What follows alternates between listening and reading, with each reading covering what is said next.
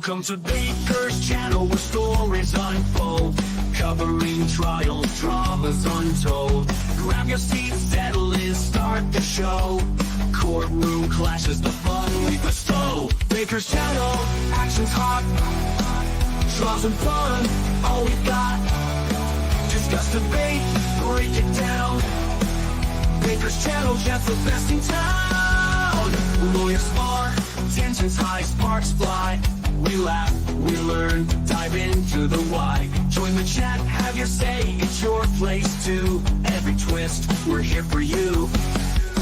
Baker's channel, action's hot, draws and fun, all we got. Discuss, debate, break it down. Baker's channel, just the best in town.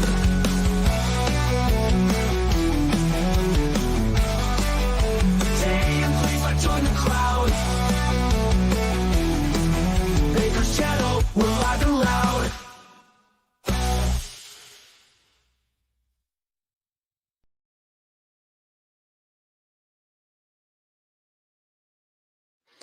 Good morning, good evening, good afternoon, wherever you are, whoever you are, and what, if any, you are. And I'm a little perplexed because the channel we covered it from yesterday haven't put up a live stream, but we'll keep an eye on it, or else I might be doing an interpretive dance. We don't know. We'll find out what, if any, happens today. But the plan is covering day 2 in the Bursey Armstrong case. We started it yesterday. It sounds so cold to say it, but it's a simple, did he unalive his pregnant baby mama by putting 2 new holes in her? What we saw yesterday is how a trial is normally run.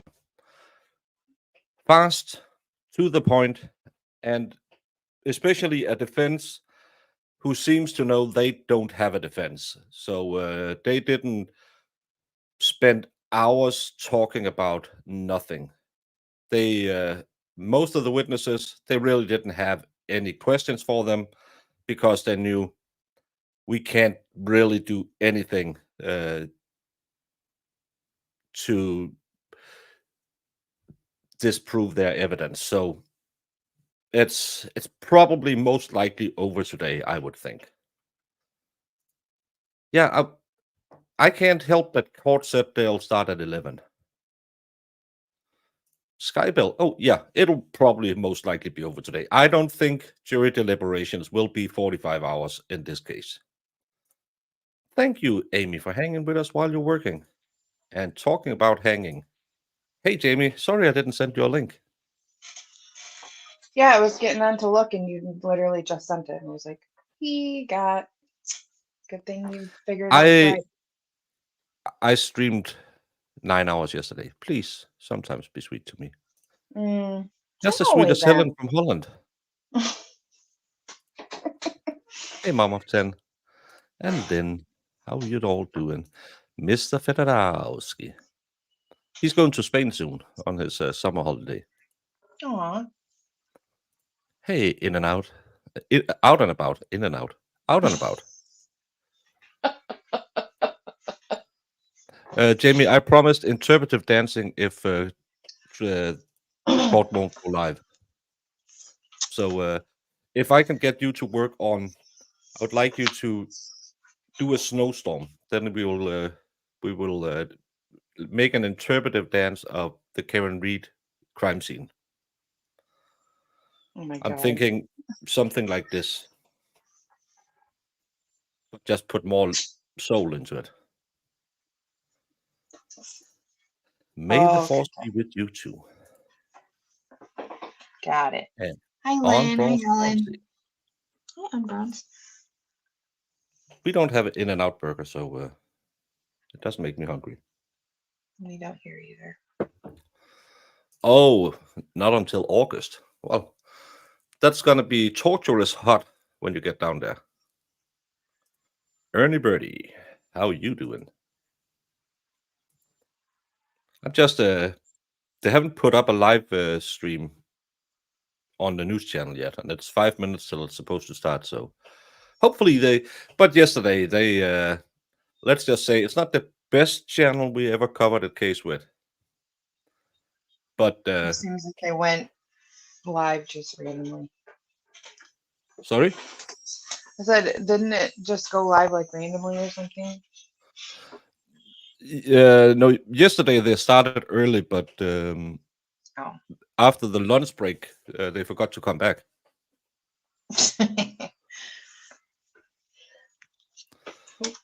It's actually a heat wave in Spain right now. Well, it's not a heat wave in Denmark. We just it's so cold.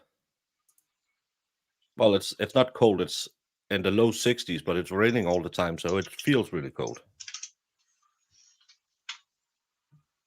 But that's Denmark in the summer. Hopefully, we'll get some nice weather soon. I'm going to Copenhagen Saturday, so really hope that it won't rain too much, because then you have to bring so much clothes, and I don't want to do that. I just want to sit at a nice restaurant and have some food. It does sound nice. Your complainer, so summer is not your favorite. It's not my favorite either, I will say. I like fall. I'm a fall girl. In-N-Out is a fine fast food place, but come to Cincinnati, Ohio, and have Skyline. That's the American food I love watching people try for the first time. Never heard about it. Me neither. But I tried Saxby's. I like Saxby's. That was good. Yeah, Saxby's. I tried Chick-fil-A. Pretty good. Only tried like there was some small mini burgers, kind of with some chicken bites in it and some honey. I never had honey on other than pancakes and cakes before this, but it goes really well with chicken. It sure does. So yeah. Dip your chicken nuggets in honey is actually like so good. Yeah. Skyline chili is delicious. Yeah. I like a good chili. Hey, Betsy. It's been over 110 in Phoenix area for a week. Well, that's why I don't live there. I would die. Hey, Aaron. It's a great case to show people who might not have followed cases before they watch something like the Karen Reed case, how a real trial is run. Straightforward, down the middle. This is the evidence. We collected it here. Then we gave it to this one. This is what we tested the evidence to show. Then move on to, and that's why we made the hip hop. We believed it was he who did it. Then we brought him in. Then he tried to escape through the ceiling, and now we're here. Yeah, I'm a guilty verdict on this one. Yeah, I'm pretty guilty. Again, as we always say, we start here, innocent until proven guilty, and then the defense, the state has to bring it back to guilty, and then it's for the defense to take it back to reasonable doubt. But let's just admit, the defense in this case is any reasonable doubt has to benefit the defendant. Mm-hmm. Normally, when they give an opening statement that's shorter than I can't say that. This is a good Christian channel. Then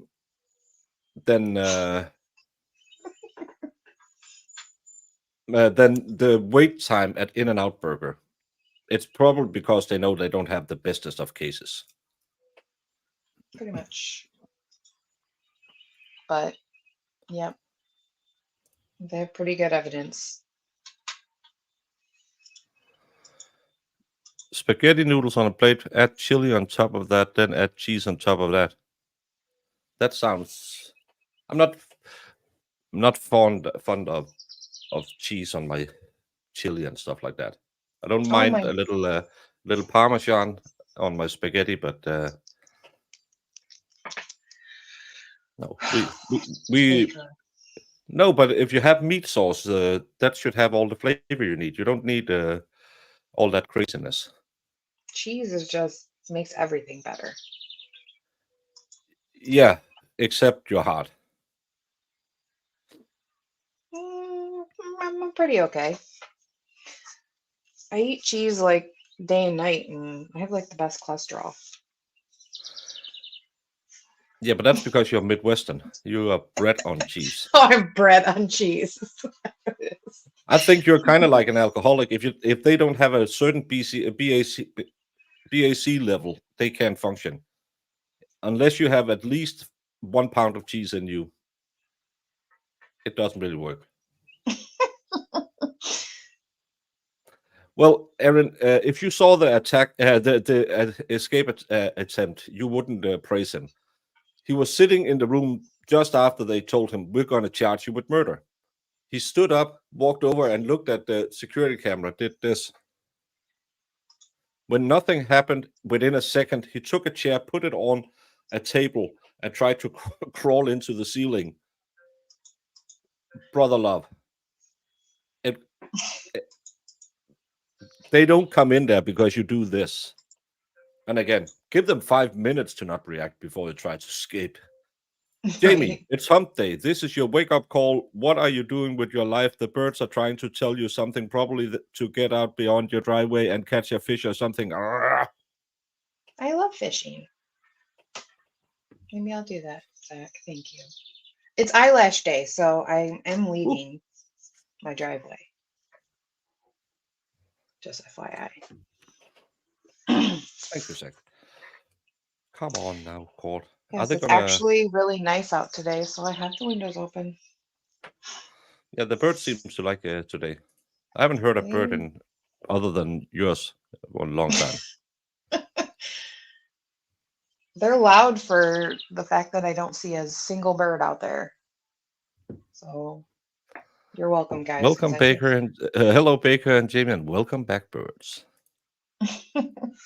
Don't put cheese on fish. No, yeah. Well, I don't eat seafood, so that. Cat Randall, well, it might only be day one because the live feed isn't going live. But we started yesterday. He is alleged to have gone to his baby mama's house because they were in an argument. She was pregnant 10 weeks pregnant with his third child. He keeps claiming she was sleeping around, and she claims he slept around, and he lived in another city and was angry. She didn't want to move with him, but she had a dad who was really ill. So he went over there. The downstairs neighbor heard someone bumping up the stairs angrily, and someone screaming, "Don't do it, don't do it, I love you." And then pew pew. The police arrived at the scene, didn't go in. And then the next morning, her mom went over there, found her on the floor with her daughter holding her hand. Really, really terrible. And called the police. They came back, investigated it. You could see that the door had been kicked open or broken open. Then he returned to the scene and asked what happened. And they said, "Hey, buddy, we really want to talk to you because you're the baby daddy." And they went to his mom's house because he stays at his mom's house when he's in Florida. At his mom's house, under a set of stairs, they found bloody clothes. Then they looked in a small, I don't know what you would call it, like an air hole for you can't call it like a crawl space under the house or something like that. Just a small, yeah. What? Crawl space. I said I would call it a crawl space. Like a Yeah, crawl but space. it's not you couldn't go in there. It was too small. It was Yeah. the size of maybe 2 packs of cigarettes or something like that. They stood next to each other. It wasn't that big, but he buried his pew pew in there, and that pew pew he claimed she stole from him. Then he stole it back, and then a skinny Arab called Scotty borrowed it from him for $100, but came back with it after she died. It was such a stupid explanation. audio was really bad. We couldn't really pick it up. It was, but it was so stupid. They have his DNA on her clothes. They have her blood on his clothes. They matched the casings from the scene to the bullets in the gun. I'm saying all the wrong words for YouTube right now. They showed us text messages where he was really an a-hole to a girl who's pregnant, in 10 weeks pregnant with his kids. They have his dad's car driving 45 minutes away where they found her cell phone. What else do they have? Yeah, I think that's kind of what they had, which should be pretty good damning evidence. Yeah, I mean, Yes, Jamie has the same. She's like Cinderella. She has birds helping her out in the house. I wish. Thank you, Dave. Oh, well, I'm gonna have so much fun with Nicholas because that trial will never end. YouTube will end before that trial will end. Hey, Oracle Cat, how you doing? Winnie is the guy who does closing. Oh yeah, when he pulled portage in or something. Presumption of innocence. Yes, we gave him that yesterday, but then they put in all the evidence. The defense opening statement was, remember, it's a constitutional right that you have any reasonable doubt should befall the defendant. He might take the stand, but even if he doesn't, remember to remember that reasonable doubt is his doubt. Yep. Thank you and goodbye. That was the opening statement. It took 45 seconds or something like that.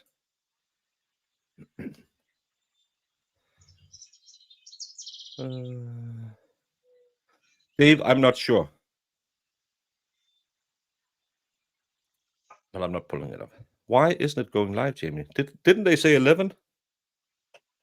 I thought so. Yeah.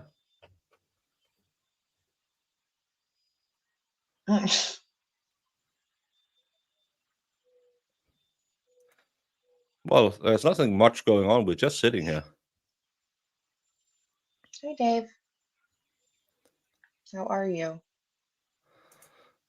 He's probably going to ask you in 2 seconds if you swing by his house today. It's eyelash day. I am not. Yeah, at least we have the birds.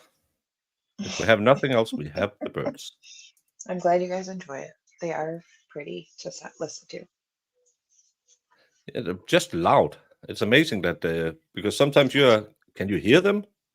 Yeah. I don't know how you guys can hear them. I see not one bird. So I should bail on this one, and watch the witchcraft trial. No. I was watching it this morning. If I'm bailing on this one, I go back and cover the Black Swan case and finish that up. So Yeah, that's what we all know. I don't know how long is the witchcraft case set to go for. I have no idea. I just saw it this morning and it made me laugh because I love the titles they make them. Yeah. And I was like, wait, what? She's pretty good at talking without moving her mouth. Dave, go to work. Yeah, for a retired guy, he spends way too much time on Really the does. internet. I don't, Jamie. What's the witchcraft trial about? I don't know. All I looked it up because I seen the title and I was like, come on. So I had to see what was going on. Basically, it just said the guy was doing witchcraft and then his mom ended up, he used a hatchet to his mom and the family dog. And I was like, oh, good times. There's really not much to it. And then you got mad because of the dog. Because it's a dog.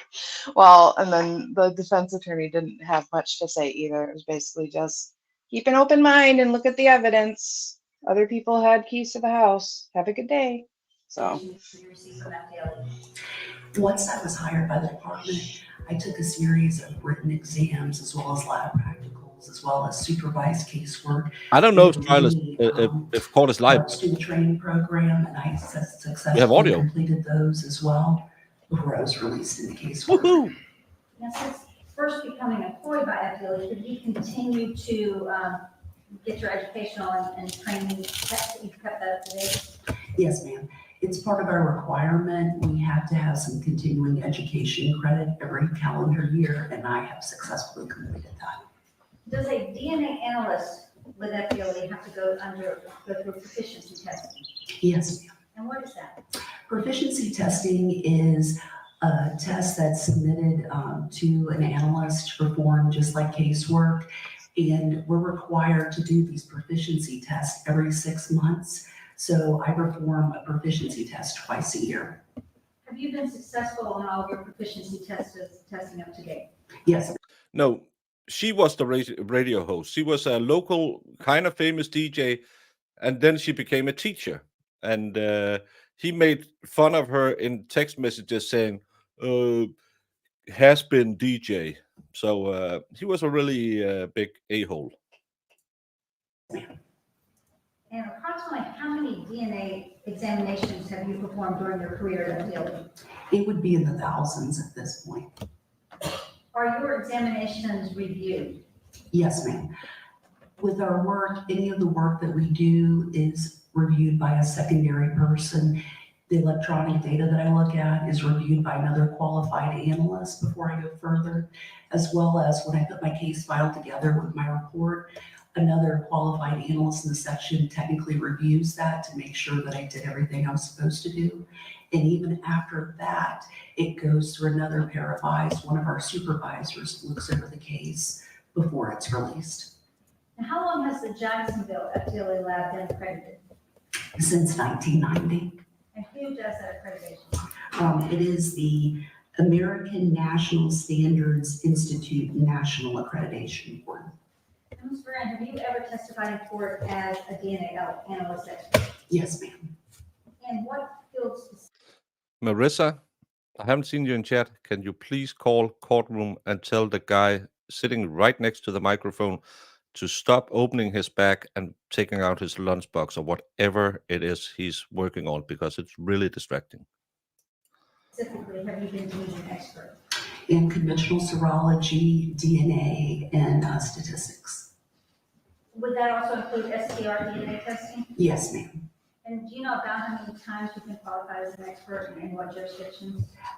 Throughout North Florida, Central Florida, Monroe County, Broward County. I've testified in a lot of counties throughout Florida, and I've testified about 130 times. Now, at this time, I would tender the witness for the board diary if the defense has any questions. No questions, Judge. All right, we proceed. Ms. Grant, can you explain to the jury what DNA testing is?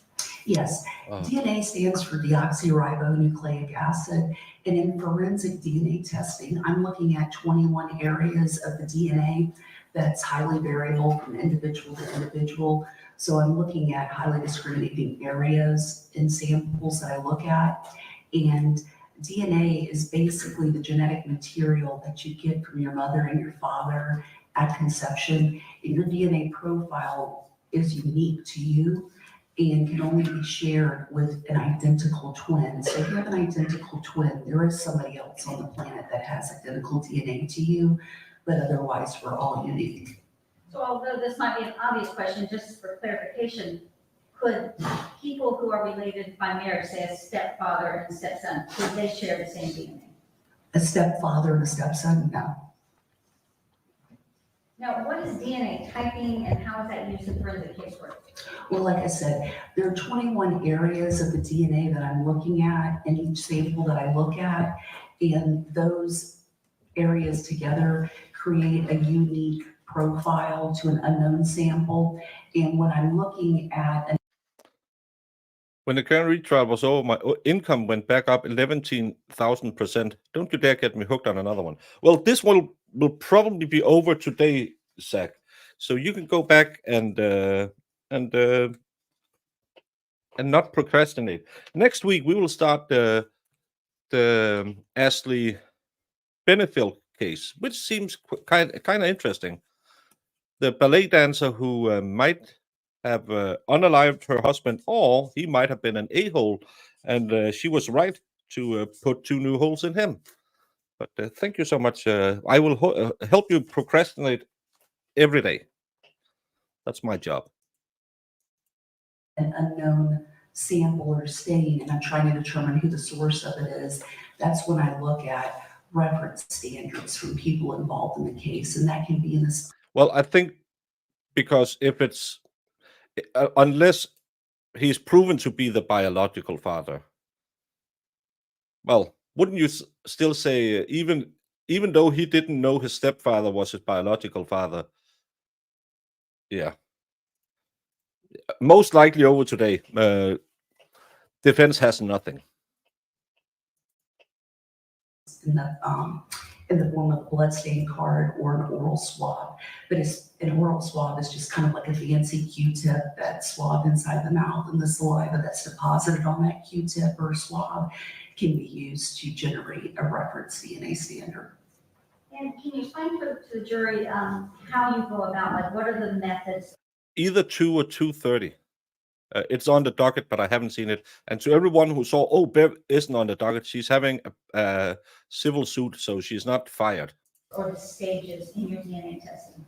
Well, when I'm looking at items of evidence that are unknown samples or question samples, I'm depending upon the case and the type of analysis, like what kind of stain I'm looking for, I'll look for a red-brown stain that could be possibly blood. Well, after doing a presumptive test on that, a quick color test to see if it could possibly be blood, if I get a positive indication, then I would take a cutting from that particular stain to process it for DNA testing to compare it to reference standards of people involved in the case. Now, does FDLE have any established protocol or procedures that are used when DNA testing is being conducted in the lab?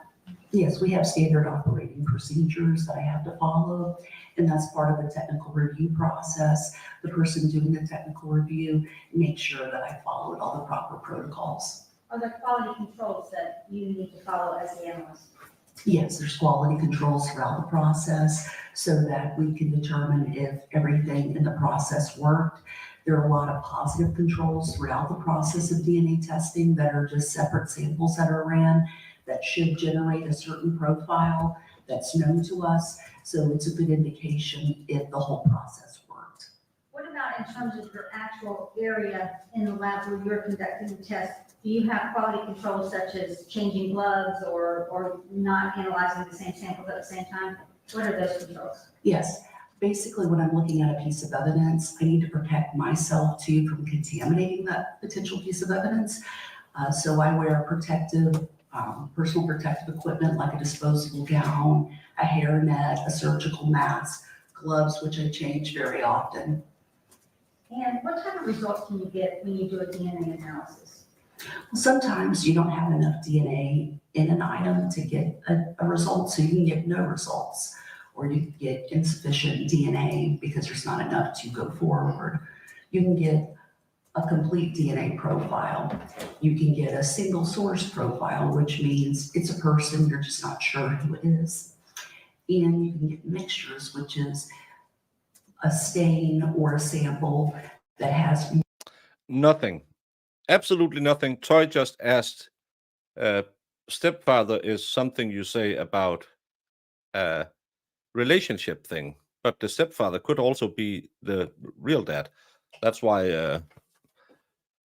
the correct way to answer a DNA question would probably be, do you share DNA characteristics with someone you are not blood related to?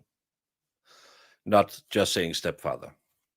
Has nothing to do with anything. Toy like Carissa was just asking a question. And Legally Blonde became a new member. Thank you so much.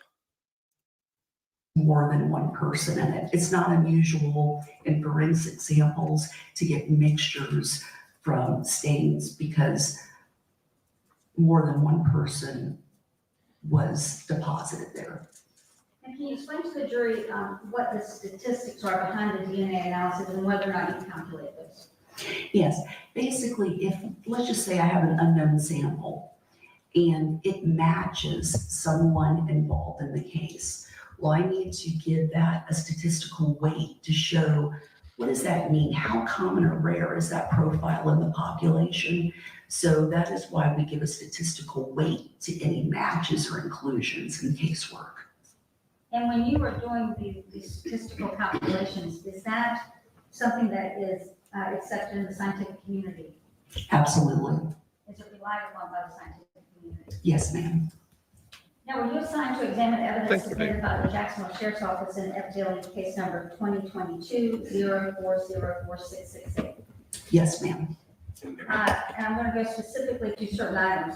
Did you receive swabs from a gun and a magazine that you labeled as FDLE 3 and 4? Yes, ma'am. Did you receive a pair of sweatpants and a hoodie that you labeled FDLE 5 and 6? Don't think about the stepfather. It was just because he lives with his mom and stepfather. Toy, you made everyone spin now. He lives with his mom and stepfather, so it's just to disprove that the stepfather could be the contributor to the DNA on the clothes with the bloodstains on it. The stepfather is out of the picture. It has nothing to do. I love Carissa. Oh my Normally it's Zach or someone who throws the spanner in the works. Now everyone is sitting there thinking, stepfather did it. Yes, ma'am. And did you receive a DNA swab for a person by the name of Bursey Armstrong in the form of a swab? Yes, it was in the form of a buccal swab, which I explained earlier is an oral swab or a fancy Q-tip that's an oral swabbing from inside the mouth. And did you also receive a swab for Tasheka Young? Yes, ma'am. No, if I may approach the witness. Yes.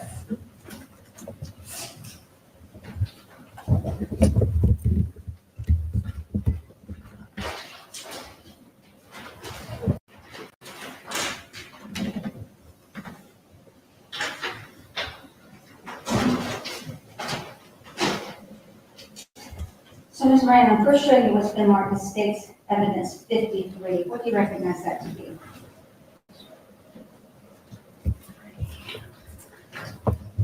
It is the swab from the gun. And is your FDLE take on that piece of evidence? Yes, ma'am. And does this appear to be in the same or substantially the same condition as when you took it out and did your analysis? Yes, ma'am. And I want to show you 54. What do you recognize that to be? It is the swab from the magazine. And that also has your seal on it, because again, the same condition as when you analyzed it.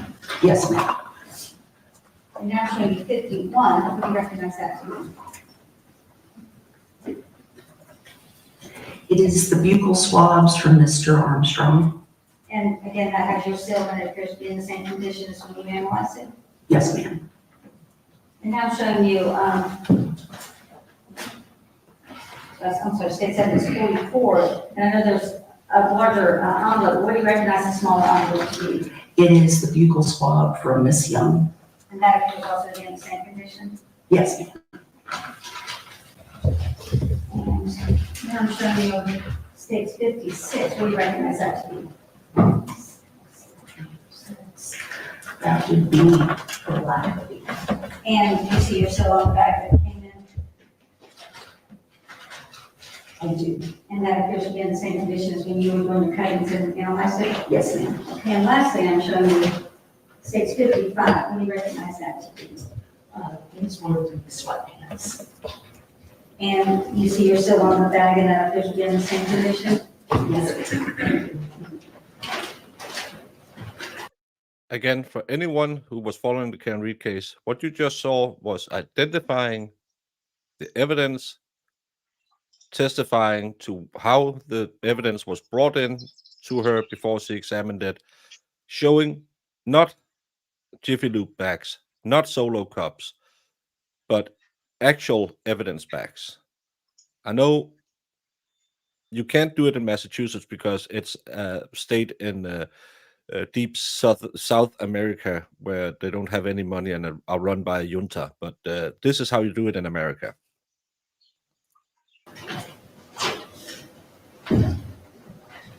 I like being in your pocket.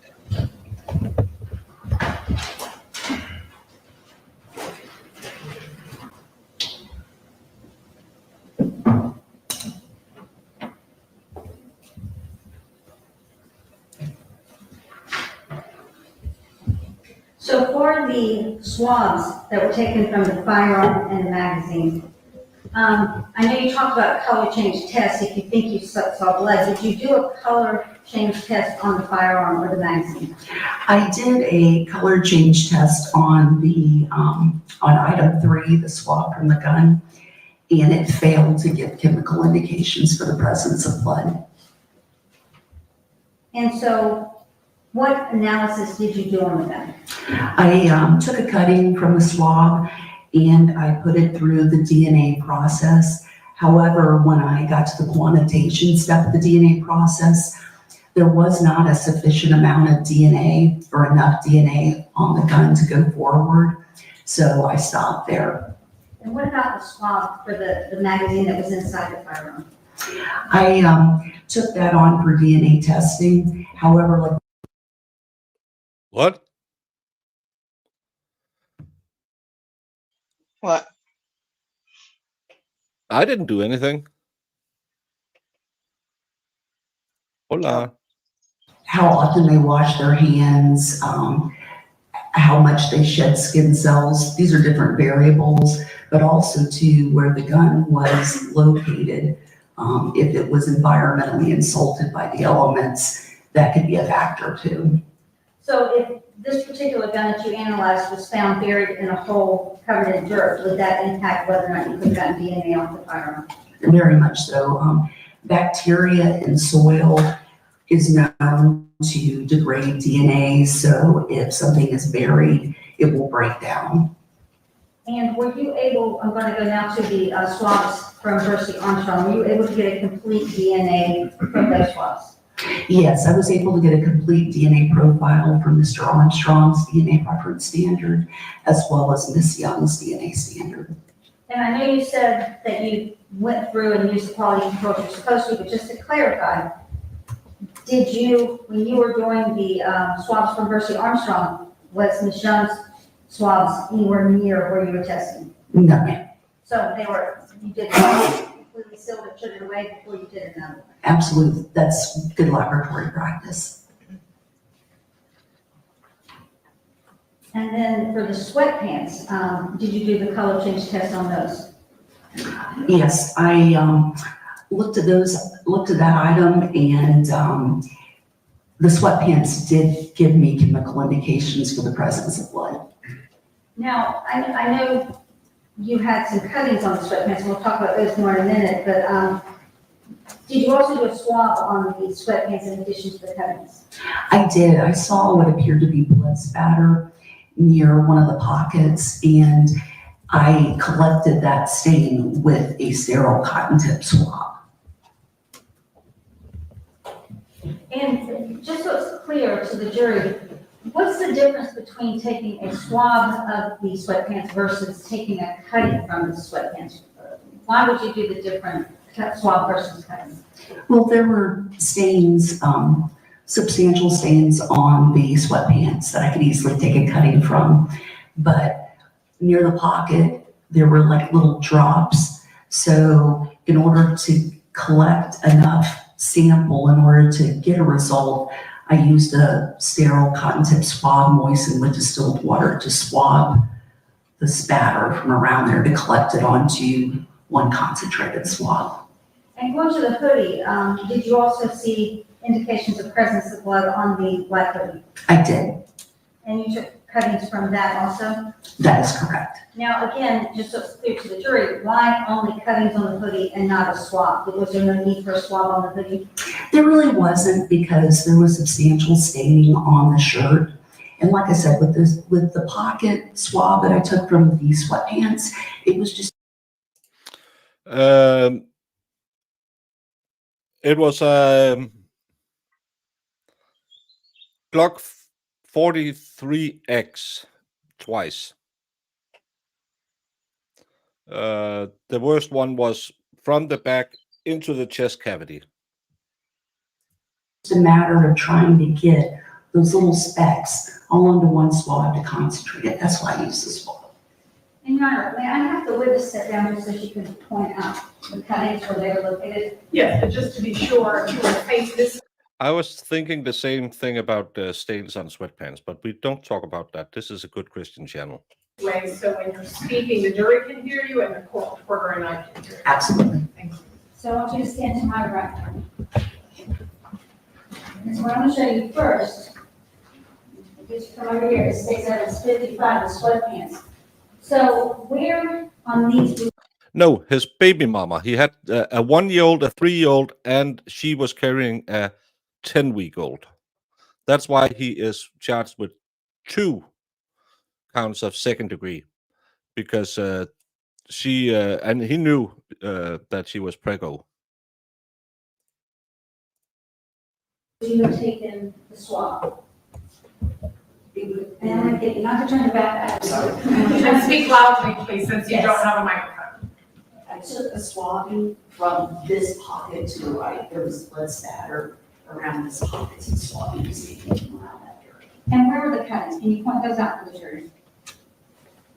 It's kind of hard to see in the package. Okay, speak up again. Yes. And can I get you to, like, say on this side so the court can hear? Sure. There's a cutting here and a cutting there. Okay, let me show you the footing. And this is 56. Where on this are the cuttings? 1, 2, 3. Did you do what's on the back, the cuttings on the back? Is that you or that was just there? That was just there. Okay, thank you. Resume your seat. Thank you.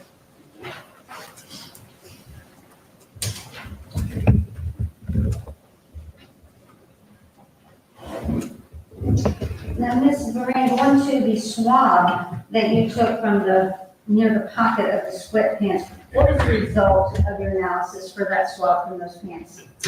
The DNA results from item 5 swab from the right pocket area of pants demonstrated the presence of a mixture consistent with 2 donors, including at least 1 male contributor. Bursey Armstrong Jr. is included as a possible contributor to the mixed DNA profile. The observed mixed DNA profile is greater than 700 billion times more likely to occur if the sample originated from Bursey Armstrong Jr. in an unrelated individual than from 2 unrelated individuals. Tasheka Young is included as a possible contributor to the mixed DNA profile. The observed mixed DNA profile is greater than 700 billion times more likely to occur if the sample originated from Tasheka Young in an unrelated individual than 2 unrelated individuals. And going to the cuttings from the sweatpants, where you thought you had seen blood, what was the DNA profile result Thank you for being a member for a month, Boosh. of those cuttings? Yes, the rest of the stains that I showed you, the same complete DNA profile consistent with the female individual was obtained from item 5, cuttings from lower left pant, front leg, and cutting from right side pelvis area front of pants. This DNA profile matches the DNA profile from Tasheka Young. The observed DNA profile is greater than 700 billion times more likely to occur if the samples originated from Tasheka Young than from an unrelated individual. And what about the cuttings from the hoodie where you thought you had seen blood? What were the profiles, the DNA profile for those cuttings? Once again, on the hoodie, I got chemical indications of blood on the front of the shirt, and the same complete DNA profile consistent with the female individual was obtained from item 6, cuttings from the front of the hoodie. This DNA profile matches the DNA profile from Tasheka Young. The observed DNA profile is greater than 700 billion times more likely to occur if the samples originated from Tasheka Young than from an unrelated individual. Now, in this case, after you did your analysis of all of those items, did you write a report? I did. And I know you talked about earlier when the FDLE quality control. As Boosh says, juries don't care about the numbers. They just wanted to know his. Normally, they will ask. I think in Denmark it has to be over 1 million because we are only 5 6 million people. But I think in the US, if it's over, maybe it's 700 billion or whatever it is, it's high probability or highly likely that there's some word for it. But normally they always say that it's highly likely to be this. No, it's more likely to be this individual than anyone else on the planet. So, yeah. Is this a true crime channel? No, this is a lie crime channel. Oh. Jamie never tells the truth.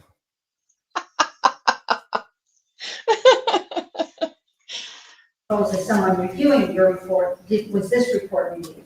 Yes. And you discussed your findings in terms of the DNA results being 700 billion. How much is the population of the world right now? It's around 7 to 8 billion.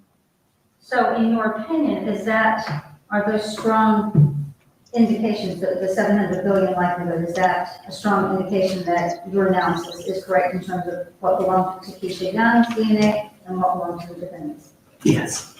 Your Honor, I have no further questions, and I'll turn to the witness to cross. Thank you, Cross Exam. And if I wear clothing, do I necessarily leave my DNA on the clothing? Or is it just with a chance? If you wear the clothing, I would imagine you probably would. Okay, but is there a scenario that you can think of where I would not leave DNA on the clothing? Or is it just every? Jenny, congratulations. And 25 never looked that good. Oh, happy birthday, Jenny. I need to get that jazz version of Happy Birthday back, Jamie. You do.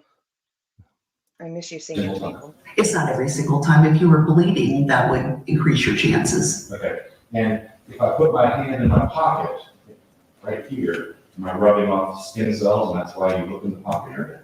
Yes. So you could get somebody's skin cells along with somebody's blood from that pocket area and have that mixture. Right? Yes. And can DNA be transferred from one surface to another surface? It can, yes. Okay, that's all. Thank you. Just have one more follow-up. Okay. For the DNA, the cuttings from the pants and the hoodie, you said that was indicative of blood, correct? Correct. That's all? Okay, thank you. May this witness be excused. Just with his name on it. All right, thank you, ma'am. You're excused and free to go. Thank you. Say the rest of the case in chief. All right, state. You want this time to say the rest of the case in chief? State rests. Yeah. I So, don't have anything. Jamie, should we put up a poll and say, will any witnesses be brought in for the defense? You should, because I say 0. Oh, I'm not gonna. Then you'll have to, I'm gonna taint it already. yeah.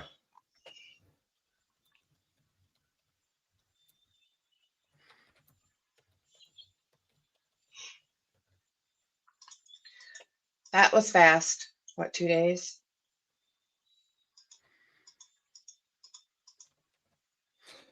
No, it was actually 1 day.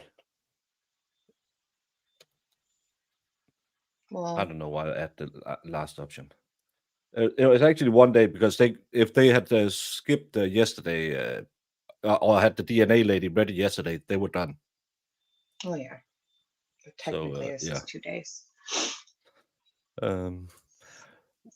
Well, I can't get reasonable doubt so far, but the defense can turn everything around and get us back to it. The defendant will testify. Oh, that's yeah, maybe. What are we doing here? We're waiting to see what the poll is. We don't have that much to get to because it'll be over soon, in my opinion. Yeah. You'll get to bed in time today, Dave. I know. Even Jamie might be late for bed. She normally goes to bed at 4 a.m. 4 p.m. Sorry. I was like, whoa. I'm usually up by 4 a.m. Yeah, because you go to bed at 4 p.m. Yeah. I need my beauty sleep. That's why I No. stay young. You don't need it, Jamie. You are beautiful.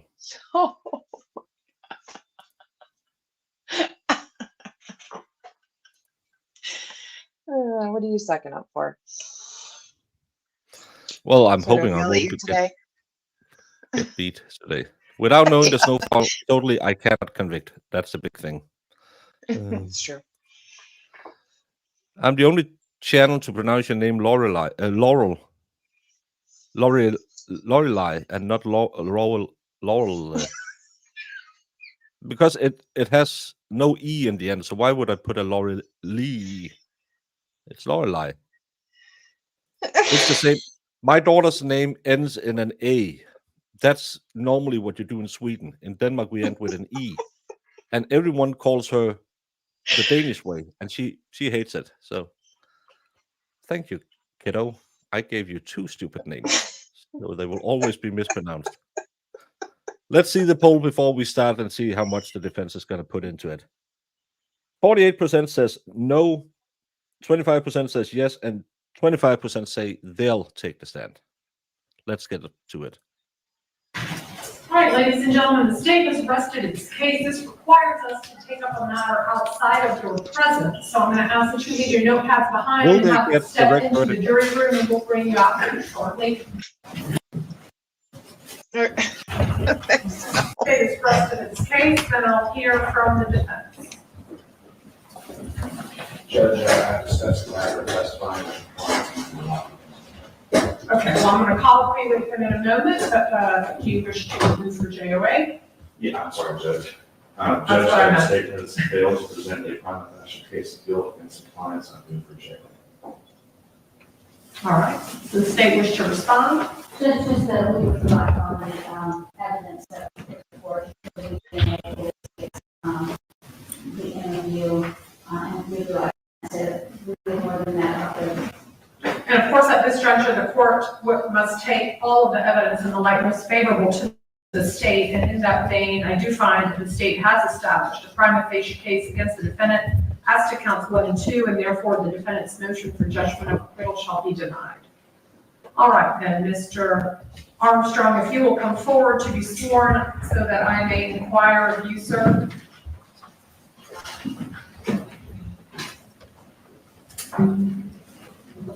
Record. Say my name. You sound as well from the Yes. All right, Mr. Armstrong, the court has now received all the evidence that is to be introduced in this case, and of course, you've been sitting here and listening and observing it as well. Do you understand that it is the state's burden to prove these charges against you beyond a reasonable doubt? Yes, I do. Do you also understand that you do not have to prove or disprove anything in this matter? Yes. As such, that means that you do not have to testify. You have the absolute right to remain silent. Do you understand that? Yes, I do, Judge. Of course, you also have the absolute right to testify if you choose to do so. Do you understand that? Absolutely. Now, the decision to testify or not testify is yours and yours alone to make. You have a very skilled attorney whose advice you should carefully listen to and consider, but at the end of the day, the decision about whether or not to testify is one that only you can make. Do you understand that? Yes, I understand. Now, if you choose not to testify, I will advise the jury, as I already have during preliminary instructions, that in every criminal proceeding, a defendant has the absolute right to remain silent, and that at no time is the jury permitted to draw any inference of guilt by a defendant's exercising that right to remain silent. Do you understand? Yes, I understand. Additionally, I would also instruct them that the fact that you did not take the witness stand must not influence their verdict in any manner whatsoever. Do you understand that? Yes, I do. On the other hand, if you choose to testify, you will be treated like any other witness. You will be placed under oath to tell the truth. You will sit at this witness stand and you would be examined by your attorney and cross-examined by the state attorney. Do you understand that? Yes, I do. And if you have any convictions for felonies or crimes of dishonesty, misdemeanor crimes of dishonesty, that fact would be able to be brought out to impeach your credibility in front of this jury. Do you understand that? Yes, I do. And just to be clear, for record purposes, does Mr. Bursey Armstrong have any such felony convictions or misdemeanors of dishonesty? He did not. Okay, so that is a non-issue in this case. Now, In addition, we want to be sure you have had sufficient time to consult with your attorney about this decision, that is, whether or not you wish to testify. Yes, he and I have spoken. Okay. And has he answered all your questions to your satisfaction with regard to that matter? Yes, he has. Do you have any questions about None that I can think of. it? Okay. Do you need any more time to consider your decision? No, I don't. And have you decided whether or not you wish to testify? Yes. And what is your decision? After consulting with my attorney, the answer would be no to that. And has anyone threatened you or coerced you in any way in order to get you to make that decision? No, not at all. Has anyone promised you anything in order to get you to make that decision? No. Are you making that decision freely, willingly, and voluntarily? Yes. And are you making that decision that is your decision to make? Yes. Okay. All right, then. You will not be presented as a witness in this case, but since you're up here, let me also ask you, you have now seen all the evidence the state is introducing. Defense, are you calling any witnesses or introducing any further exhibits into evidence? No. Okay.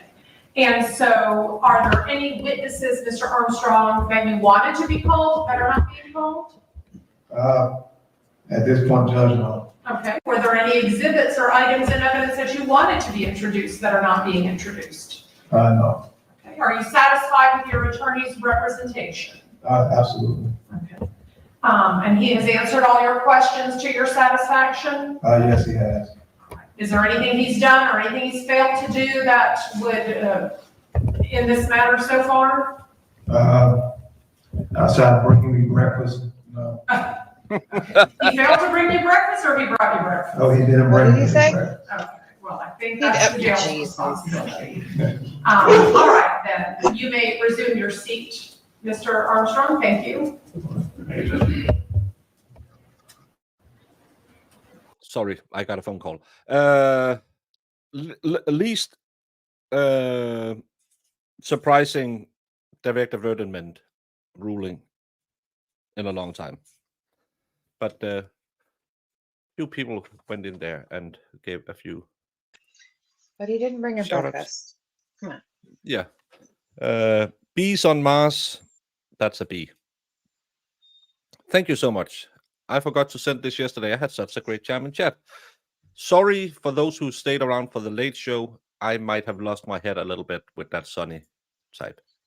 But thank you so much, Bees on Mars.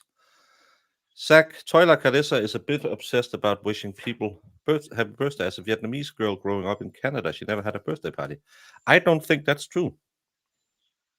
I think Zach is spinning a yarn. But thank you so much, Zach, for implying Toila Carissa never had a birthday. We'll have her birthday. And Kat Randall, the judge is very clear. I like a judge. Again, we just sat through 45 weeks of. I allow it. So I like that she is asking very clear questions that everyone can understand. And Zachary again, unless you count the year of the goat, which is why she wishes Valhalla happy birthday every day. I don't think the Vietnamese calendar is the Chinese calendar. So that's racial in two ways. Zachary. And Lorelei, Annie, for pronouncing my name right and great coverage. Well, thank you so much. Again, I just read what's on the screen. But if your name is Rossman Ranch, I might call you Ralphie. Because I don't read that well. And Jedi Jess, you were fine. Jerk was doing it to wind you up. Yeah, she was a little annoying. I love the late show. Spicy Baker is the best in chasing. Chat was amazing too. Chat is superior chat. But thank you so much, Bees on Mars. Let's get back to this. Absolutely. I think we'll have a verdict before I need to make dinner. All right, and of course, we conducted our charge conference already yesterday. Now that Mr. Armstrong has decided not to testify, we will just need to make that slight alteration in the instructions, eliminating the paragraph about the defendant becoming a witness and leaving the instruction about defendant not testifying. Okay, and then I'll just need one clean copy. You don't Does a bee have 4 legs or 6 legs, Jamie? have to send me the whole instruction. If you'll just send me that page, I can substitute that in for the instructions I have. Well then, it is 11:40. Are you prepared to go into closings? At least to get the state's first close done, then we'll take a lunch recess and defense close and then rebuttal close? Okay.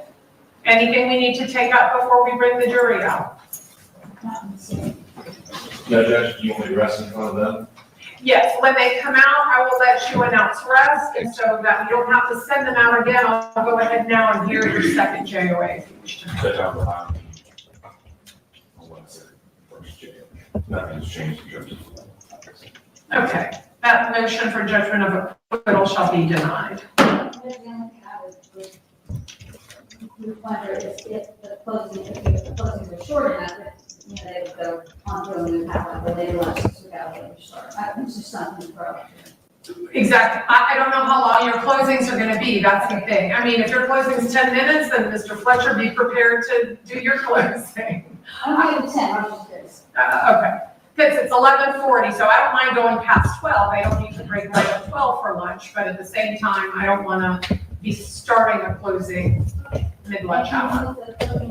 We can move, let's move the podium and then we will get the jury out. Yeah, just go, because this is not going to take hours. Rest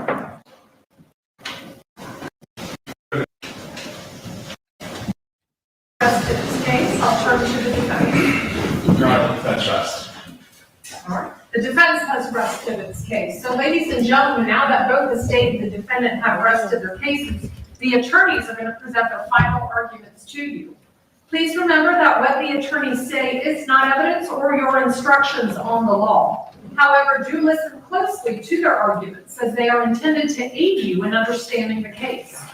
Each side is going to have equal time, but the state is entitled to divide this time between an opening argument and a rebuttal argument after the defense has given its closing argument. So at this time, I'll call upon the state for its opening argument. Closing.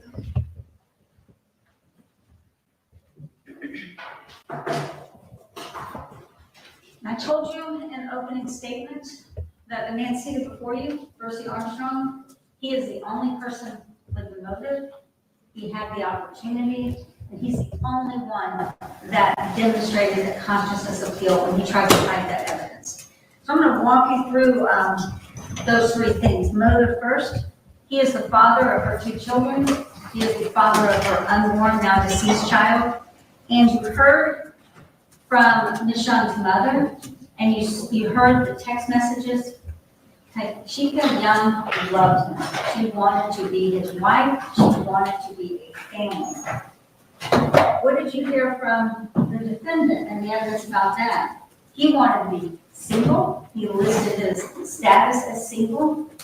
He wanted to have his space.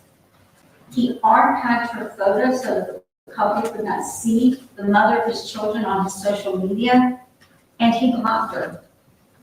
So we know his motive. And then ultimately, besides blocking her, the evidence showed you, I mean, he silenced her forever so that there would be no relationship.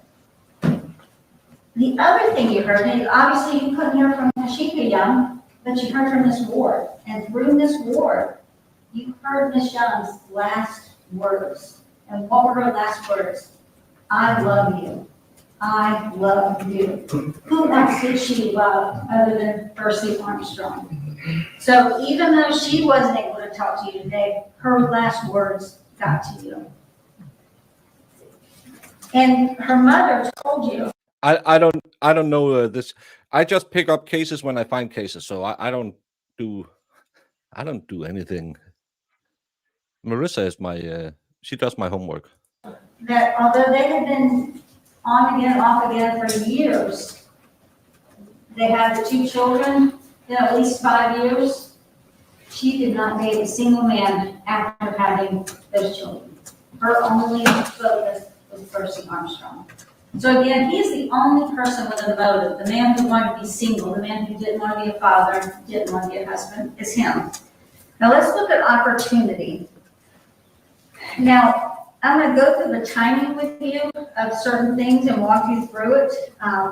The timeline that I'm going to show you matches perfectly, with the exception of Miss Ward thinking that Bursey Armstrong stayed in the apartment longer than he did. And I want you to remember back to her call.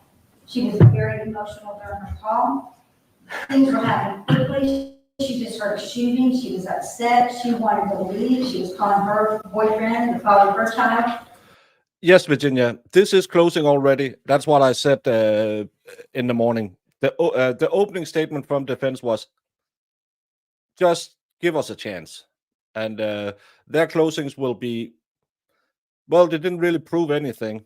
So please don't find him guilty. I have a timer running, so I should have the tape running. But I think this will be some of the shortest closings we have seen in a long time. And you saw her on the stand. 2 years later, she's still emotional.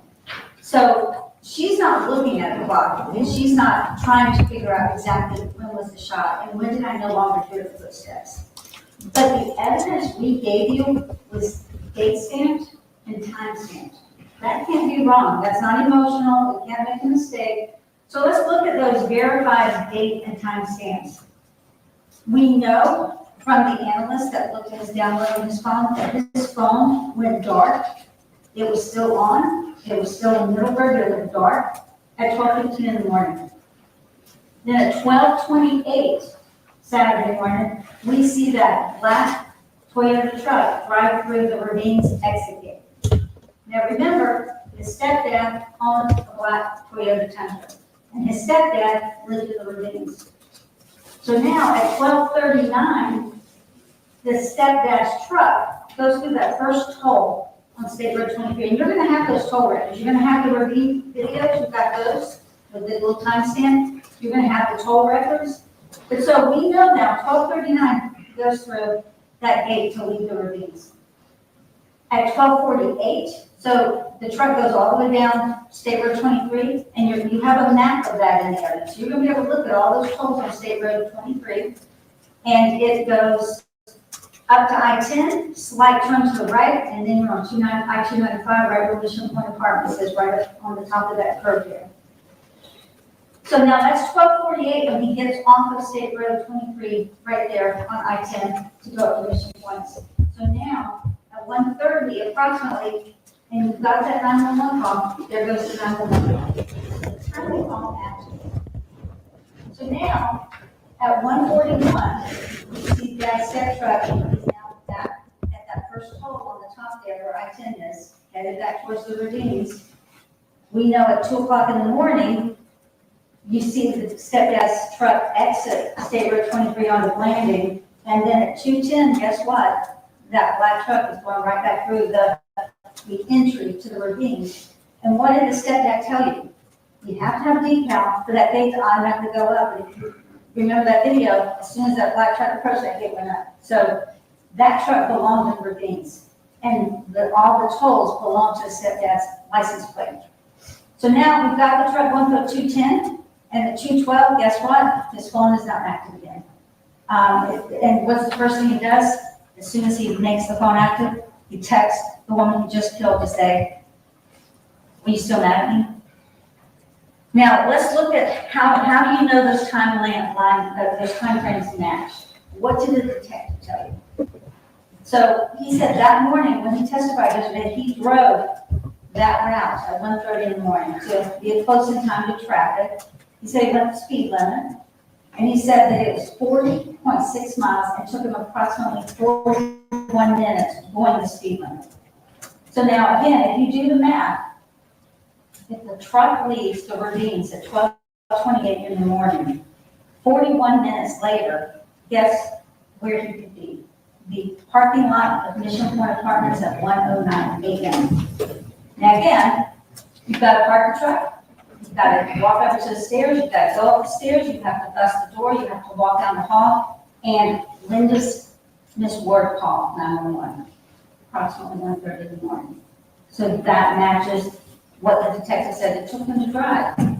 So now let's do it in reverse. Let's say we know the 911 call was approximately 1:30.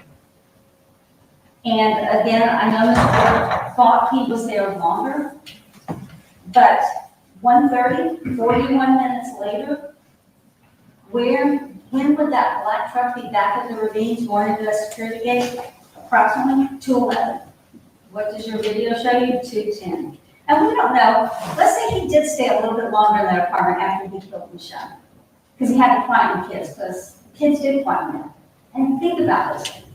Who else could quieten those kids down other than their father? It wouldn't be a stranger.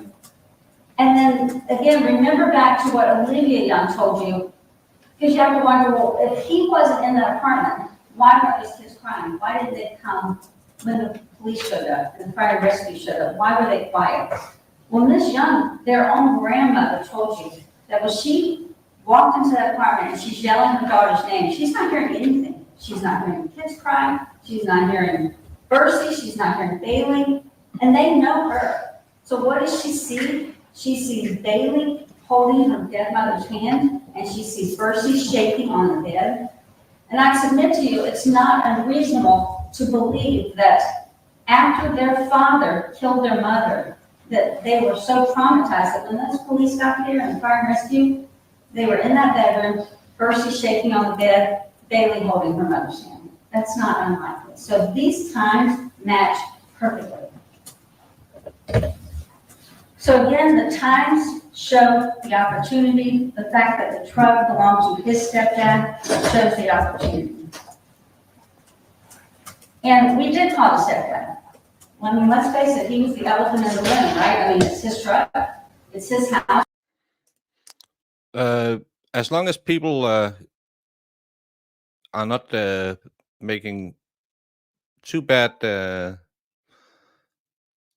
stuff, demeans people because of race, color, creed, disabilities. Saying this lady looks a little worn down, comparing her to Elaine, it's not that big of a problem to me. Yesterday, the day before, we watched a trial where we named the judge Zach Galifianakis. As long as we are respectful to each other, and again, it's not because she's a woman, it's because she's the one on the screen right now. I'm pretty sure Bruce McFadden will say something about a male when he is testifying. We don't hate women on this channel. We don't hate men on this channel. We don't hate anything on this channel. And people are allowed to have a certain amount of fun. If it's too much, I will give them 24 hours to think about it.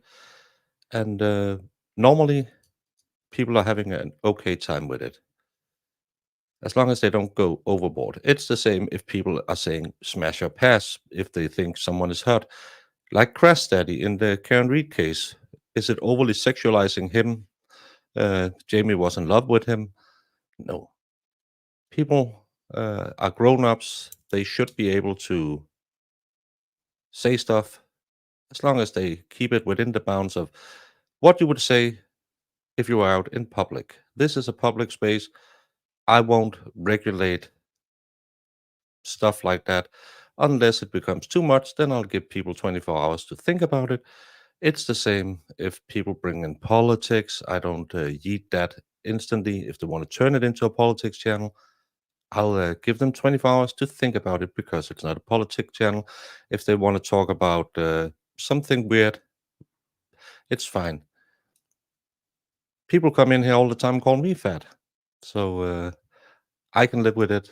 And I live in a world, grew up in a world where we could still have fun.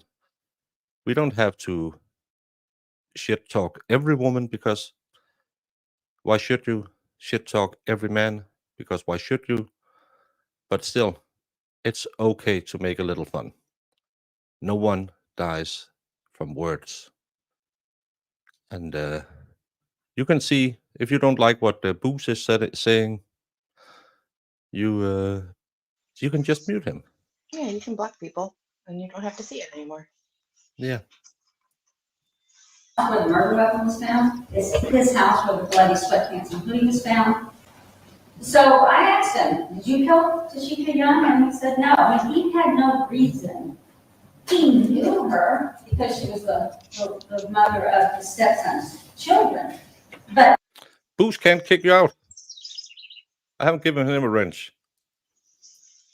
he had absolutely no reason. And he told you he was asleep in bed. And that's what he told the detectives 2 years ago, before we even had Sun Pass records.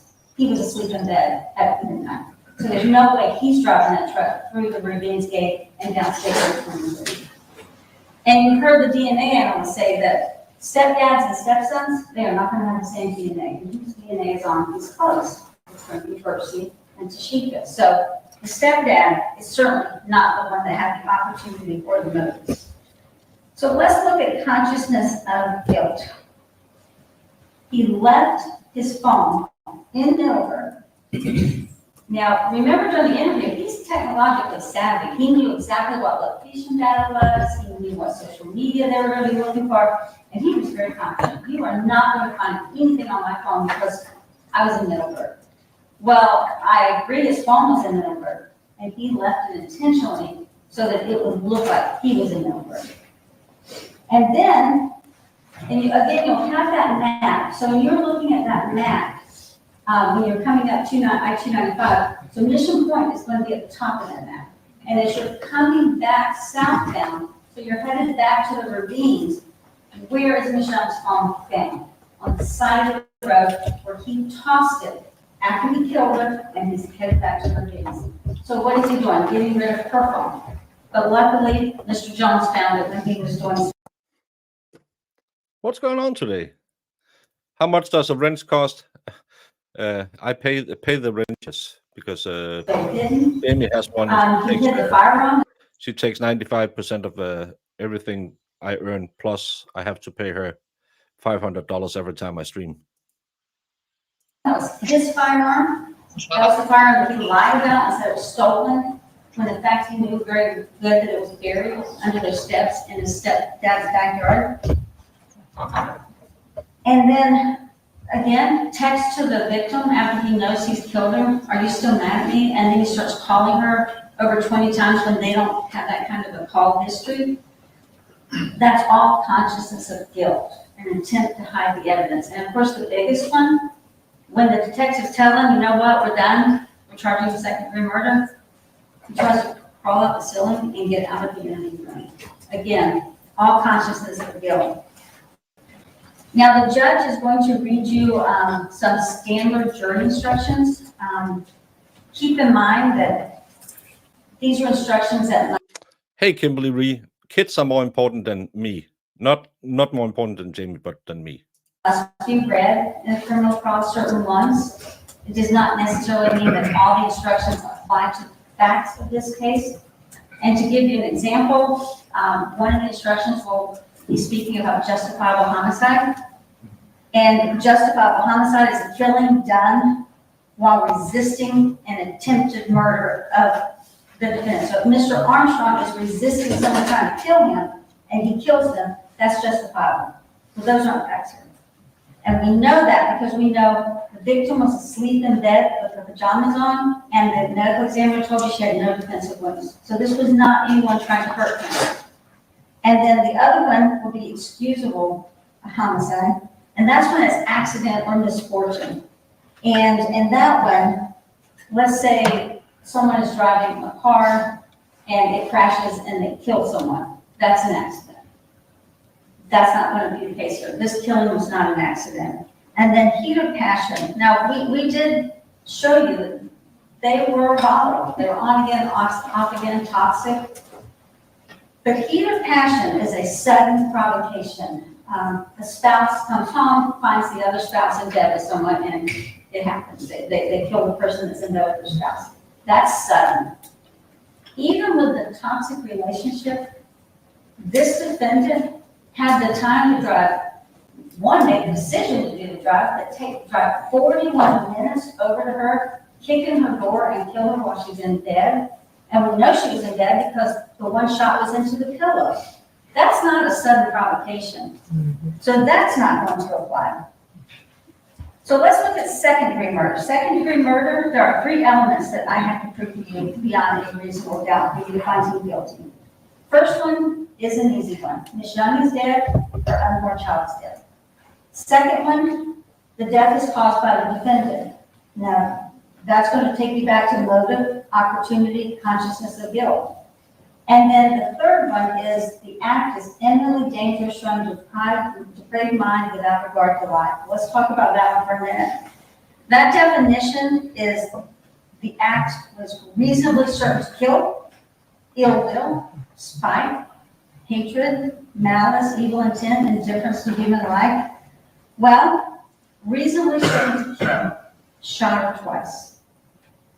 Ill will, called her a have-been DJ. Spite, he blocked her. When she's begging him to be a family, he blocks her. Hatred, one of those texts, why did I think it was a good idea to have kids with you? Evil intent, he drove 41 miles with a loaded gun just to shoot her. Indifference to human life. Once he shoots her one time in the bed, that wasn't enough. And we know the sequence, the medical examiner couldn't tell you the sequence, but Miss Ward did. She said after the first noise, she wasn't sure what it was, then it sounded like, and this was a quote on her 911 tape, it sounds like someone snatched the woman out of her bed and threw her on the floor, and I could hear her face mashed into the carpet when she said, please don't do this, I love you. And then I heard another shot. A shot to the back. So indifference to human life. And then what does he do after he has shot the mother of his children? Not only does he leave her bleeding on the bedroom floor, he takes her home so she can't call her home. And then he throws it away on 295. Now there is going to be a lesser included read to you. Again, jury instructions require certain ones, and this is a lesser included second-degree murder, it's manslaughter.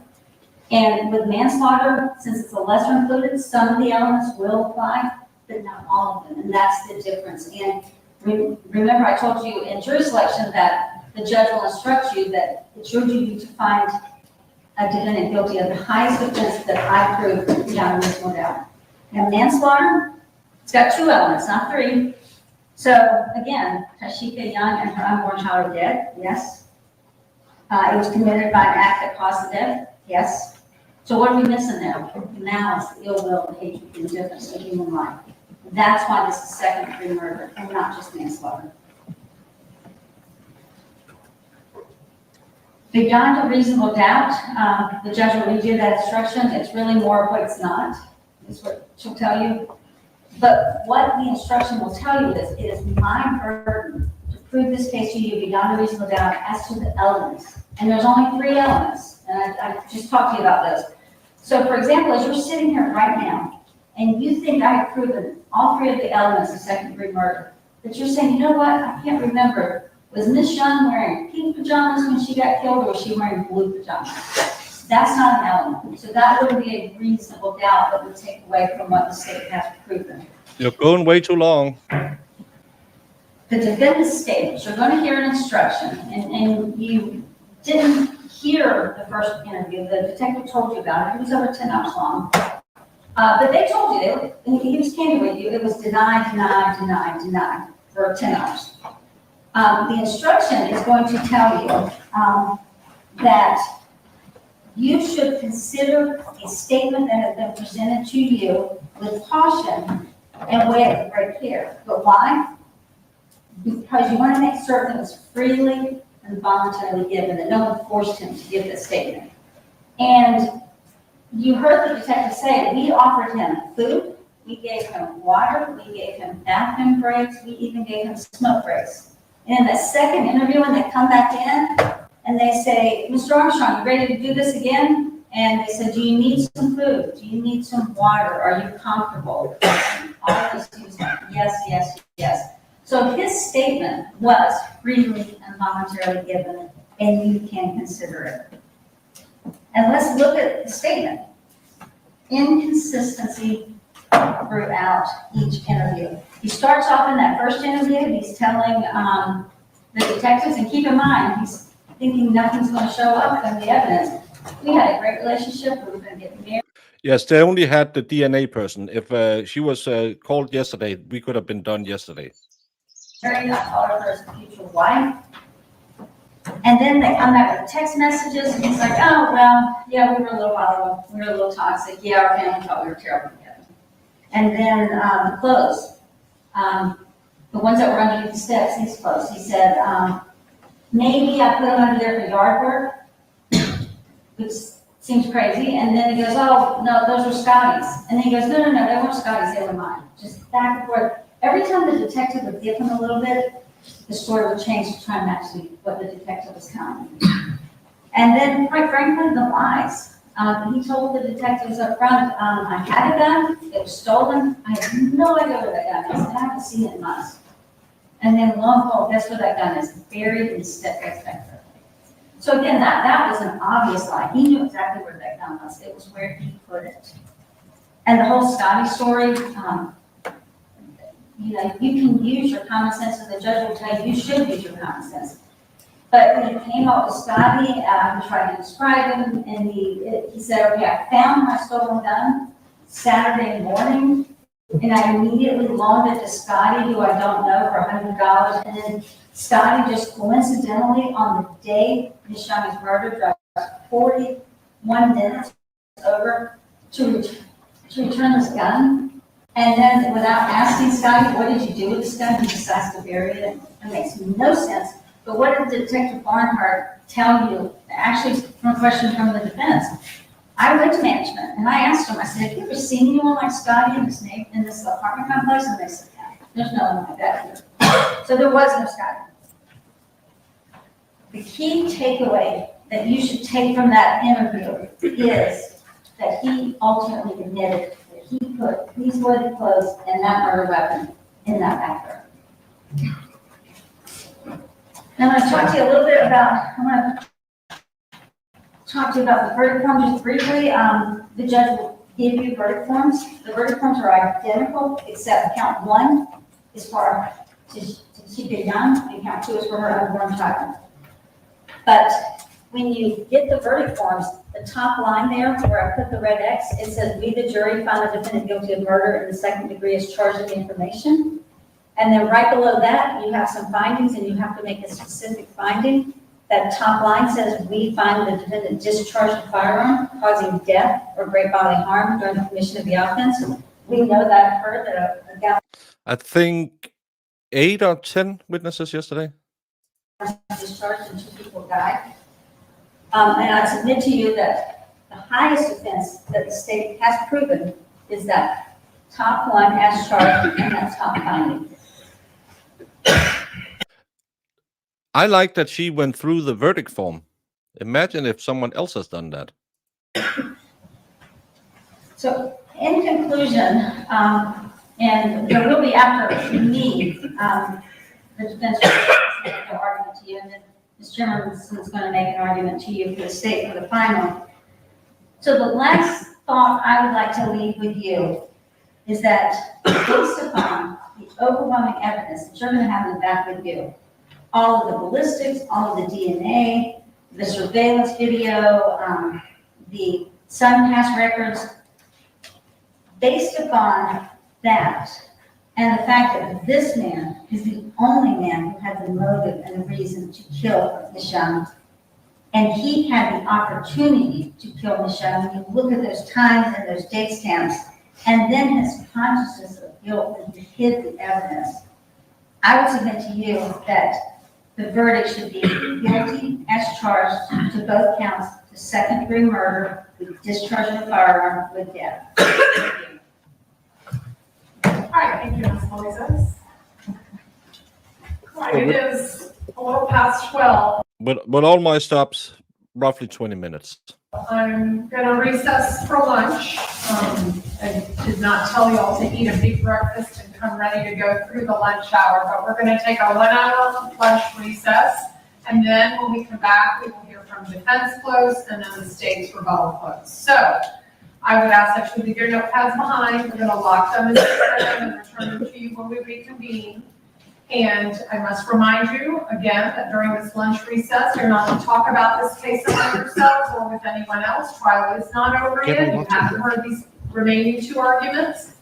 And so you must not form any definite or fixed opinion until you have heard all the evidence and the arguments and my instructions. And that's because this case has to be tried by you only in your collective presence and the presence of the attorneys, the defendant, and the judge. In addition, do not allow anyone to say anything to you or in your presence about the case, and if anyone does attempt to approach you, you must report the matter to one of my bailiffs who will notify me.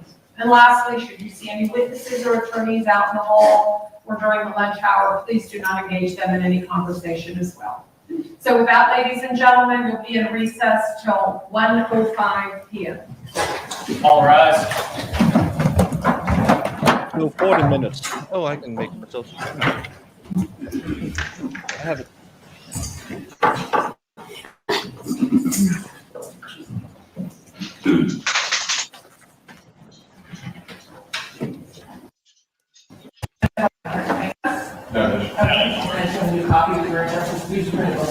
Okay, thank you. All right, and we'll be in recess for an hour. We'll be back here.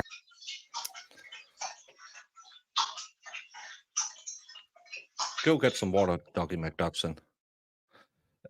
What would you vote?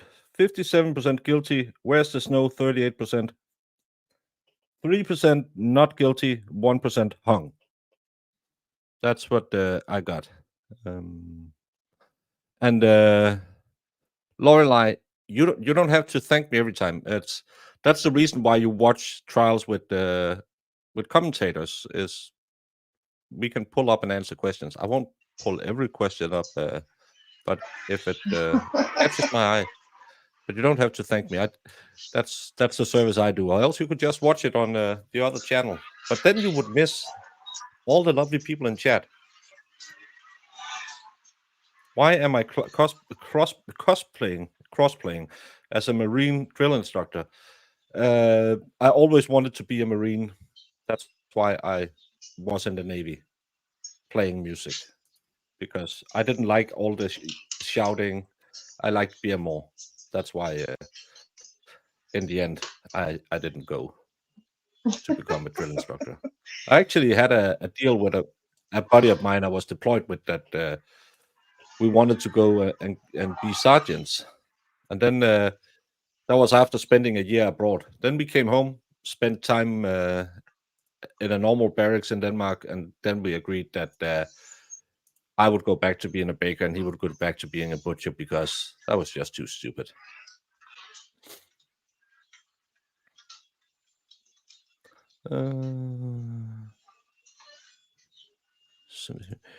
Yes, Marissa has to do the research for me because there's a geolog and I'm too lazy to get a VPN. I'm too lazy to search for anything. Yes, get one. Good Lord. Yeah, I could have had all the crayons. No, Marissa is my highly skilled researcher who earns every cent I pay her.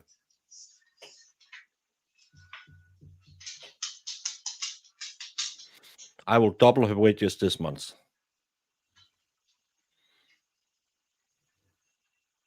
Because the double of 0 is 0.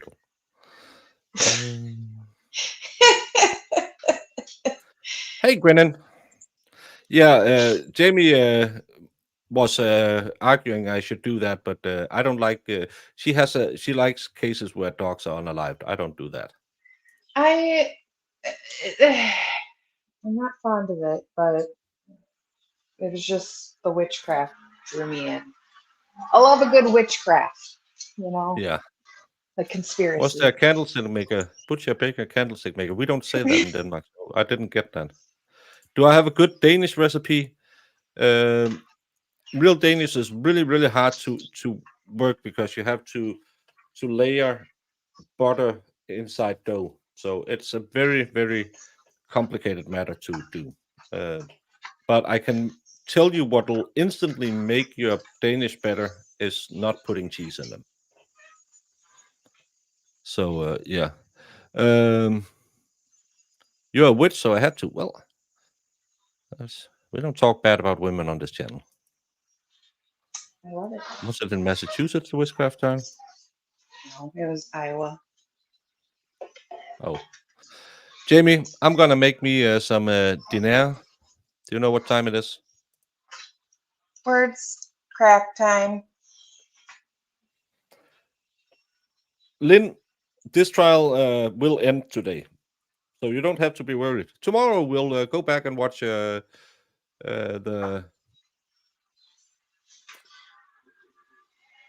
Black The Widow. hearing was kind of interesting. You Black mean Widow. Black Swan. Black Swan. Swan. Yeah, Yes. but that'll be for tomorrow. And we'll be back in roughly 35 minutes. And then we're going to see how amazing the close from the defense will be. I think it'll be short, it'll be sweet, and it won't work. Yeah. If you also need to go get yourself some dinner, follow us on X or on Discord, and we will notify you when the court is back. Or else hang out, chat. Make sure that Dorowski isn't the one winning this one, or Sue. Sue usually wins. So make sure they don't win. All right. I don't know why I picked those three, but Because you saw their names. could be. Nope, that's not one we're gonna play. Because then anyone would have to stand up if I played Star Spangled Banner.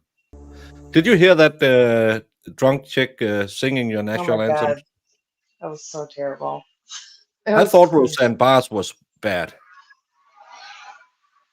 But I Fergie think did a really bad one time. Oh my God, that was cringe. Yeah, but Roseanne Barr kind of leaned into being bad. This chick, Jesus. That was real bad. Yeah, But Jamie, go feed the birds. I will. I'll see you later.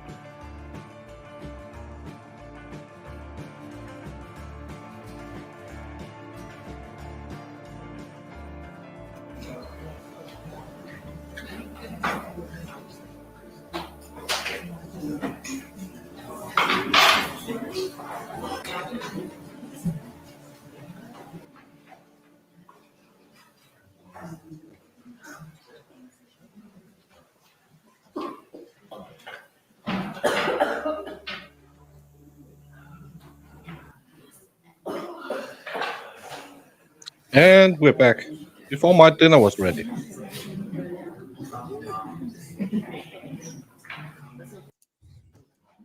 Finally, they got some audio in that courtroom. Results, who's won? I don't know. But we can do a quick poll. How long defense closing?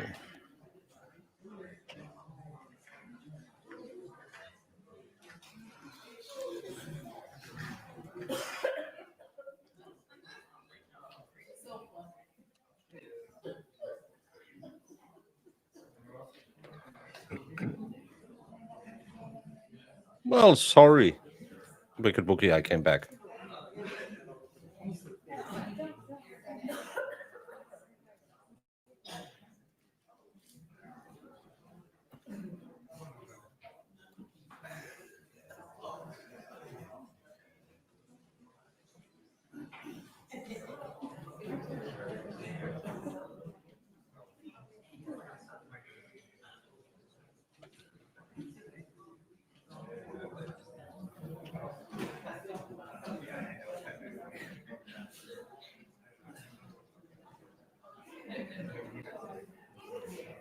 Betsy won 2 seconds. Bush had to take to walk the puppy. Yeah. Well, I was just imagining that I know you would have won. Because I wanted to be fair. We had the court cover before. Maybe he gets distracted.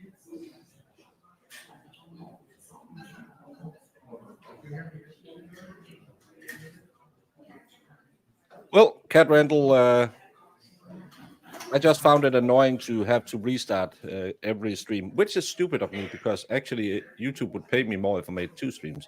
But I feel like then people have a place to hang out and stay here. Today is National Hot Dog Day. Go get yourself a hot dog with or without remoulade. I could eat a hot dog. My chicken breast is just done now. Did the defense defend? No, we will have defense closing now.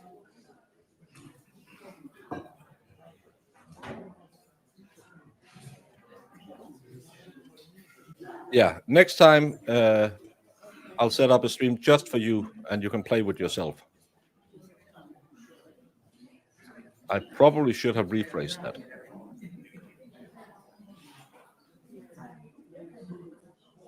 Yes.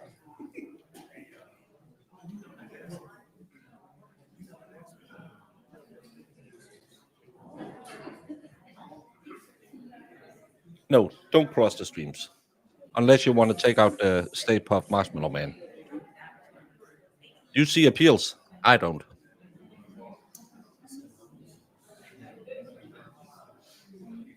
I can't see any appeals in this case because they didn't object to anything. And it isn't ineffective assistance of counsel because what should he have objected to?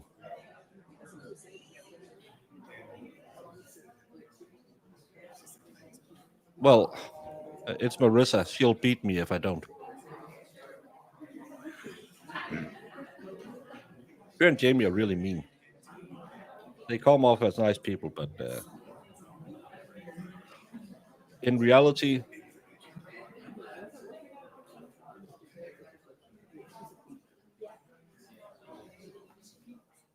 yeah, Wicked Boogie. What do you stream about?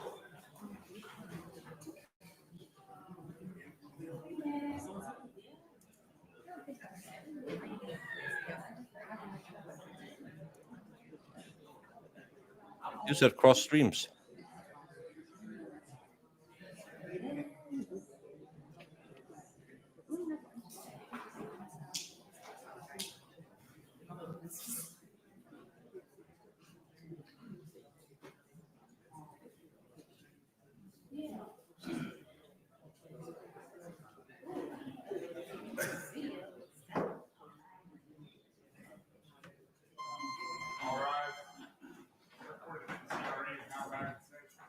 Being none, talking in the courtroom, please ensure your cell phones are turned off. You may be seated.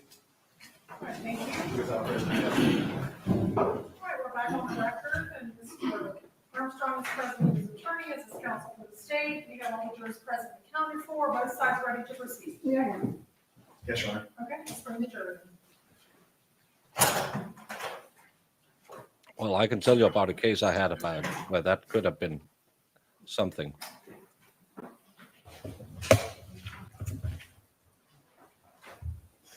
Don't adjust your junk on camera, Mr. Officer. Come on, get them in there so I can go get my food.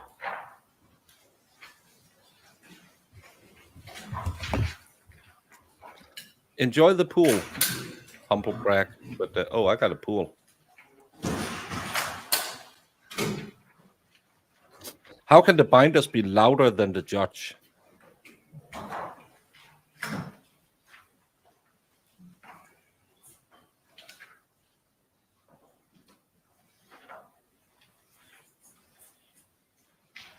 VTubers are that small cat that talks in a high voice. All rise. Jury is in the courtroom.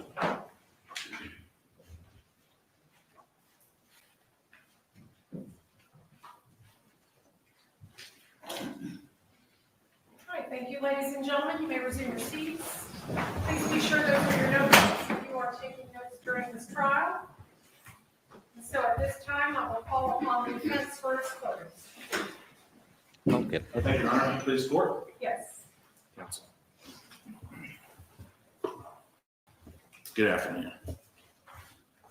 I continued to hear footsteps until the police arrived. I continued to hear footsteps right above me in an apartment with paper-thin walls and paper-thin floors. I continued to hear footsteps until the police arrived. The state would like to explain that away because it brings their timeline crashing down. The officer gets there at 1:49. It's the only thing I asked him on cross-examination. Gets there at 1:49, walks up the stairs, takes about a minute. He starts knocking on 312. I continued to hear footsteps until the officer arrived. So at 1:50 a.m., when that truck is already heading south on Interstate 23 at 141, at 1:50 a.m., the assailant is still in that apartment. That's what she told you. That was her testimony. And what you are to rely on, it's not what I say, not what she says, but what comes from that statement. That's where the evidence comes from. And that's what she told you. Think about what the officer said and what you saw in pictures. Officer said he got up there, knocked on the door, didn't hear anything, no children screaming. He can see the damage to the door. And you know from the photographs that the door frame on the other side of the door is laying on the ground after having been kicked in. You know from the photographs that the bolt is in. It's not extended into the broken wood. It's in the door. He says he pushes that door and the door is secure. That doesn't happen. I heard footsteps until the police arrived. The gunman is standing on the other side of that door, holding it shut. We didn't even hear if the lights were on. You can't assume that that police officer is lying about those things. He pushed the door and it was secure. You saw the condition of the door. You can't secure that door.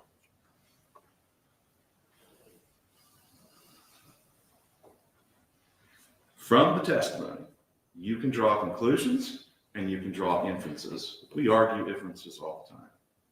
The inference is, if the officer is pushing that door and if there's resistance there, there's somebody standing there being very quiet and holding it still. That's an inference. It's not me testifying, it's what you can draw from that. Two things. I heard footsteps, not baby steps, not babies crawling on the ground, but footsteps until the police arrived.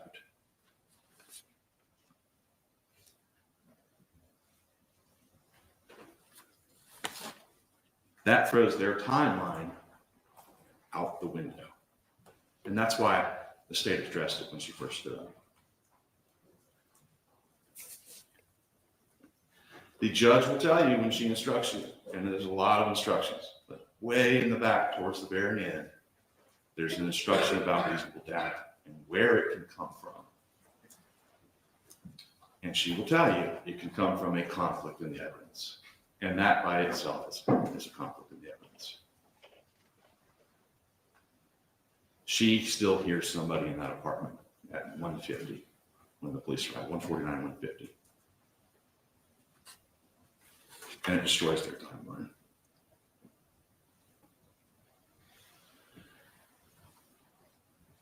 In jury selection, we talked about your role as jurors. I asked a lady in jury selection, who decides if a witness is telling the truth, is lying, is not telling everything, whatever I said. And it took a second. I pointed over at the juries, at the juror box. I said, it's the jury that decides. It's not the judge, it's not me, it's not them. So when I asked the ballistics expert, what you basically do is you get a microscope and you look at the cartridges or the casings found at the scene and the casings that you personally fired and recovered, and you put them side by side in a microscope like this with the line down the middle as she described. And I asked, where are the photographs? Can you take photographs? She said, yes. Where are they? Well, they're in the case file. You know where they're not? They're not in evidence. All of this stuff is in evidence, and you get to take it back there and look at it with your own eyes. But you don't get to take that back for some reason. She didn't say why. She just said it's in the case file. The judge will tell you, if you're uncomfortable with a lack of evidence, you can find reasonable doubt. So I would ask you, when you go back there, ask yourselves, why do we get to see that? Why do we have to trust testimony when they admit every single thing else that they can into evidence? They put stickers on it, it's organized, the judge keeps a perfect number system on it. But when someone says these things on the left and right match in a microscope, and we can photograph it, and they don't introduce that photograph, ask yourselves why. And remember what the judge will tell you. You can find reasonable doubt from a lack of evidence.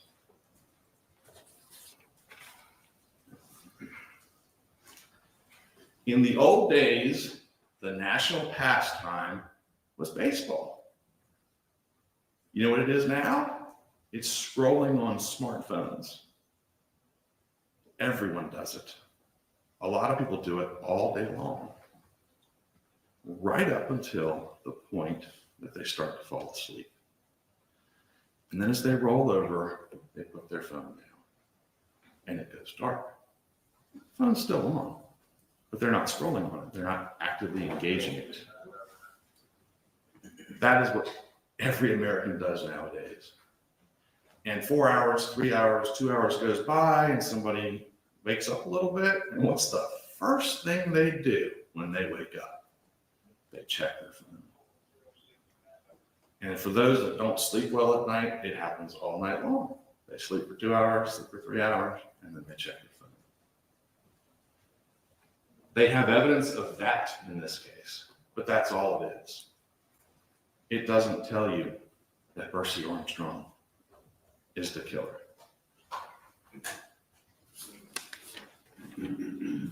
DNA is amazing science, but it can be transferred. DNA can be transferred from one surface to another. And if someone else is wearing Bursey Armstrong sweats and Bursey Armstrong's hoodie and gets a gun that's got DNA that belongs to Bursey Armstrong and puts it here or here and rubs skin cells off of that gun, and it's later mixed with Tasheka Young's blood, then you get that mixture.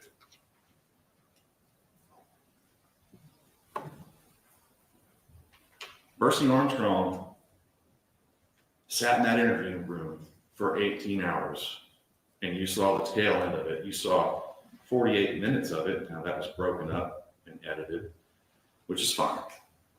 But what you saw was him with his hands out like this a lot, and his hands this way, his hands doing this and that. And at no time did the police ask him about whether or not he's got an injury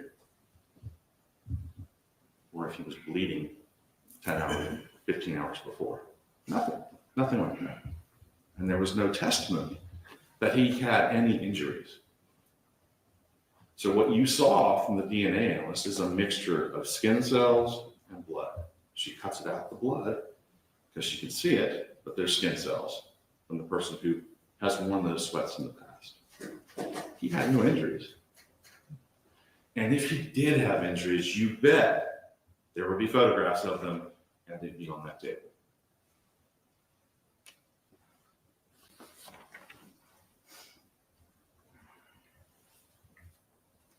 Ms. Loizos said that you heard the interview. Bursey Armstrong is sophisticated, he's intelligent, he knows about social media, he knows about phone tracking. Well, if that's true, why would he leave all this stuff in the backyard if he knew what it was used for? In the backyard of the house. Why? You can't be both really smart and really stupid. It's one or the other. He tells you on the video, Scotty brought items back to me. He didn't know what they were used for. He buried it. He got rid of it. If he knew what it was used for, use your common sense, he would have gotten rid of it better than putting it in his backyard. Your most valuable tool as jurors is your common sense. Nobody of reasonable intelligence does that. Oh, this is the murder weapon. I'm going to leave it in my backyard. Oh, these are the clothes with my blood, my DNA, her blood. I'm going to leave it in my backyard.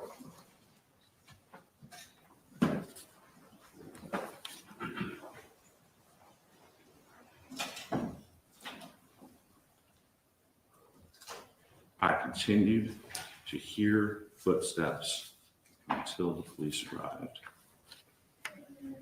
I think I started saying that criminal cases are simple. The Constitution makes them simple. If you have a reasonable doubt about something that goes to whether or not Bursey Armstrong is guilty, then you should acquit him. And remember what she said, the only eyewitness in this case, everybody else is just investigating afterwards. The only eyewitness. I continued to hear footsteps when the police arrived. And that knocks out their timeline. That person was still standing there behind the door, holding it shut. So the police officer, when he pushed on it, couldn't open it. Remember what Tasheka's mom said the next day. Turned the key one time and pushed, and the door just opened. And remember the picture, the bolt is in. And remember the inside of the doorway. There's no metal that bolt could have gone through. All the wood is gone. The wooden thing, the wooden door frame is on the floor. Those are the things where you will find reasonable doubt if you look hard enough. And that's what we ask you to do. We ask you to find that there is reasonable doubt in this case, and we ask that you acquit Bursey Armstrong. Thank you. Right, thank you, Mr. White. I didn't even get to finish my food. And 11 minutes, and what did the poll said? 10 minutes was 68% of you. So yeah. No, but they never contested it, that it was his baby. State for your rebuttal, please. Yes, Your Honor. Rebuttal will probably be longer than closing.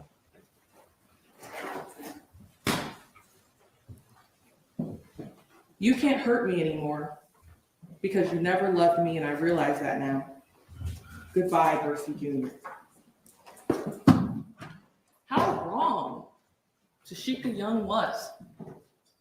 The man that she loved, should have loved her, fathered her children, called her a has-been disc jockey before he murdered her. Why? Well, the state doesn't have to prove motive to you, but we know why in this case. We exactly know the why in this case. Because she disrespected him. And for that, she had to die. She reduced his freedom. And for that, she had to die. She reduced his money. And for that, she had to die. Defense just argued that the defendant could not have.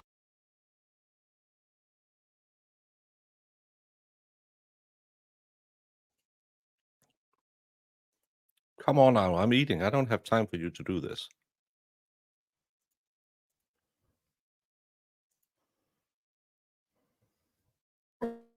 Besides your education background that Die. Defense just argued that the defendant could not have. They ended the stream. What the?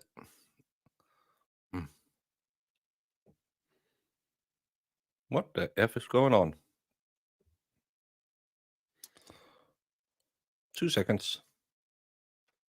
I'll take this off.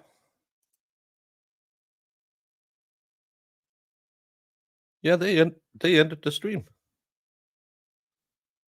What? Okay.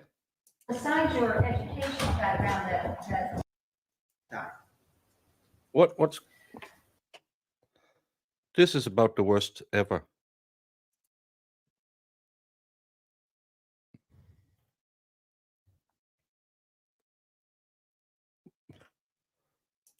Okay.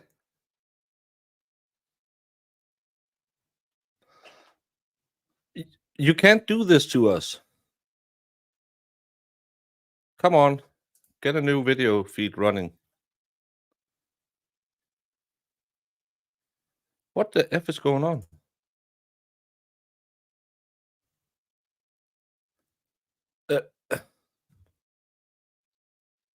What?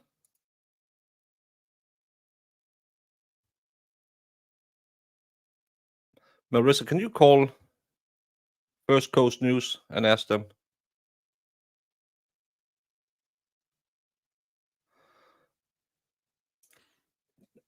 No, because it was below 4 hours, so it doesn't matter. It's when you hit 4 hours, YouTube stopped giving you views on it. So my business model isn't that smart. What the hell?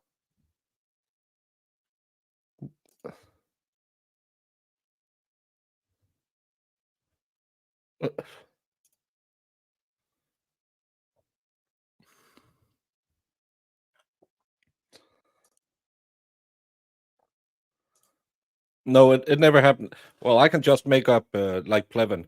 I'm not into conspiracy, but it's reasonable to infer that because ducks and goose both have a bill, they are squirrels.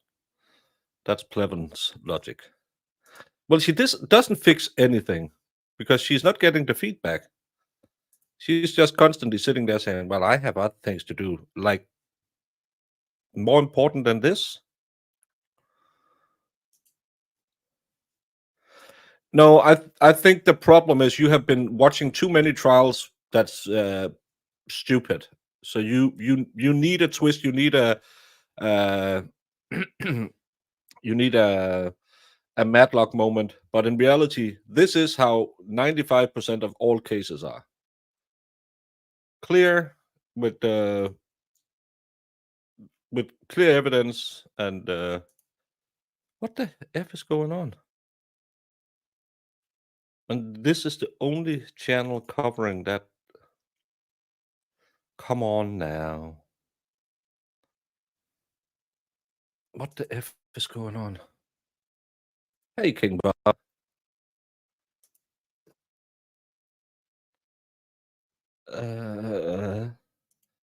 I don't. Is anyone else covering it up? Nope.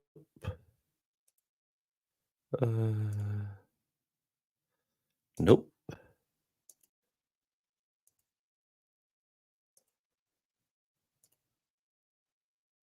Nope. Only me and. Hmm.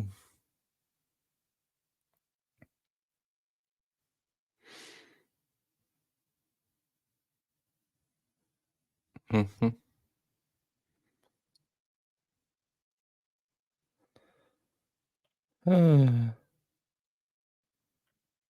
Hmm. Come on.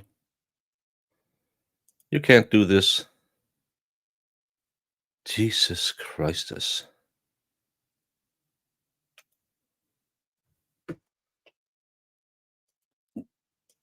Yes.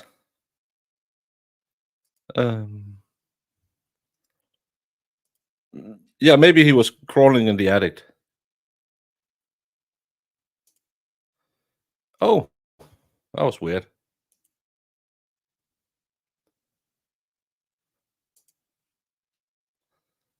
This is so absolutely. What's going on?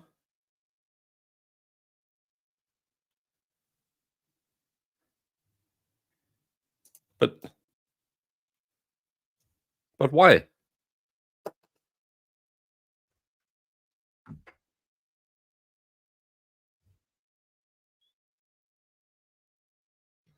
But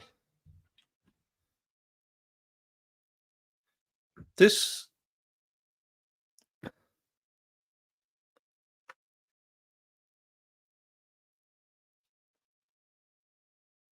I I don't know. It's why take it down? That's the thing I don't. That's the thing I don't understand. And I can't see their website because EU register doesn't recognize blah blah blah.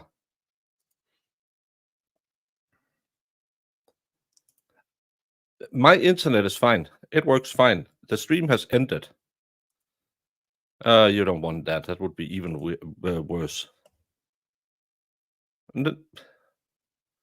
Come on now.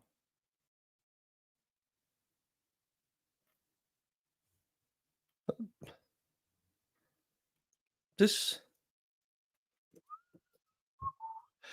Why is Florida Florida? Why does it do stuff like this to us?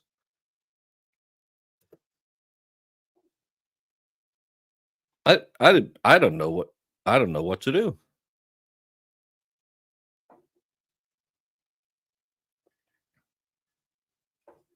That's weird. It's not coming back.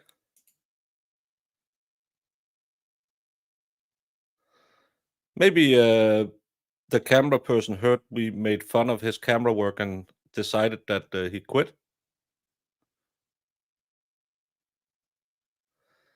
Well, it doesn't help to have a VPN when they don't feed it to YouTube. So, but I need a VPN to check in because Marissa is claiming I have to work. She doesn't want to do her job. Maybe they went on a strike. I don't know. Because I can't see if I was looking if anything went breaking or something like that, so they had to cut the feed. But oh, you can see more people streaming it. Nothing shows up on mine as other live streamers.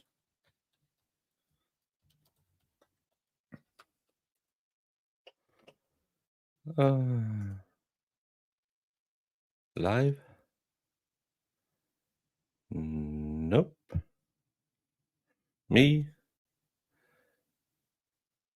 And no. Yeah,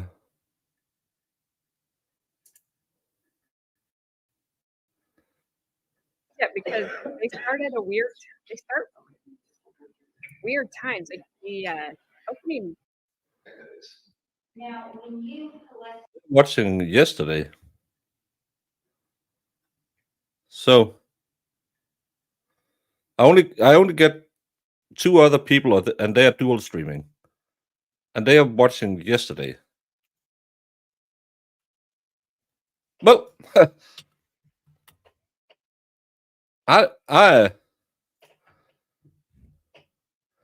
oh, it's because they don't feed it to, and I can't get to the web page. So they cut their feed to YouTube.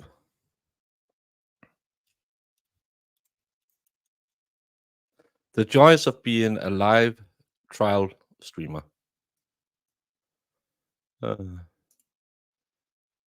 Let's blame Marissa. Well, Puddletown, you came at the exact right time because I'm losing my mind.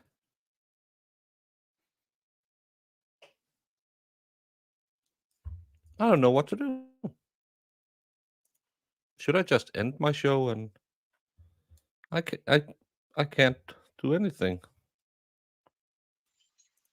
Oh, finally she shows up. We lost feed, the court feed. Oh, someone got mad. So maybe it's time for that interpretive dancing. Jamie, are you ready for the interpretive dancing? Because we lost court feed. So go for it.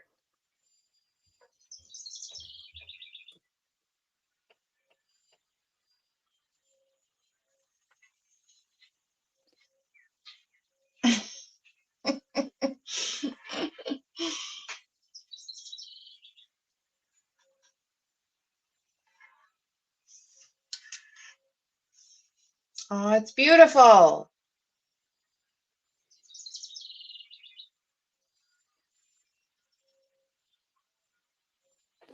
And that's the birth of a child. So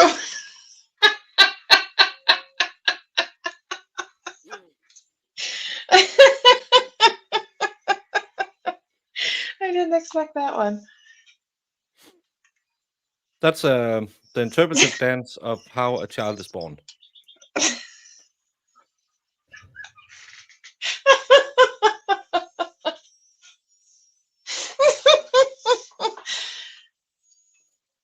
besides your educational background.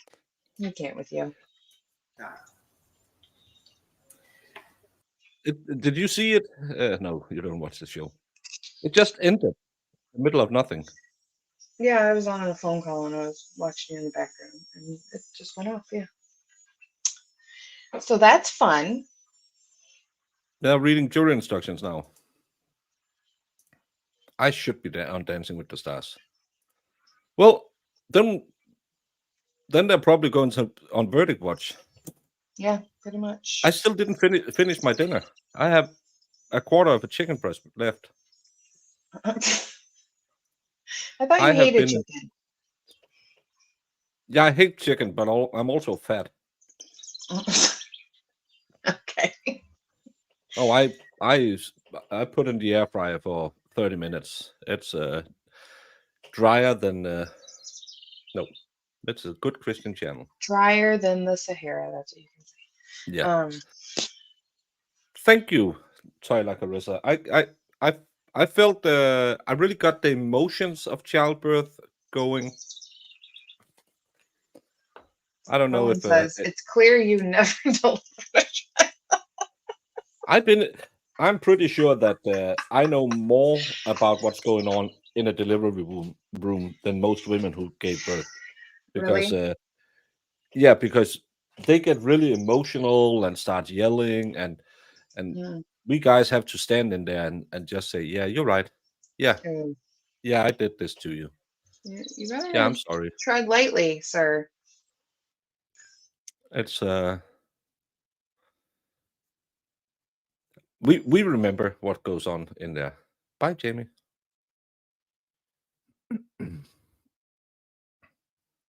Drier than an Arab sandal. Well, I guess we're on Verdict Watch now. Should we pop on the rest of the hearing from the other day? We still have like an hour left in that one. That or you can just go right to what was yesterday. Oh, you want to do that full one Yes, Jamie. tomorrow? Gotcha. Yeah, tomorrow we can do that hearing, so we have something, because I don't believe Verdict Watch will be 45 hours.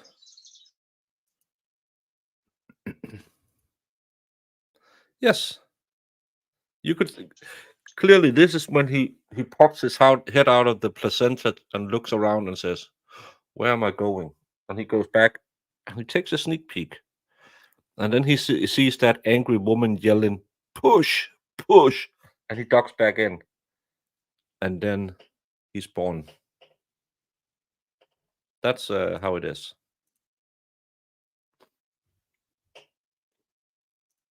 Yeah, the dogs are yelling at Marissa because she doesn't want to call the TV station too.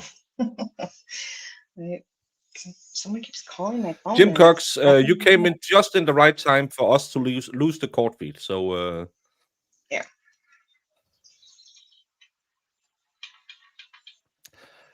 I'm gonna put that one on we were watching the other day,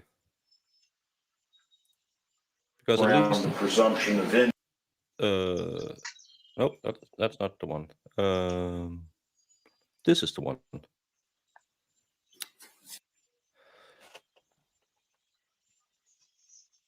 Friends, Romans, countrymen. Those of you who were here Monday know we are gearing up for the Ashley Benefield trial, also known as the Black Swan. So now that they so rudely interrupted our trial, let's rewatch that, and hopefully we will have a feed for the verdict. Hopefully, or we'll just find out. That'll suck. Yeah, it's the joys and pleasures of live streaming. That's what you get when it's tough when you get it from like a news channel because they're not consistent. No.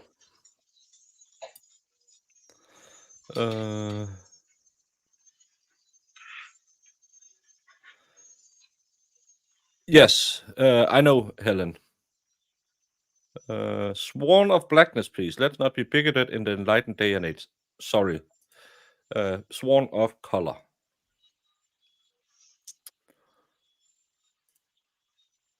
Exactly, Puddletown.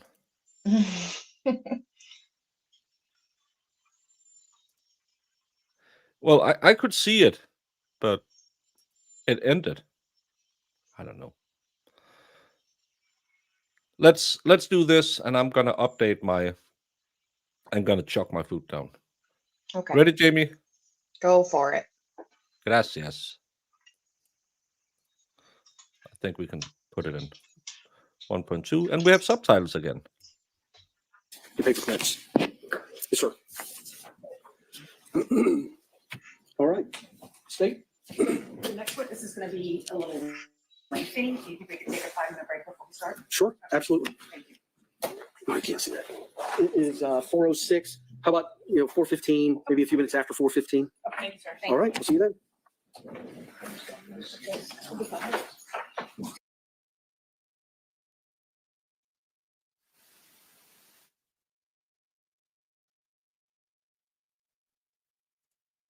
And they go on a break.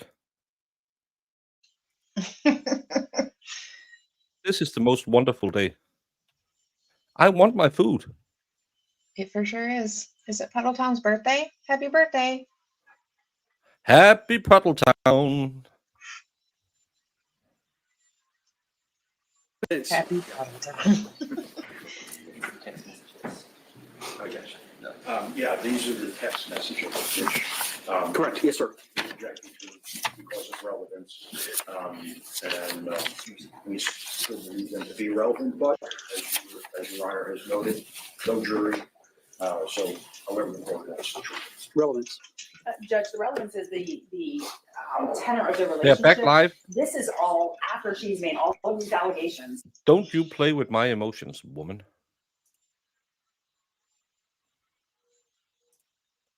They're back live. To do what?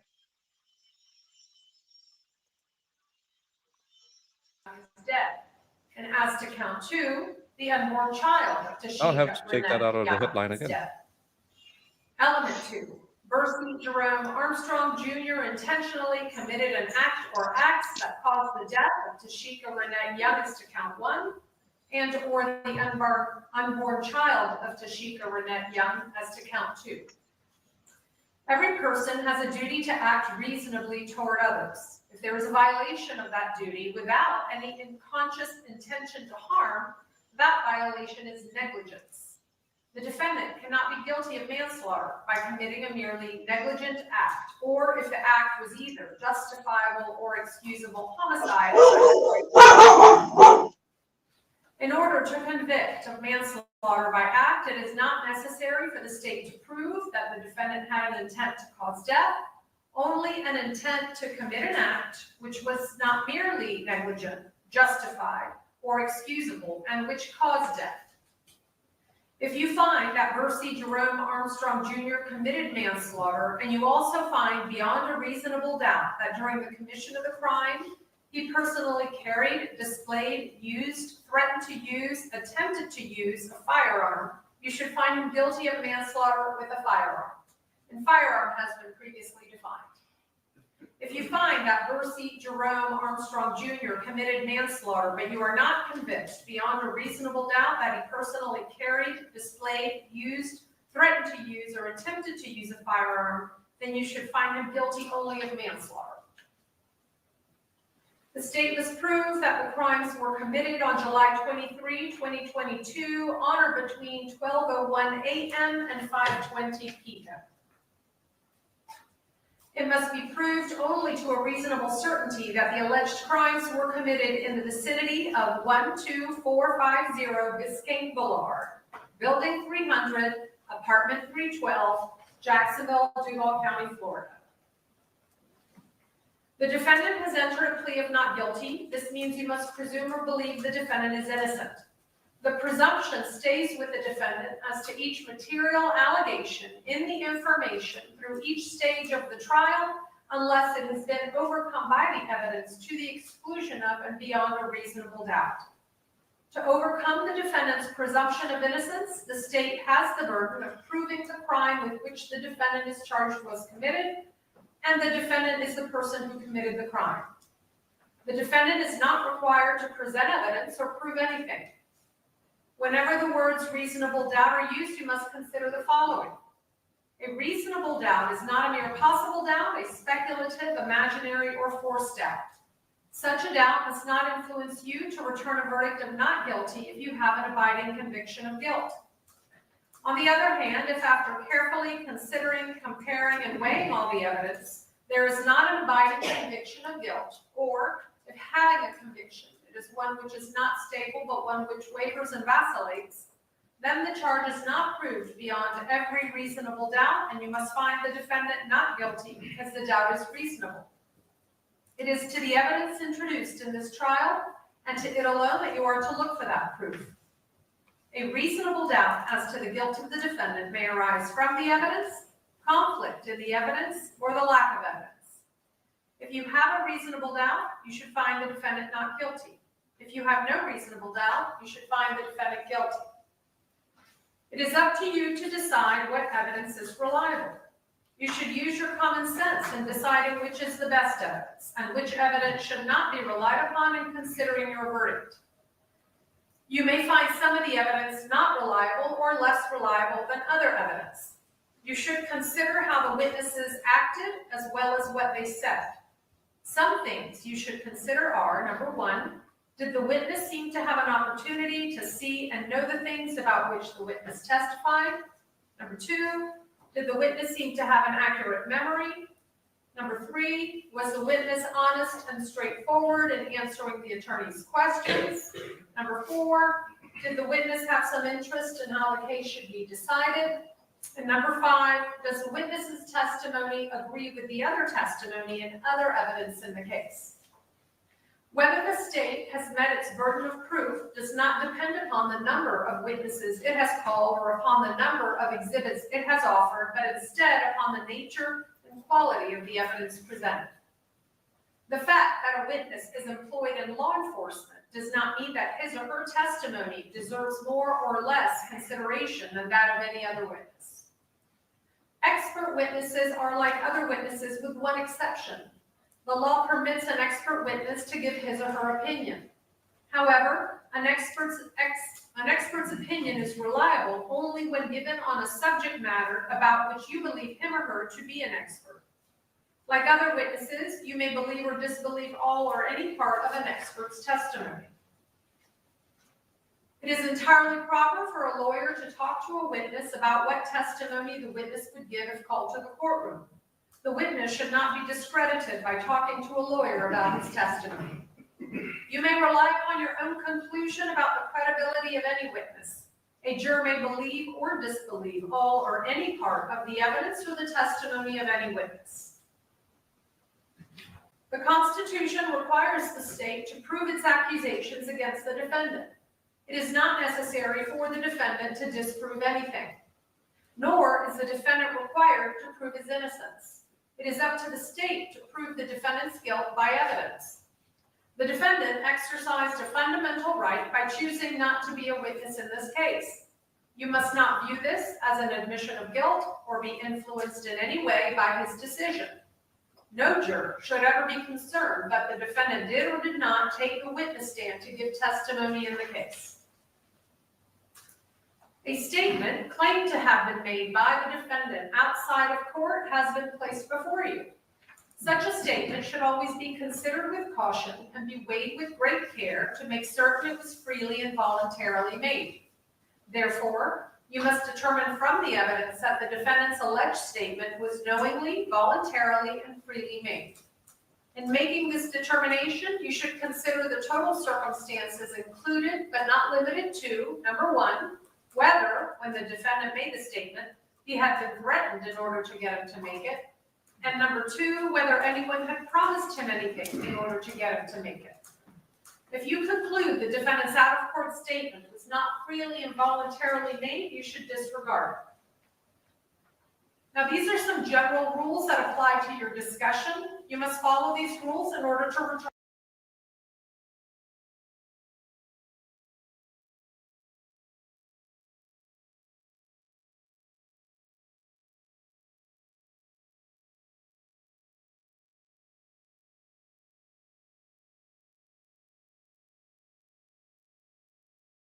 Have a nice birthday, Puddletown. What's...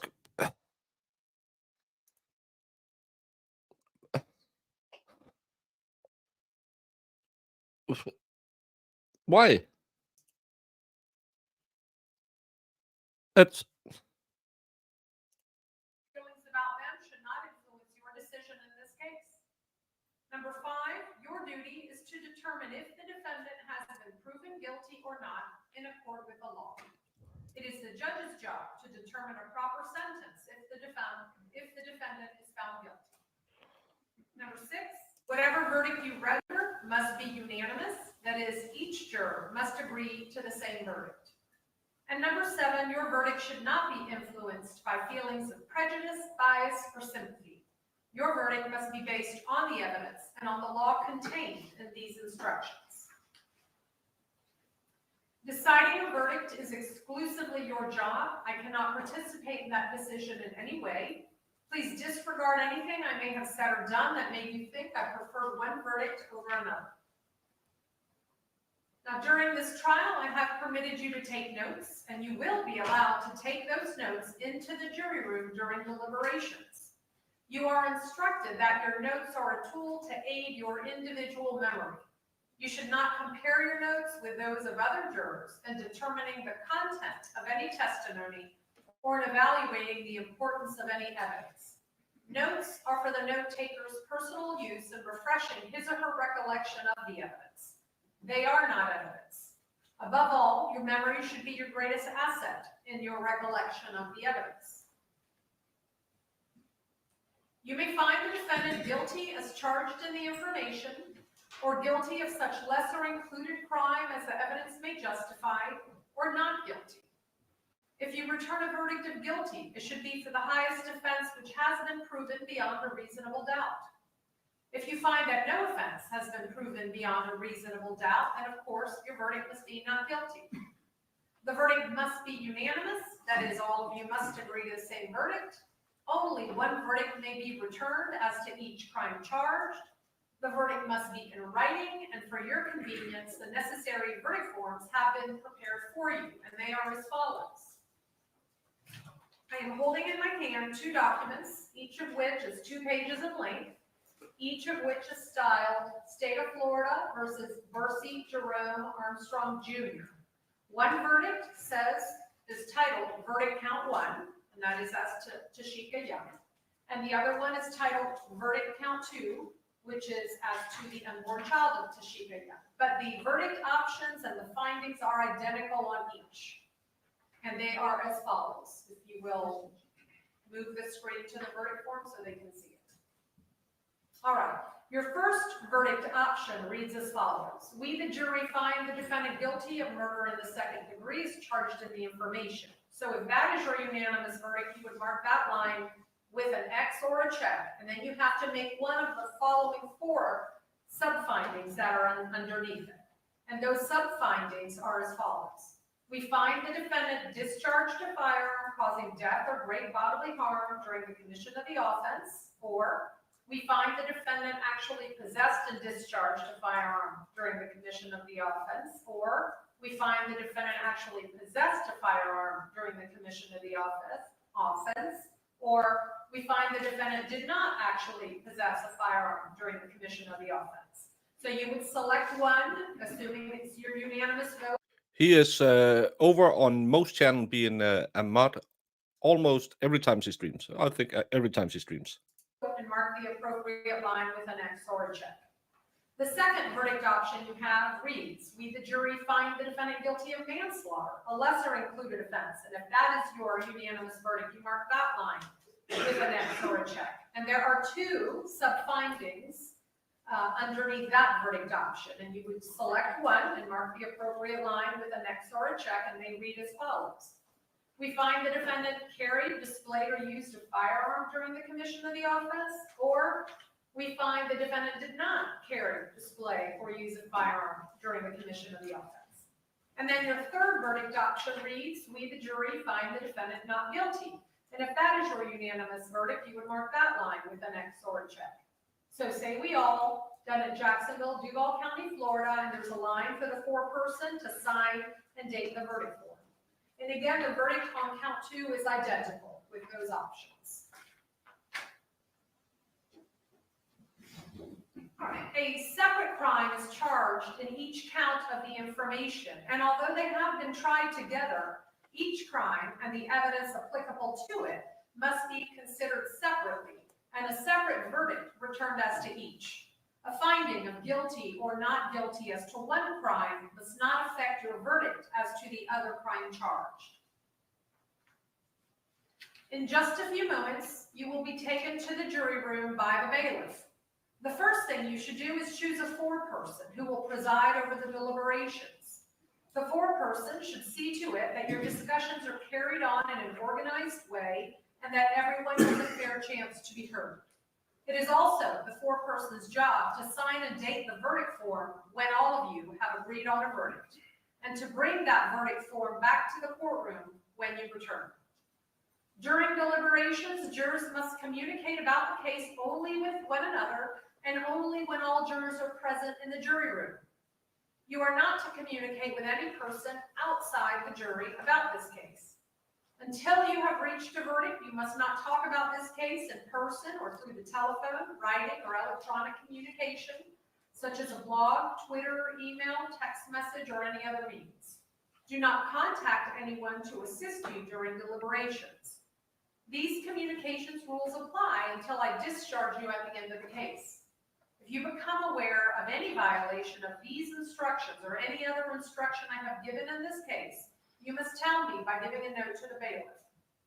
If you need to communicate with me, you can send a note through the bailiff signed by the foreperson. If you have voted, do not disclose the actual vote in the note. If you have questions, I will talk with the attorneys before I answer, so it may take some time. You may continue your deliberations while you wait for my answer. I will answer any questions, if I can, in writing or orally here in open court. Now, during the trial, items were received into evidence as exhibits, and you may examine whatever exhibits you think will help you in your deliberations. These exhibits will be sent into the jury room with you when you begin to deliberate. In closing, let me remind you that it is important that you follow the law spelled out in these instructions in deciding your verdict. There are no other laws that apply to this case. Even if you do not like the laws that must be applied, you must use them. For 2 centuries, we have lived by the Constitution and the law. No juror has the right to violate the rules we all share. And ladies and gentlemen, that will conclude the jury instructions. So I will send in 1 hard copy, all of the exhibits. You may take your notes, and I will allow you to retire to deliberate your verdict, with the exception of Mr. Jones. Mr. Jones, I'm not sure if you are aware, sir, but you were the alternate in this case. Did you know that? Okay. Do you have any personal items you need to retrieve from the jury room before you leave? Yes. Okay. Then if I could have you go expeditiously with the bailiff to go retrieve those and then come back out here, I have some final instructions for you. And the rest of you, ladies and gentlemen, will just patiently wait for his return. And if you will, leave your notepad behind. Thank you, sir.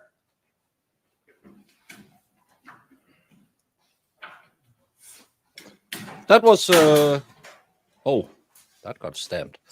That was actually really, really good, the way she explained it. Maybe Bev should go to Florida instead of the Cape and get a education. Oh, she's angry.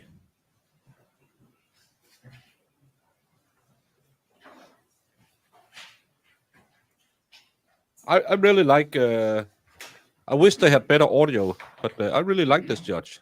She has, While we wait on Mr. Jones, let me say this. As you've probably seen in the jury room, there's a giant smart screen. And that is for your use to view evidence, if there's any evidence on the form of discs. If you have any technology problems or issues, if it's not working, if you all will ring the buzzer and call out to us, and we will get IT here to assist if that should become an issue.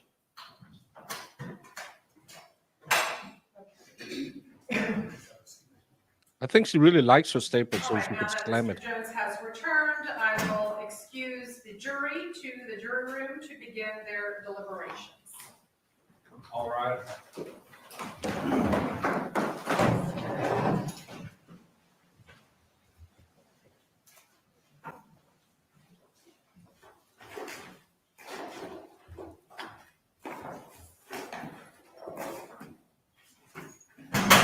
Jury's out of the courtroom. Mr. Jones, sir, I want to thank you so much for your time and attention here this week. I hope you're not disappointed in the fact that you won't be deliberating this verdict. We have to have alternates in our trials, especially on multi-day trials such as this, because you'd be surprised more often than not. We have to use our alternates because we'll have jurors who may have a medical emergency or family emergency or be involved in an accident. And sadly, sometimes I just have jurors not show up the next day. And without the required numbers of jurors, I have to declare a mistrial, and this whole process would not be able to work. So you have served a very important role here. I will tell you that now all of my prior admonitions and prohibitions are lifted. You can talk to whomever you want. You can research or look up anything you wish. You can also choose not to talk to anybody.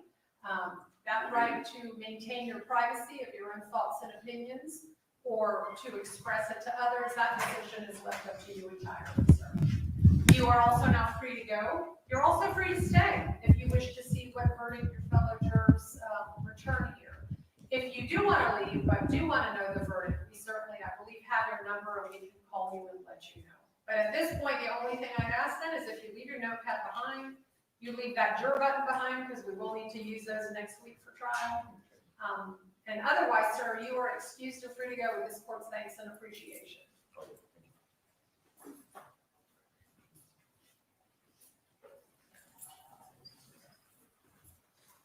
Well, Right, any exceptions or objections to the jury instructions? Anything we need to address before we recess? All right, please be sure to leave your cell numbers with Madam Clerk so that if the jury has a question or a motion, we can find you promptly to return back to court. Otherwise, we're in recess until we hear back from the jury. well, we are officially on Verdict Watch. Doing Verdict Watch, we will try and bite down a little bit more on the Ashley Benefit stand your ground hearing, because I believe tomorrow we will not be doing this case. So tomorrow we will do the Ashley Benefield hearing from yesterday. So let's get this one, and I don't think we'll get the last hour. Let's see what the poll says. People believe that 45% says 1 to 2 hours, 36% says less than an hour, 4+ hours is 12%. No, 2 to 4 hours is 6%. No, they're just talking in the background. She excused both the jurors and the defense counsel. Someone asked me to give.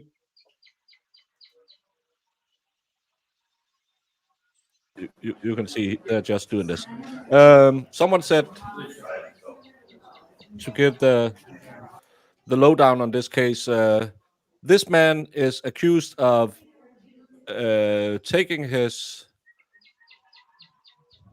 Glock 43X to his girlfriend twice. And by doing that, he unalived her and his 10-week-old baby. Well, she was 10 weeks pregnant. So they have 2 charges of second degree because it wasn't planned, I think. I don't know why it's not murder 1. But yesterday we had a very speedy trial. Today they just had 1 witness they needed to go through. Then we had closing from both sides and rebuttal, which lasted less than an hour combined. I will go out on a limb and say they will come back with a verdict, guilty verdict, before 2 hours.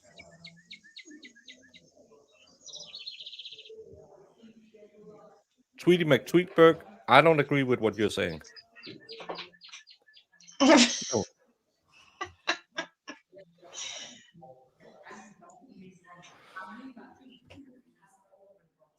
Yes, and he left his 2 other children in the house. He wasn't cohabitating with the mom because he wanted to be free, man.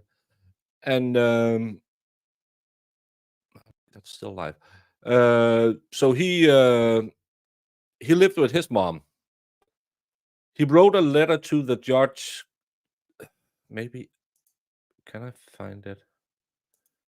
That's actually quite stupid. Did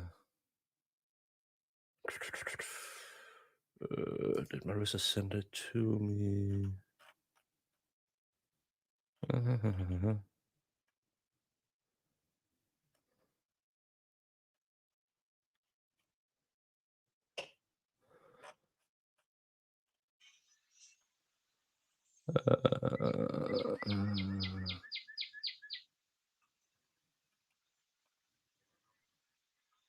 Yes, here it is.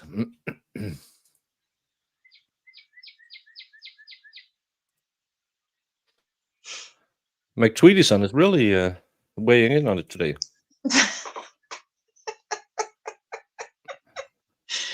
He filed this letter to the judge. Dear Honorable Judge Salvatore, I am a constituent of your courtroom by the name of Bursey J. Armstrong, Jr. I want to say thank you, first and foremost, for your courtesy throughout this process, as I know that things have had to be put off. Secondly, I would like to apologize because we are meeting one another on these types of terms. I would have much rather been heard of by your I would have much rather been heard of by yourself, as well as your colleagues, for my activities within philanthropy that involve political business figures amongst many that involve political and business figures amongst many other things that I participated in that include diversity awareness that is geared towards women's equality, along with God-given rights for a person to have the ability and opportunity to try whatever they may feel is God's purpose for their life. He uses less commas than I do. I do not believe in many things that go outside of God's sovereignty pertaining to a person's life, respectively.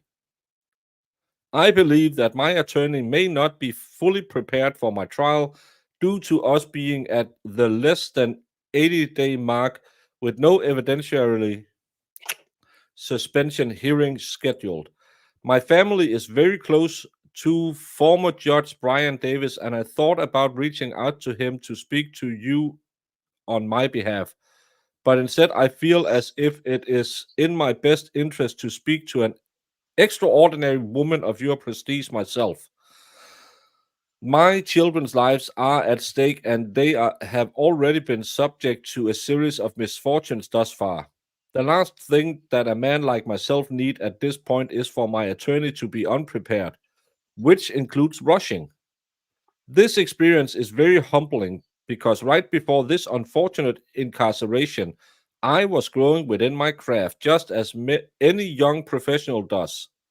Well, not every young professional grows within their craft. And I felt as if the world was at my fingertips. My children are what have motivated me to stay the course, and they are my greatest accomplishment. I have worked hard at raising and molding them in a conservative environment that you weren't part of because you lived in a different state, as I was raised in my household. I know that there are just as many decisions being made outside of the courtroom as there are inside of the courtroom, and I am in dire need of an ally. In my case, there have been high levels of sensationalism which involved the media persuasion based on emotional IQs along with emotional intelligence. Jamie? What? Emotional IQ and emotional intelligence, isn't that the same thing? Yeah. I mean, Okay, yeah, I was just wondering because no, I I'm know, just, in my head it is. yeah, I know speaky English. In my case, there have been high levels of sensationalism which involve the media's persuasion based on emotional IQs along with emotional intelligence and lack thereof. It pertains to the public. When you see me in your courtroom, please see me as a man of God that functions under God's law, as well as a man of standards, moral, and equality. When you view me, Judge Salvatore, please see me as a man that only wants to serve God's purpose divinely, as well as a soul that wants to impact and tip the scales for men, women, and children of the future, where we both know of societies needing it done. This world is a cold and dark place, and to the highest extent, I would like to be the candle in the darkness of all places. Thank you for reading this letter, and God bless you, your family, and your courtroom. Sincerely, oh, he got a really nice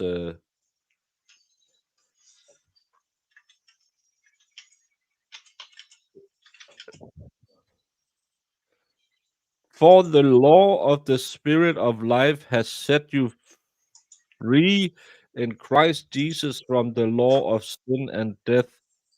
In God have done what the law, weakened by the flesh, could not do. Romans 8:2-3. Hmm.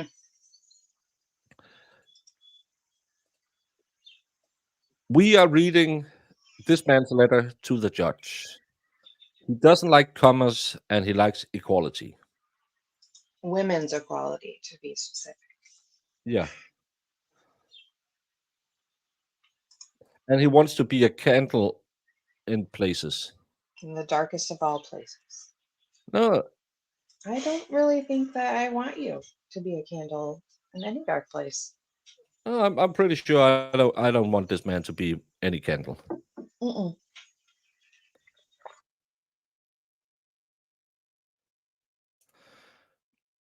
In a new court filing, defense attorney said Tuesday that the retrial of Karen Reed should not be allowed, calling the state's continued push for a conviction in the death of John O'Keefe grossly unfair. So they sent something new today?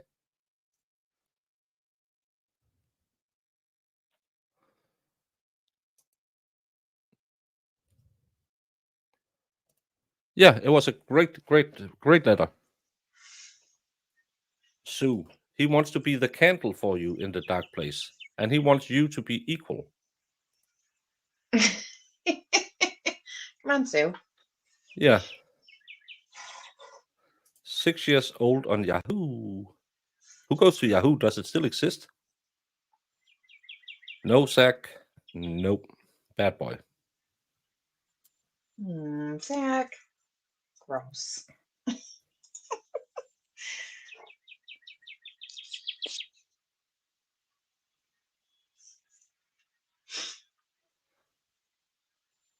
That's old news. No new updates today. Yeah, because isn't that just what we read yesterday with Betterow? That they didn't think they should push forward with it because it was double jeopardy. It's just crazy. Well, Jamie, do you want to watch some Ashley Benefield while we wait? Sure. Well, we can just turn off the stream if you want to. No, let's do it. Let's do it to it. Do it to it. Yeah. Just so we can entertain these 64 fine folks waiting for us to get a verdict. Yeah.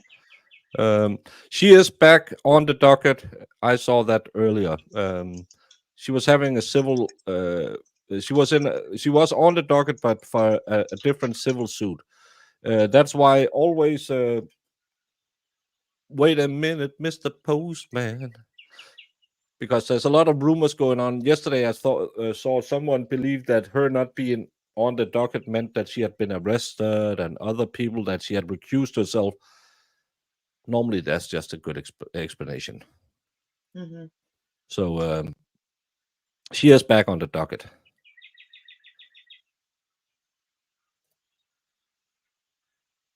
Sack.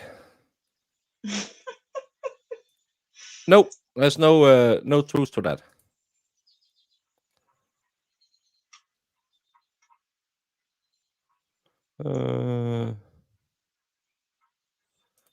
Need a script account to download the new Karen Reed documents filed yesterday. You can just go to my Discord. I think Marissa or Jess already uploaded them there. So yep. So you don't need a script.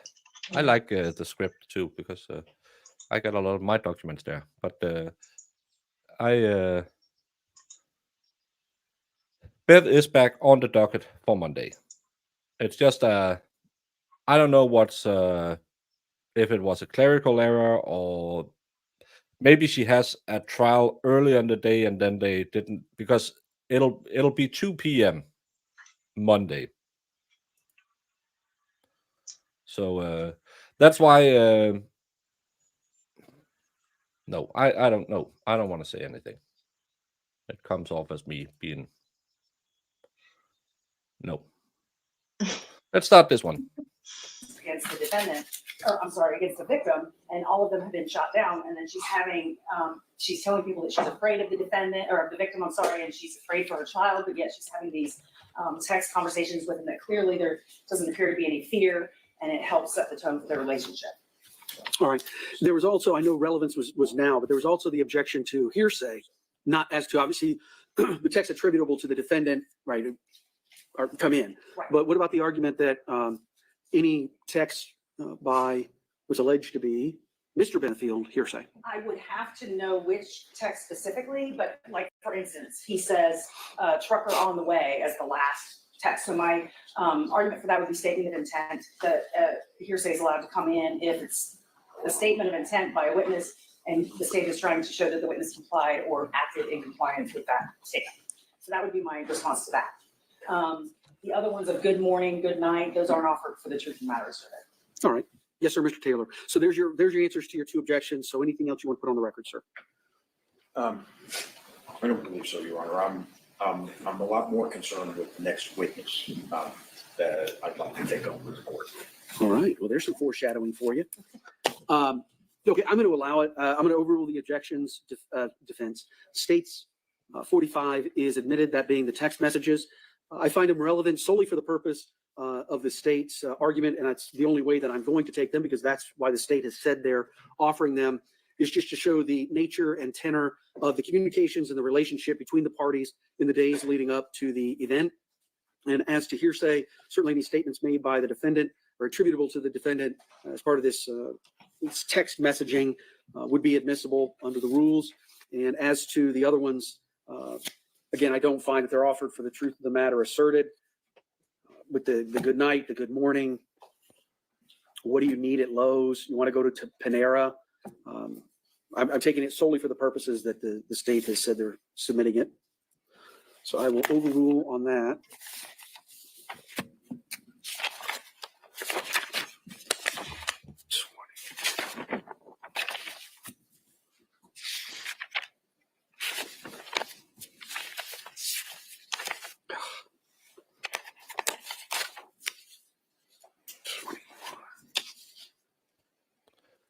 This is Zach Galifianakis playing a judge.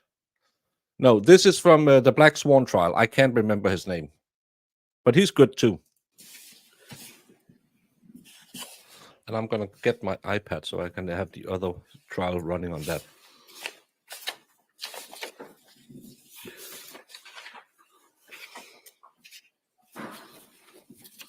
All right, sorry about that. I got my papers out of order and started numbering incorrectly. So now I'm good to go. All right, who is the next witness? The next witness is Detective Brian Moreland.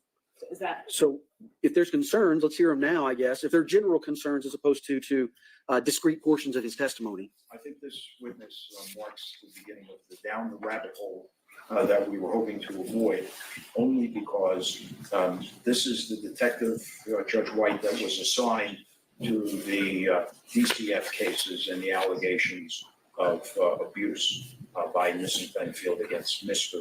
Douglas Benefield. And I don't think it has any relevance whatsoever to the proceedings. I think that we're going to end up in a dispute as to what the conclusions were, that is to say, unfounded, unsubstantiated, as opposed to ridiculous or nonsense, that kind of thing. It's one thing when something is not proven by insufficient evidence. It's quite another thing when it is determined to be unfounded.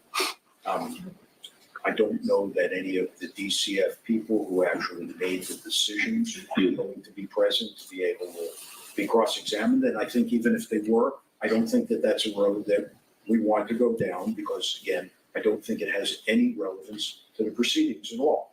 Even if we give the state the benefit of their theory in creating motive and showing what they want to show, such as the text messages between parties that they were getting along, I don't know what the substance of the abuse allegations links to that.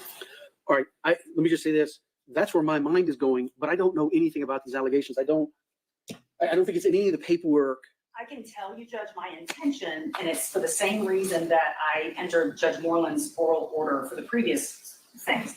I do not intend to get into anything other than there was a complaint, who investigated, was it sexual abuse or physical abuse, and against who?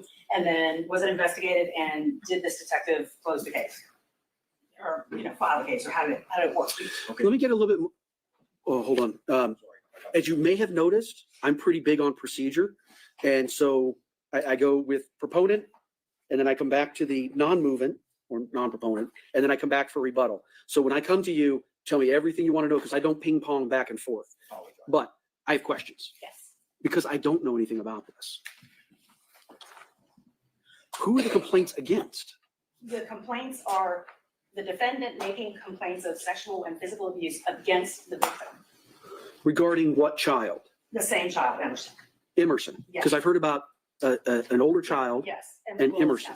All right, so these are complaints made by the defendant Yes. against the decedent Yes. regarding their natural child. If anyone sees anything on that verdict watch twat or on the website for the local, because they cut off the feed again, just let me know so we can get back to it. Natural child who was a toddler at the time. When were they made? I have the dates. December 10th, 2019. March 21st, 2020. March 23rd, 2020. April 5th, 2020. And April 27th, 2020.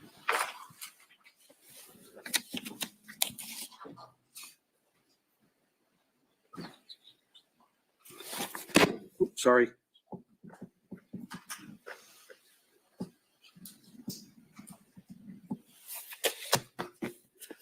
All right.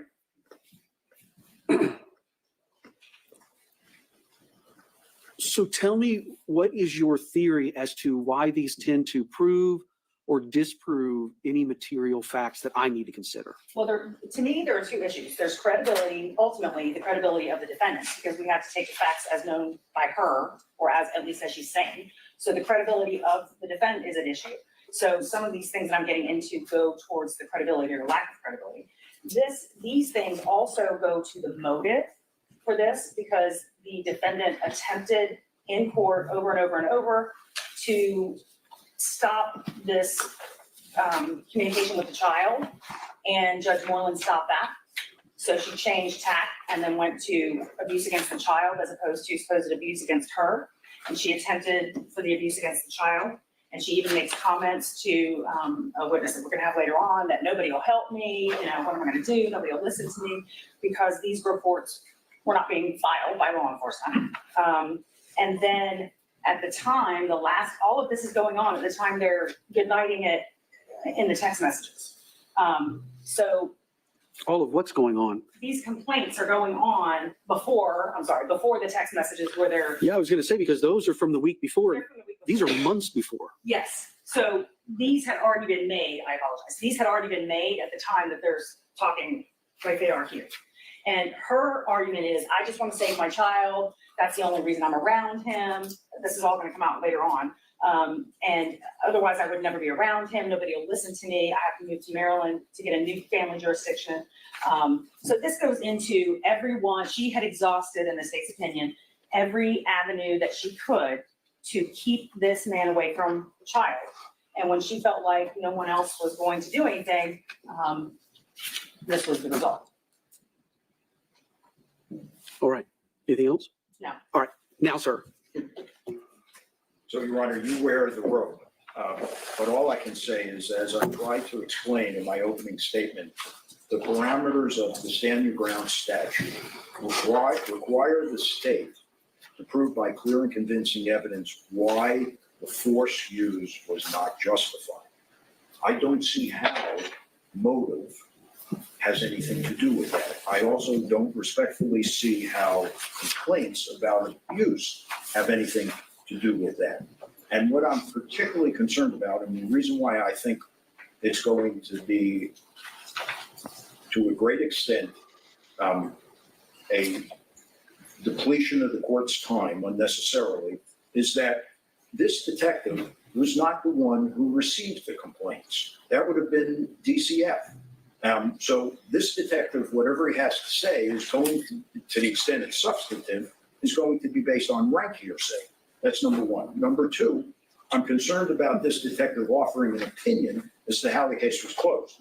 Assuming the court were to allow it, I could understand if the state asks, and was the case closed? Yes, okay, next. On the other hand, I could not understand if the question is, how was the case closed? Well, it was closed as unfounded. In other words, there was not a scintilla of truth to it.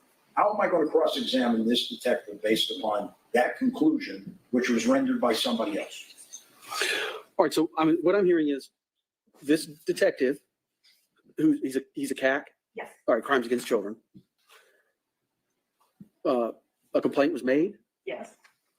To the sheriff's office, by the defendant. 5 times, yes. Hold on. For each individual complaint. Yes. Complaint was made by the defendant on such and such a date against the decedent. Just a very broad category alleging some sort of abuse against their natural daughter. It was investigated and it was closed. Right? That's all you want. Judge, I believe it's effect on listener the same. Russian, I feel sorry for your rooster. Jamie will cry now.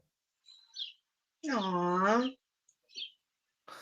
I hate it when these trials where there's a divorce thing going on, they use this card. We see it so many times that, there's a child going on. It's such. I think if you allege that and there's no evidence of it, and you just use it to get ahead in a custody battle, it should weigh against you. It's you should lose. It's the same with the people who or if you allege a crime that didn't happen, you should get the punishment the person would have gotten. I had a case where a guy spent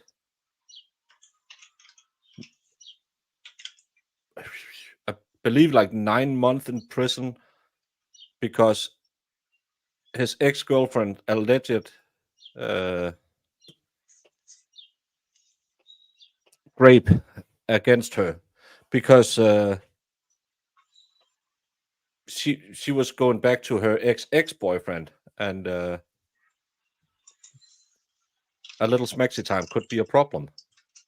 She should get the same amount of time in prison he would have gotten. I really don't like when you use these kind of accusations in these cases. I don't like it. As Judge Moreland's order, the fact that it was closed unfounded, that is the part that has an effect on the defendant. I'm not offering it to prove that there was no evidence of it, just that the defendant. And this is the weird thing, because I've heard that now, but I think the point is, what your point is, it was closed and no action was taken, whether it was unfounded, unsubstantiated, fanciful, improbable. I don't even know what I do know unsubstantiated, unfounded. No, I think those are the big ones. I'll allow that. I'll allow the fact it was closed with no action taken. If I could just let him know. Let him know, and I'll prepare the curative instruction for the jury. Okay. But at the end of the day, I understand, and this is what I was saying earlier to the defense is, I understand the point you're trying to make. I get it. I know where you're going. No problem. I'm with you. I'm following you. The same as with Mr. Taylor. I just think there's a much more direct way to get there. All right. In fact, quite frankly, if that's all it's going to be, there could probably be a stipulation here, but that's all I'm going to allow. And then you can argue at the end, and you can argue at the end the opposite side. Okay. Okay. That she was absolutely privileged to make these complaints, and she must have had a good faith basis to do so, and so be it. There was no action taken. I would have a problem stipulating today. Judge, I would rather call the witness. That's fine. And I'm not, listen, I honestly, I just threw that out there. You know how I sometimes do things gratuitously. I shouldn't. So go ahead. State calls Detective Brian Moreland. I'm prone to gratuitous musings. I just want the court to know I tried to save the court time. No problem.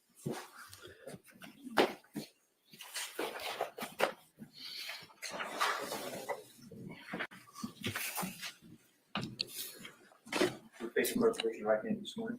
Do you solemnly swear or affirm the testimony you're about to give in this case to be the truth, the whole truth, and nothing but the truth? Yes. Oh, did you get a chance to go talk to him? No, but I'll leave. Okay. On that one issue, I'll probably allow a little bit of latitude on leading just to keep it clean. Hello, Detective. Hello. Sir, make yourself comfortable in that chair, adjust that microphone up, down, left, right, however you need. Just a loud, clear voice. We should pick up everything. Thank you, Thank you, Judge. sir. Please state your name. Detective Brian Moreland, Where do you work? Manatee County Sheriff's Office. Okay. Are you in any relation to Judge Moreland? No, ma'am. Okay. How long have you worked for Manatee County Sheriff's Office? Since 2004. What is your current position? I'm a crimes against children detective How long have you done that? since 2011. And what does a crimes against children detective investigate, just generally? What kinds of crimes? We take general assignment, so any kind of abuse, neglect, death investigation, sexual abuse, things like that. Anything that happens to anybody under the age of 18 years. Okay, so of children. Yes. Okay. When you investigate either of those allegations, either physical abuse or sexual abuse, do other agencies all work together with you? Other entities do, yes, ma'am. Entities. Okay, and who are those entities? Generally, child protection, the child protection team, which is here in Manatee County, and then what I would refer to as. Yes, I know this case could also be a very testy but we'll see what we'll see. And I saw those demonstrations. I know there's a lot of people out there. It's not Me Too. It's calling it's an abuse case. That's why I don't do any prejudgments on this. DCF or Child Protection Services. Okay, so I just want to make clear, you're law enforcement, so you do investigations for criminal charges. That's correct. Okay, and if DCF is involved, they are not investigating for criminal charges, correct? Correct. Okay, so they have different goals, I Yes. guess is my point. Their goal is the safety of the children involved. Okay. And CPT is not a part of DCF, I just want to put that on the record. No, ma'am. Okay. When there's an allegation of abuse, what is the protocol? Who goes out to investigate first? Generally, what happens in at least my criminal investigations is once the allegations are made, they'll go through the Florida Abuse Hotline. CPS would get involved, call for law enforcement. Generally, what happens is a uniformed law enforcement deputy goes out and takes the initial investigation. If further investigation is warranted, it'll make its way to our office and get assigned to a detective. Okay, so, and during this process where there's an initial law enforcement officer, is there typically someone from DCF there? I think you said CPI. CPI. Okay, which is a part of DCF. Yes, child protection investigator. Okay. So only when further investigation is needed do you get assigned? Correct. Were you in that position, the same position you're in now back in 2019? Yes, ma'am. Did you become familiar with someone named Ashley Benefield? Yes, ma'am. And her child with Doug Benefield, Emerson? Yes, ma'am. Okay. Were you involved in investigating a series of allegations starting back, I guess, in 2017, but really in 19, I guess is what I want to concentrate on? Yes. Okay. Let's start with the first allegation that came in 2019, the date of December 2019. Yes, ma'am. Do you recall that Yes. allegation? Mhm. Okay. And without getting too much into the facts of it, what type of an allegation was it? That was a sexual abuse allegation. Sexual abuse allegation, and the allegation was made by The reporting party was Ashley Benefield. Ashley Benefield, and saying who was doing the abusing. Doug Benefield. Okay. And clearly you opened up a MSO case number on that. It was opened by the uniform deputy. Already open. Okay. So at this time, the uniform deputy had already gone out as well as the child protection investigator. Yes, ma'am. Okay. Do you know if she went to CPT that time? In 2019, she was seen by Dr. Riley at CPT. Okay. And CPT, that is a medical exam? They perform two functions for us. In my criminal investigations, they do forensic interviews for us and also medical evaluations. Yes. With respect to what we're talking about with Emerson, she was how old? She was too young for Too a young. forensic interview. Yes. How old was she? Like 2 or toddler? Yes. Okay. After this first complaint came in or allegation came in, did you investigate? Yes, ma'am. Did you speak with the parties or speak with Doug Benefield? Sorry. I did. Okay. And did your conversation with him give you any concern? No. Okay. Sustained. And you eventually just closed that case with no charges, correct? That's correct. All right. So I want to talk about the second, what I call the second report. Do you know what date that came in? Are we referring to a 2020 report? Yes. Yeah. May I look at my? Yes. Go right ahead.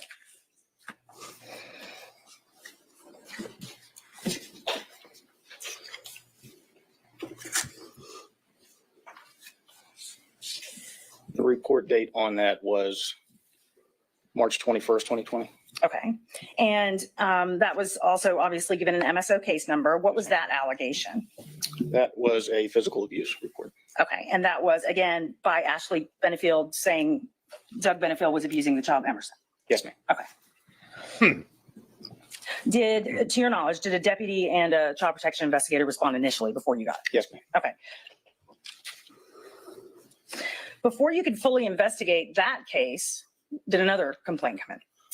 A few days after that, on the 23rd, another deputy responded to Ms. Benefield's residence and conducted another interview. Okay. So another allegation, same parties? Yes.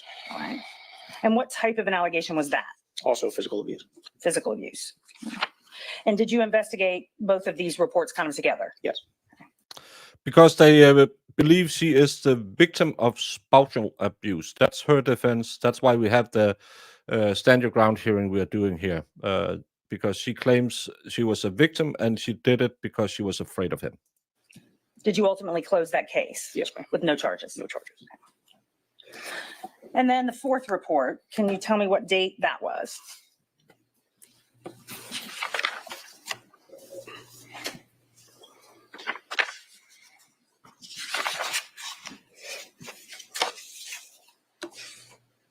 Report date on that was April 5th, 2020. Okay. And what was the allegation? Also physical abuse. Same parties? Yes, ma'am. Same allegations. Okay. And again, a deputy and a child protection investigator responded. And at some point you were assigned the case? Yes, ma'am. Okay. And again, before you could fully investigate this, did another complaint come in?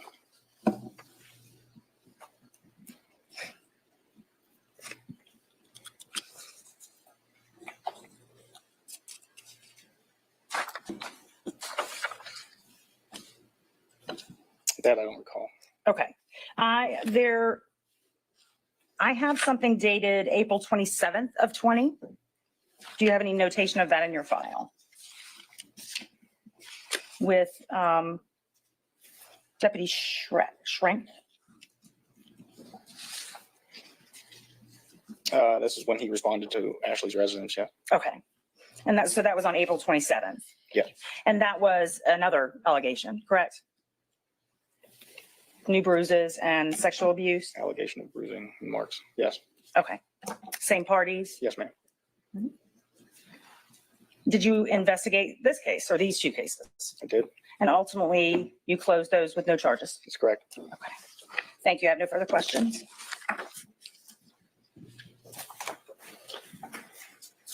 Mr. Taylor? Cross? No questions for Detective Boylan. All right, can the witness be released? Yes. Yes. All right, sir, you're released from your subpoena. Thank you. Thanks, sir. State would call Dr. Broder. Mark, this one we need to have a little powwow. Okay, don't bring in Dr. Broder yet. Thank you, Deputy. Thank you, sir. All right, go ahead and put your objections on the record, and then I'll hear from the state. Your Honor, for this, I rely exclusively on the Florida Evidence Code, which is really, really clear about character evidence. And I've read these reports. What Dr. Broder is going to testify to about Ms. Benefield and his conclusions clearly go to her character. And the evidence code Thank says you no one so much, Virginia, for 10 bucks super sticker. #1 fan. #1. Thank you so much. terms, it's inadmissible until such time as the defense puts her character, if at all, in issue. What is admissible is Douglas Benefield's character. According to that same statute, I gave the court a memorandum on it. I know, while I haven't spent that much time before the court, I have spent enough time to know that the court reads everything. So I know Your Honor has reviewed it. I don't think, honestly, Judge, there is an exception to it. And what I'm particularly concerned about is the state is about to call a professional. I talked about that yesterday too, because I'm of that belief that oh no, I shouldn't say anything because that's one of those things you can't talk about. But I think it's the potential that you take away, and that's why it doesn't matter. And because he was aware that I think it would have been a different thing if he wasn't aware that she was under those circumstances and they found out later. Let's say because 10 weeks you can't see it on the body, of course. You can see it on scans and stuff like that. But if he had been unaware of that, maybe then I would say, but he knew it. They had communications about it. So I think because he knew it and he took away the possibility of life, that's why they can do it. Who's going to opine as well? It's more YouTube that isn't too fond of us talking about that because then you are either a heretic or a zealot. Zealot. Yeah, I think it's a zealot. I don't know.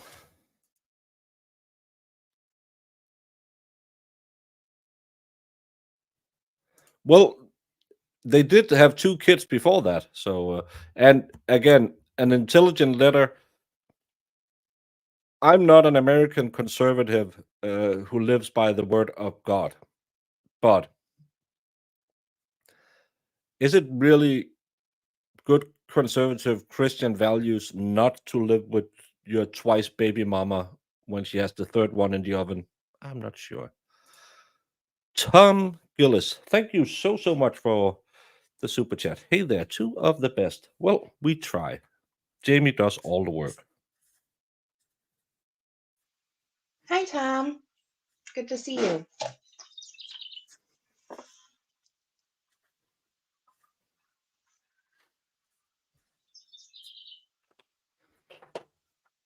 He gets a little golf thingy thing and a little hole. Did you draw a picture on it?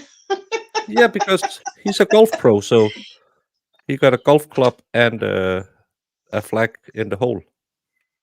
Thank you so much. I like that.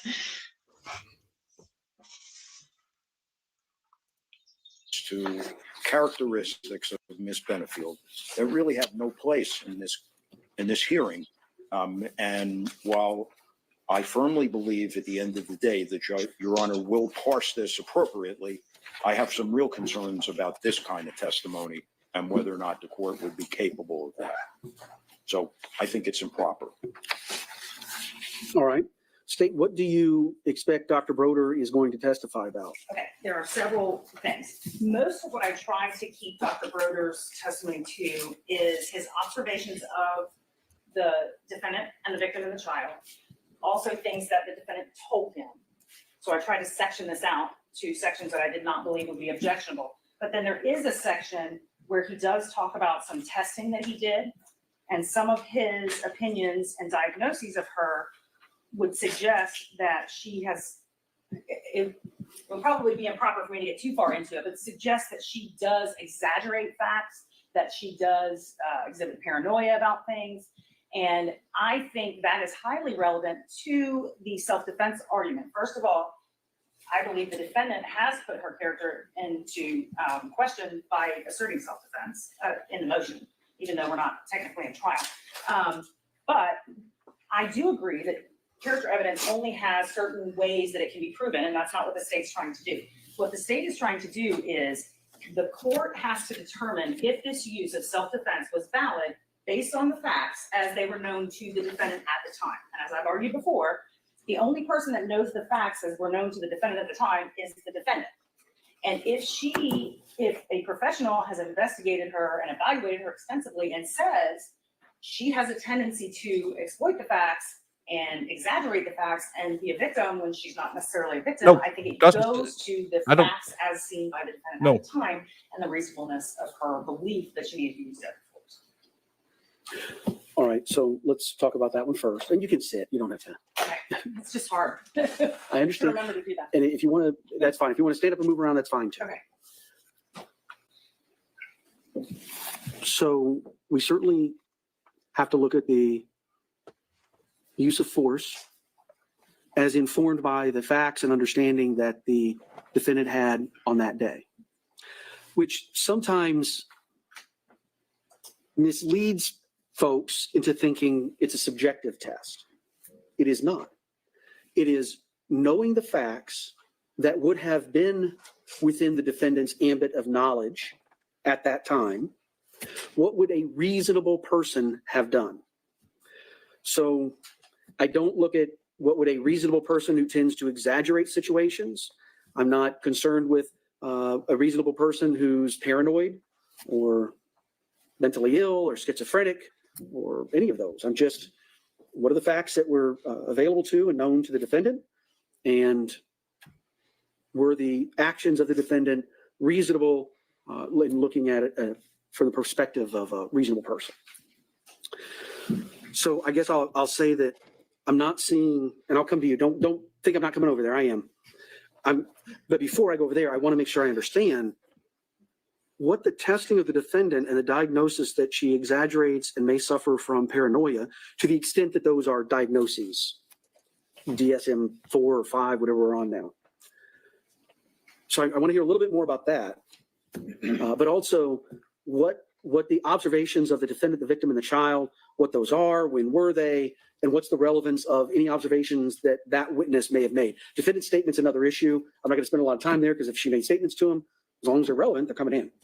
But those two things, I'm not quite understanding the testing of the defendant and any diagnoses by Dr. Broder and how that's relevant to the objective person standard, and then the observations of the interactions between the three of them. Okay, which one do you want me to take? Whichever one you want first. Okay, Judge, as far as the testing, I agree that it's an objective standard. But if your only recitation of the facts is told by someone who suffers from histrionic personality disorder and makes herself a victim all the time, then her view of the facts, it goes to her credibility. Her view of the facts as is being put forth in the motion and possibly in this courtroom is not necessarily as reliable. Let me ask you this. Is the defendant's motion substantive evidence that I can consider? I think the defense would say it is. But I'm asking you. No. I'm just going to ask that limited question. Is the defendant's motion substantive evidence that I can consider? Absolutely. And you have a case that says that. I don't think it's not sworn to, is it? No. Now, hold on. Let me say this. I completely understand that in order to make a prima facie case, and I believe this as well, not just I know this is the case law, that a motion to dismiss under the stand your ground statutes does not need to be sworn to. All it has to do is set forth a prima facie case. So with that said, though, how do I consider that as substantive evidence when it's a motion written by the attorney on behalf of the client? And I don't see any manifestation of an adoption of that. Well, I can answer that. Number one, the state has stipulated and acknowledged that it meets the prima facie. That's it. That is a pleading threshold. Yes. That's not a substantive evidence threshold. All it is a pleading threshold. Right, and the appellate court has said that Your Honor is obligated to take the averments as true. In determining prima facie, and I agree, there's a prima facie case. My question is, under what authority, so I'm looking for a statute, a rule, or a case, says that an unsworn motion to dismiss under stand your ground can be considered as substantive evidence? Well, I think at this juncture, the only inquiry for the court is whether or not the state produces evidence clearly and convincingly that the force used was not justified. 100%, I agree with that. And that therein exposes, I think, her argument in this sense. Whether or not Miss Benefield exaggerated things has nothing to do with what the state, at least up until now, has yet to produce. I was going to use scintilla of evidence, but I'm kind of burned on that one. Has yet to produce any evidence whatsoever, which is the violent nature of Douglas Benefield. And was my client the objective standard on that day, knowing what she knew about him, firing the gun in the kitchen, placing a trap? I don't know if they are comparing it, but they are using it. It's a good clickbaity thing. I put a little angry Black Swan ballerina in there too, because we're grifters. So I think that's why they call it the Black Swan. It makes you think about it. Yeah. I probably won't. Well, I will promote it as the Black Swan trial, but I won't. Won't do much more than I did with a little angry Black Swan, because it's just exactly. It's a sensationalized clickbaity title. On her car. Was she justified in resorting to deadly force? I've yet to hear anything about that that refutes that. I only have heard a case that is intending to show motive. I appreciate that for your closing argument. My question is much, much more narrowly tailored.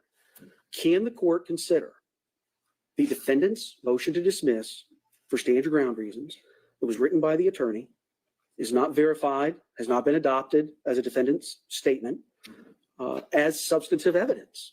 And so we'll leave that right now on the table because I'm not aware of any case law that says it's substantive evidence. But let me come back to you. And I think I kind of got off on that tangent. Based upon the observations, is that where we left off? Or is this still on the testing? Which one? I believe it was on the testing. Okay. Brothers testing. Okay, so yes, I think that's where we were. We were talking about how the court does have to determine the facts as known to the defendant. And when you're evaluating what's known to the defendant, I think the credibility of how she views things is highly relevant to the recitation of the facts. And so I don't know how the substantive evidence or non-substantive evidence in the motion to dismiss plays into that. The burden has shifted to me. She has said self-defense, so I do feel like we have to prove otherwise. So the fact that she has these traits and has been seen to do it, I think plays into the facts as known to her. I think if there's going to be substantive evidence in front of me, all I know right now is that a prima facie case has been pled. That's it. Now the burden shifts to the state to prove by competent and substantial evidence that proves clearly and convincingly that the defendant is not entitled to. But I don't think the facts as alleged in the defendant's motion are substantive evidence. I'll look back through my notes, but I know there's been a lot of cross-examination on allegations of prior violence and so forth. And my take on that all has been, well, yeah, I heard about that, but not, yes, that happened, or yes, it's true. I just don't consider that as let's just call it proof. So I think if at some point the defendant's statements are in front of me, whether it's here in court or was it a recorded statement? Yeah. Okay. So for right now, I just don't think that beyond the fact that there's a prima facie case of self-defense and now the state has to rebut that. So I'm not at this point. I mean, there might be rebuttal where Dr. Broder can bring that all in, but at this point, I don't think it's relevant to preemptively show that she exaggerates or is paranoid. All right, now on the observations. On the observations, it again goes to the state's allegation of motive that she is trying everything to get rid of this victim, and she's tried violence against her and it hasn't worked. Hey, Mr. Nice Guy. This is her stand your ground hearing from last year. We will be covering it from jury will be seated Monday. I heard yesterday in the hearing they had yesterday, they want a pool of 70 jurors. So I think opening statements will probably be Tuesday. So I'll be covering that. But before we do that, I wanted to go back because a buddy of mine was supposed to cover this case, so I haven't really looked into it. But now I'm going to jump on it. And today, hopefully, we'll finish this pre-trial stand your ground hearing. And then tomorrow, we'll do the hearing from yesterday. And then we are all up to date and ready to go Tuesday, when I believe the case starts. She's tried violence against the child and it hasn't worked. And so it goes to her credibility. How long has the jury been out?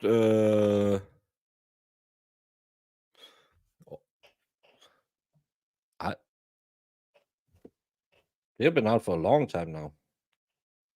When did the stream end?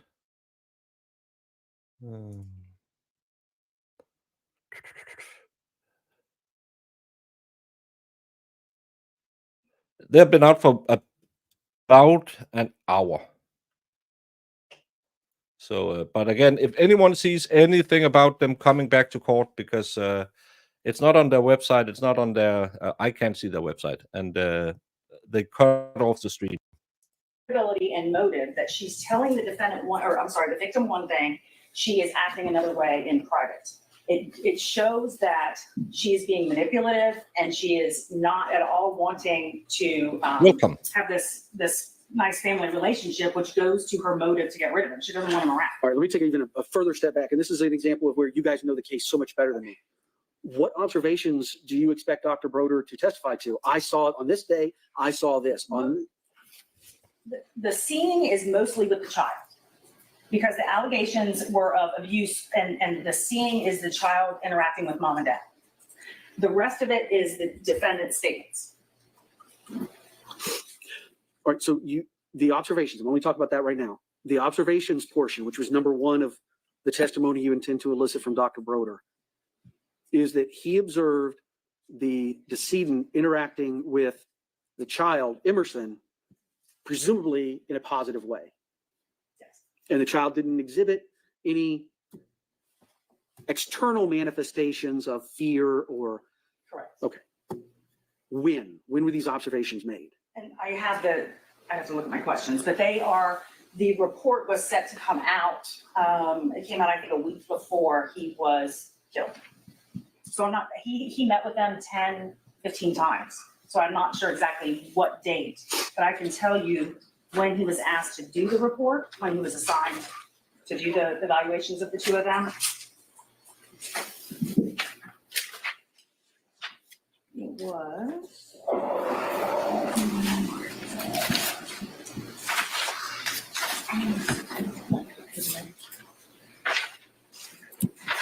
They don't have a date. Hang on, Judge, I'll find it.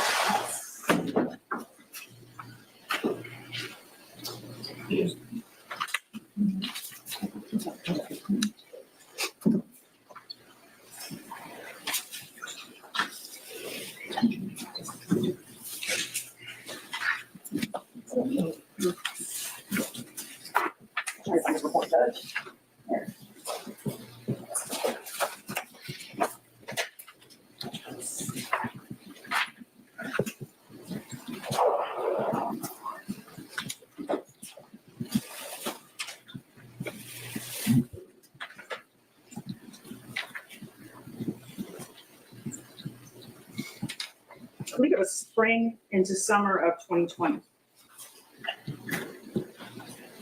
But like I said, he saw them on numerous occasions, so.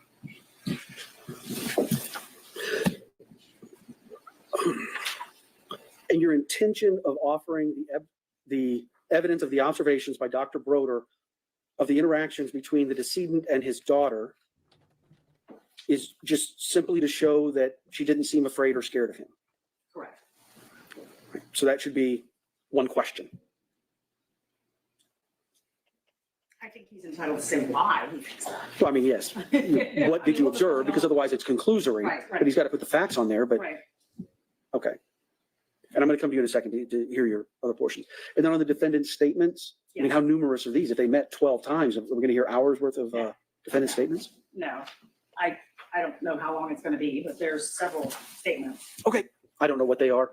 All right, sir, Mr. Taylor, so I've already said I'm not going to allow the testing and the diagnosis until I think there is substantive evidence in the record of defendant statements or character that would allow that to be used. Maybe in rebuttal, we'll see.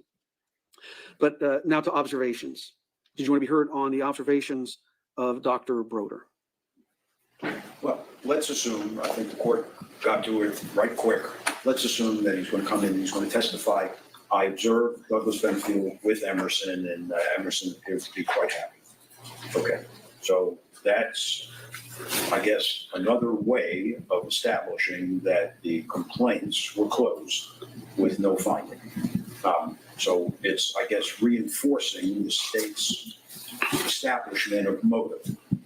So the question becomes, for something that's not an essential ingredient of this hearing, that does not go to one of the facts and issue, just how much reinforcement to a non-essential element is the court going to allow? I don't think that there's a thing that Dr. Broder is going to say about observing the interaction between the father and his daughter that's adverse. I think the court figured that out pretty quickly. So then the question is, so what's the relevance of it? What's the benefit of it? What's material to it? Because it does not run to supporting any fact and issue. What I do think, Your Honor, is that if she is allowed to call Dr. Broder and Dr. Broder is allowed to testify, I believe I can question Dr. Broder about his conclusions as they related to Douglas Benefield. I think that the evidence code clearly provides for that. I have alleged that Douglas Benefield was violent. I've attached to our motion, which I think the court can consider substantive evidence, admissions by Mr. Benefield under oath. And I am entitled to bring out from this psychologist who the state is going to call that he concluded Douglas Benefield suffered from obsessive compulsive personality, and that somebody with that diagnosis likes to control their circumstances, their situation, which would include, according to Dr. Broder, quote, their marriage, parenthetical, Ashley, end parenthetical, quote. Dr. Broder also hears Ashley's chief complaint, which is that he's violent, he's jealous, he's manipulative. These are things that she feels. If the state wants to go down that road, I think then I'm entitled to cross on it.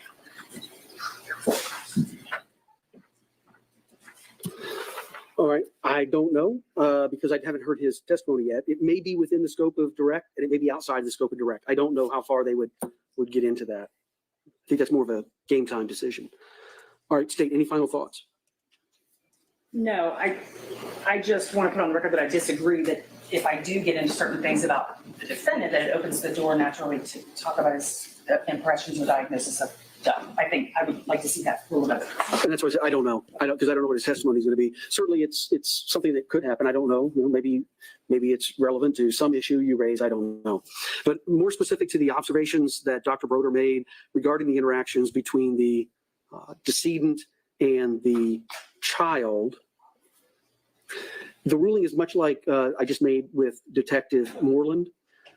If you want to get a little bit at, because, and let me be clear,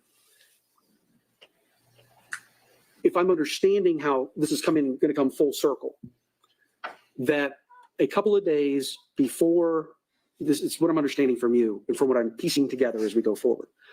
A couple of days before the incident alleged in the information, Dr. Broder issued a report, and that the defendant would have seen that report, seen that Dr. Broder made positive observations regarding the interactions between the victim and the child, and that supports the state's theory of why she did what she did.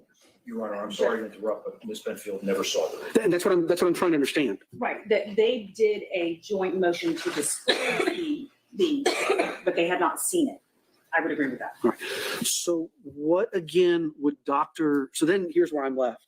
Dr. Broder comes in and he says, around the same time that in the spring of 2020, that. And I'm sorry, Judge, I did find the date. It's June 1st, 2020. June 1st of 2020 is the order appointing him. No, that's when he started his evaluation.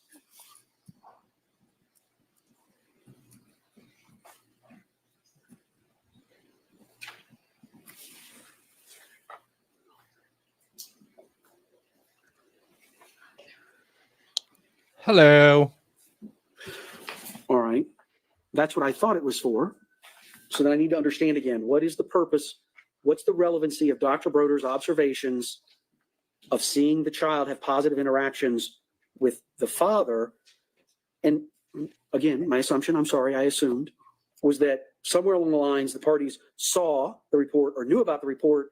And then your theory was then the defendant said, oh, now even Dr. Broder's not supporting me. Now I have to do something else. And I ultimately do believe, and that's what I would be arguing in a trial, that is actually what was happening. I think it's the state's argument that the defendant knew that this positive information was going to probably come out in this report. How? How do you know she knew that? I know from some of the interactions that were going on between her and Dr. Broder and some of the interactions that were going on in a group, the three people with Dr. Broder. I could impute it to her that she could see what was going on and she could see, how Dr. Broder was leaning. And that she knew that that report was going to come out and be given to Judge Warren.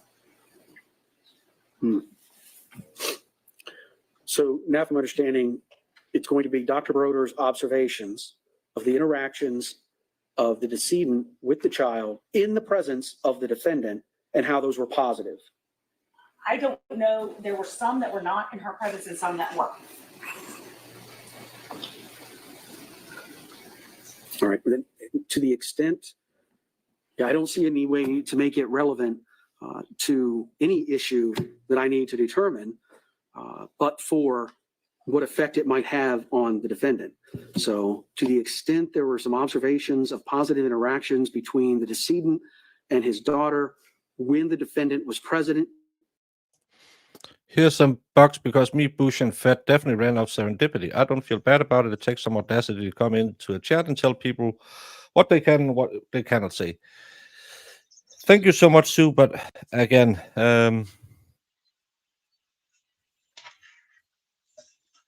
I want this to be a place for everyone where we still can have a little fun. And I didn't find what was said too bad.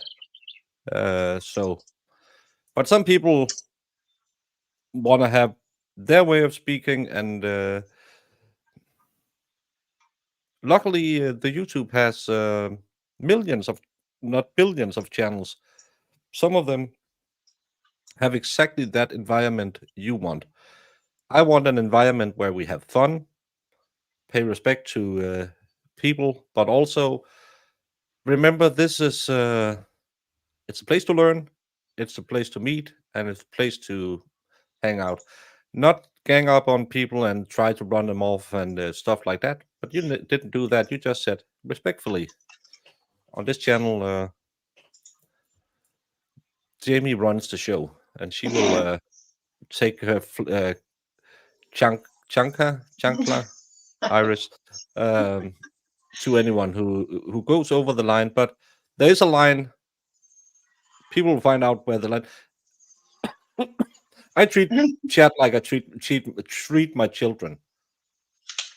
I feel like I have a line, and when I reach my line, I make sure everyone knows I reached my line. And until then, it's fun and happy. I just talked to my daughter about that the other day, that the good thing about me is they always knew where the line was, so I didn't have to yell at them all the time. They just kept just beneath it. Well, So, yeah, but that's what people do. thank you so They much. love it. Yeah, it's there's so many people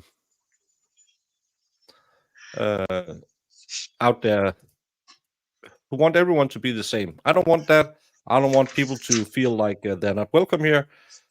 And I want to have the funniest, greatest chat around, because I believe if we have a good, open, warm, and respectful chat, more people will come here, because a lot of people come here because they tell me that on other law and crime chats they get yelled at all the time. We don't do this here. We're lovers, not fighters, except Jamie. Yeah, Jamie, she can toss it from Wisconsin or wherever she is and hit Oh me my in the head God. with it. Stop it. So yeah, it's and again, if I find the joke too gross, I delete it. I don't make a big stink about it. Someone put in they skirted my ban on the word of a certain painters boys club yesterday. I just removed it. I didn't go in and say, "Hey, you can't say that here," because I ain't the police. It's my channel. I'll run it the way I want it. It's my channel, and I cry if I want to. I do. But we can only have fun if we all respect each other, and that's the same over on the Discord. If you want to argue politics, I went in there the other day and said, please go to the politics channel because some people don't like talking politics. There's a space for everyone because we are not a body positivity movement. We are a ideas positivity. And even if you have other ideas, unless you are that idiot from yesterday who claimed I owed her a discussion, you're welcome here. I hope Nima will come back and watch another trial with us and just find out how nice we are when we're, because I know some trials will get you very fired up, but a lot of the other trials will have fun. So I have a lion. Zach wants a lion. I don't have a lion. I'm not allowed to have animals at my house. Not because I have any court orders against it, but because that's the HOA rules. I feel like you do. So yeah. I think you're leaning on the HOA rules, so you don't, so no one finds out. Go see The Lion King tonight. What? Like the Nana in Coco. I never watched Coco. So yeah. Well, great success, and I got heated doing the Can Read trial as well, and I hope he comes back. I maybe it's because I've been in politics for so many years, but I really like arguing, and I really don't hate anyone, even if I yell at them. I just get mad, and then I get over it because I'm a grown up. It happens. I'm arguing with an idiot on Twitter right now. So, You do this. someone claiming that the evidence is clear in the Karen Reed case, and said, "Yeah, they're clear. She didn't do it." Well, you seem like a person who would go around harass people at a sports game. I said, "No, I have a life." And I don't live in the USA. Yeah, I So I'm a good don't waste my time in hating a blogger so much. I want a woman to get incarcerated. Yeah. You never heard me yell? I did it yesterday. Well, I talked loudly because it really, really pulls my strings when someone claims they owe. As I've said many a time, the only person who can decide what happens on this channel is Jamie. Really though? That's sweet. Yeah, because I just want to lay on the couch and watch Tour de France, and you keep. Why aren't you streaming, Fatso? It's not really nice that you call me Fatso. I have never. I would never. Stop it. Yeah. You guys, I don't call him Fatso. Hating takes more energy and strains your heart. Well, yeah. Well, my kids call it the dad voice. And they know because the dad voice comes just before I yell. So that's when they turn it off. Even now, when they are as old as they are, and they try to slip one past me, and I go, yeah. In the presence of Dr. Broder, I'll allow that. But then that's about it. Sorry, if you could repeat that. Positive interactions between the decedent and his daughter in the presence of the defendant and in the presence of Dr. Broder. And then I can see how that fits in, and that is relevant to your position. Otherwise, I just don't see the relevance of it. And my only other argument, Judge, and you may still have the same opinion, but it also goes to the defendant's credibility, saying this child is abused, this child abused, this child abused, this child abused, and the child is acting like this, then her credibility is exactly what's at issue in this case. So. And that's why I asked about the date. That's why I wanted to know when was he making these observations, to see if it coincided with the reports that were being made, and it doesn't. It's several months after. Say it was 6 weeks to 2 months afterwards. It was. So, no, that'll be what I'll allow. Okay, so let me make sure I have it straight because it's late. So we're not going to talk about the interactions not in the defendant's presence. Correct. And we're not going to talk about diagnosis. Correct. Okay. Unless those later on become relevant. Okay. In like a rebuttal or something. Sure. Does the court have any thoughts on cross-examination about my continuing to attack the nature of Douglas Benefield? I'm just going to leave that open to whether it's within the scope of direct or not. It may not, and it may be. I don't know. But if it's not, then yeah, I would sustain because it's beyond the scope of direct, and then you could call him, and then it may be relevant. It may be admissible. I didn't mean relevant. Admissible is the word I want. All right. And Judge, if I could just have a moment to let him know. Absolutely. Okay. Madam Court Reporter? Yes, sir. Need a break? I love he's so worried for his court reporter. Yes, it's kind of funny. I'm getting worried. Why haven't they come back with a verdict yet, Jimmy? Who knows? I'm just afraid we're going to miss it because that stupid TV station. Yeah.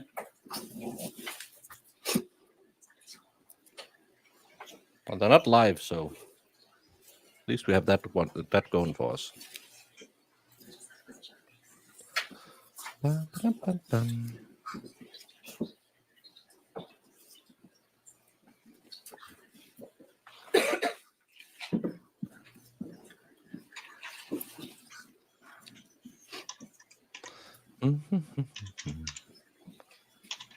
At this rate, we can get through the. Do you solemnly swear or affirm the testimony you shall give in this case to be the truth, the whole truth, and nothing but the truth? Yes, I do. Oh, sir.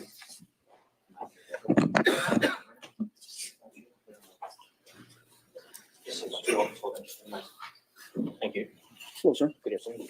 As the deputy said, just 12 to 15 inches from the microphone to adjust up, down, left, right, wherever you need it. Just a good, clear voice will pick up everything. Thank you, sir. Yes, ma'am. Good afternoon. Please state your name. Good afternoon, Dr. Brad S. Broder, How do you spell it? Broeder. And it's Brad S., you said? Yeah, S for Stephen. Okay. What is your profession? I'm a psychologist. Clinical psychologist is my degree. How long have you been doing that? I received my degree from New York back in February of 1987, and then relocated here to Florida. Started my practice. Hey, Valkyrie, thank you for stopping by. And yeah, we will provide you for some brain relaxation while you're working. This in January of 98 after I was licensed here in Florida. So this is year number 36. Okay.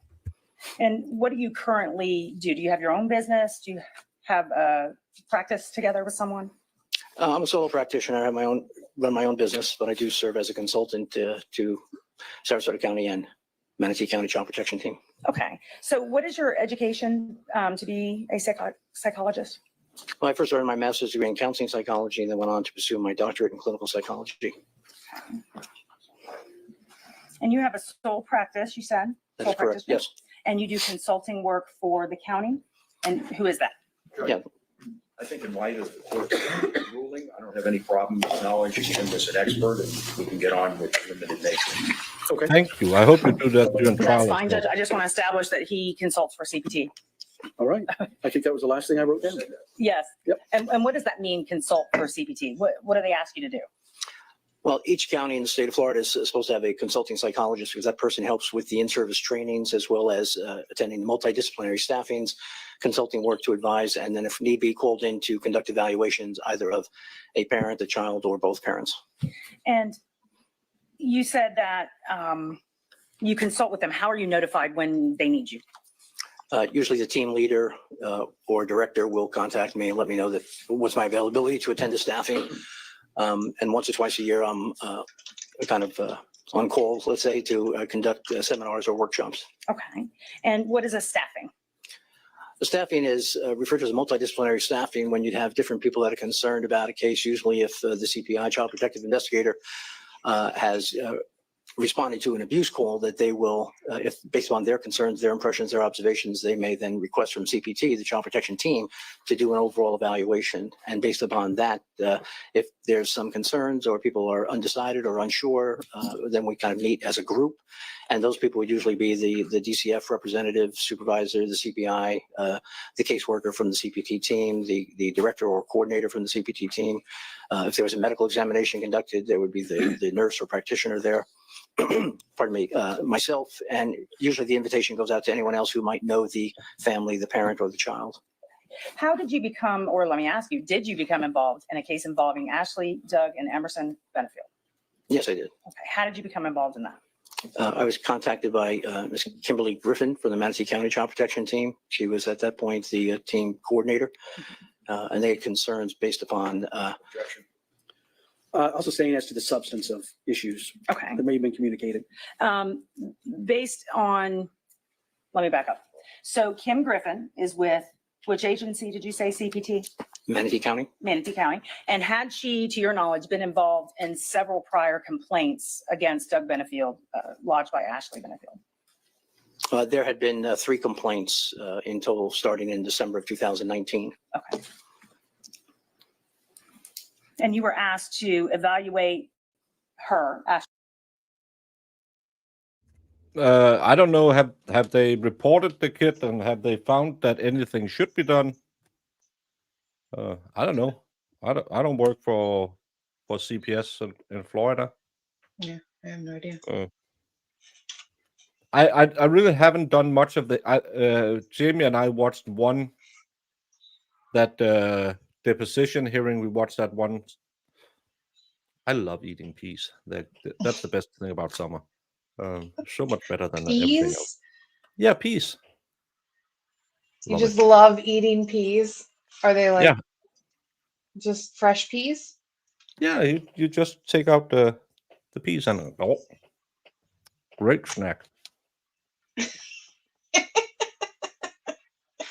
It's better than eating chips. At least for my fat stomach. Well, I can't tell you, Susan. I know MG has covered that case extensively. I know the expert has been in on it. I know Megan Fox has been looking at it.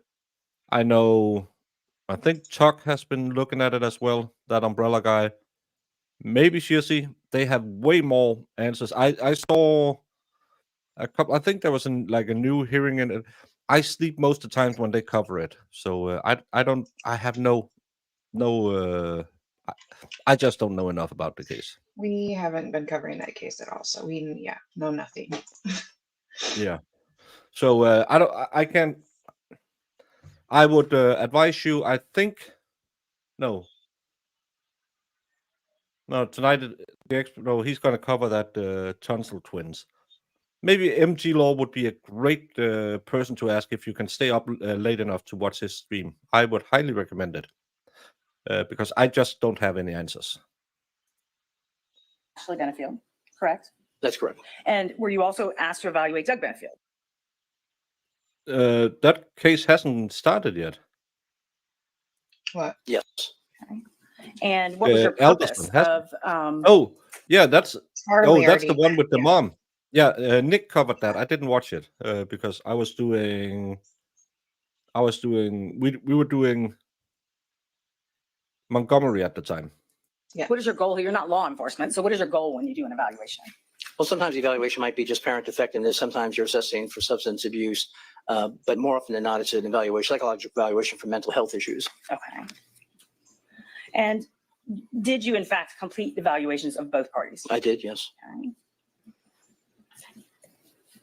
Were these extensive evaluations? Mention Otter Creek and empty appears. Three Hi, times, Auntie. and it's just like saying, what's his name? I never watched the movie. I don't remember it. Beetlejuice. Exactly. I love Beetlejuice.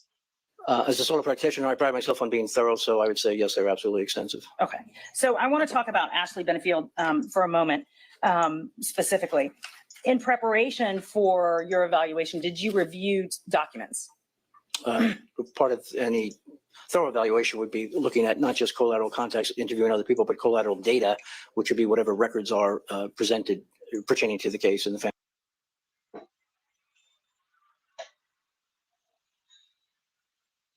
family situation. Okay. In and then addition, go ahead. I'm sorry. In addition to the fact that I typically will ask the parties, the parents in this case, if they had anything else they wanted to share with me by way of, diaries, journals, photos, videos, whatever they might have. So the more data I have, the more inclusive it can be. And you said collateral contacts. Do you make those contacts? Yes. Okay. Seems like we're going awfully far afield from what the court ruled.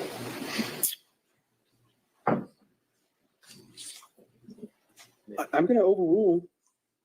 I mean, I don't think we've gone into things I've ruled not to go into, but. Okay. As part of your work specifically with Ashley Benefield, did you meet with her? Yes, I did. And did you meet with her alone or together? In conducting these kind of evaluations, is a series of individual interviews. Is there an objection? Yeah, she interrupted the witness who was attempting to answer the question. Okay, overrule. Go ahead and ask your question. Okay. Did you meet with Ashley by herself? I'm eating, so that's why I mute my phone. I paused so stream audio doesn't mix up, and you'll miss very important informations. Yes, I did. Okay. Did you also meet with her with other people? I did a home site visit. So yes, I saw her and her daughter and her mother, as well as I'd seen her and her mother in my office, and I've seen her with just Emerson. And on a separate occasion, I'd seen her and Doug together, both in terms of conducting the exchange of their daughter at my office, as well as a joint meeting. Okay. And when you say joint meeting, is that one where they sat with you and did therapy together? Not therapy. It's an interview for the evaluation. An interview for the evaluation. Okay. So how many times did you meet with them together? Do you recall? I believe at least twice where we had a formal meeting, different than when they would exchange Emerson. And the Okay. point of the exchange in my office, just to share, is that it's important in the evaluation to oversee and evaluate, to observe how the child responds, leaving one parent, going to the other parent, how the parent handles the child in the separation, particularly because at that time, Emerson was just under 2.5 years old. Okay. So she was pretty young, a toddler. 2 years, 4 months. Okay. During your contacts with Ashley, how did she present when you first met her? Objection. Beyond the scope of the court's ruling. The court's ruling was that Dr. Berger would be entitled to testify to his observations upon all parties being present. Ashley Benefield, Douglas Benefield, and Emerson. And I'm sorry, go ahead. You look like you Go want to ahead. speak. Judge, I don't know that this has anything to do with the court's ruling. This is his evaluations of Ashley specifically. Her mannerisms, her speech, what she says is all relevant. How? Because it goes to the allegations that were made about the child abuse, then the fact that now someone is evaluating her. Now the fact that she is attempting to manipulate the evaluator. This is the Black Swan case. A ballerina found a 30-year older man. They fell in love, got married within 13 days. He had previously been married. I think his wife passed away. They were together for a short while. then they broke up. Then they got back together, and he had a reversed vasectomy, and she got preggers. They made an all-inclusive ballot company in, I can't remember, South Carolina or Florida. They split up again. South Carolina. Then they got back together. Then she was about to move to Maryland. And the story gets a little wishy-washy if he was going with her. I believe he believed he was. Yeah. But the grandma takes the kid out to a park, and she shows up at a neighbor's house with a pew-pew and says, I self-defended myself, and put 2 holes in him. This is last year's Stand Your Ground, because that's the law in Florida. The case starts next Monday or Tuesday. Goes towards the motive of the entire case. Sustained.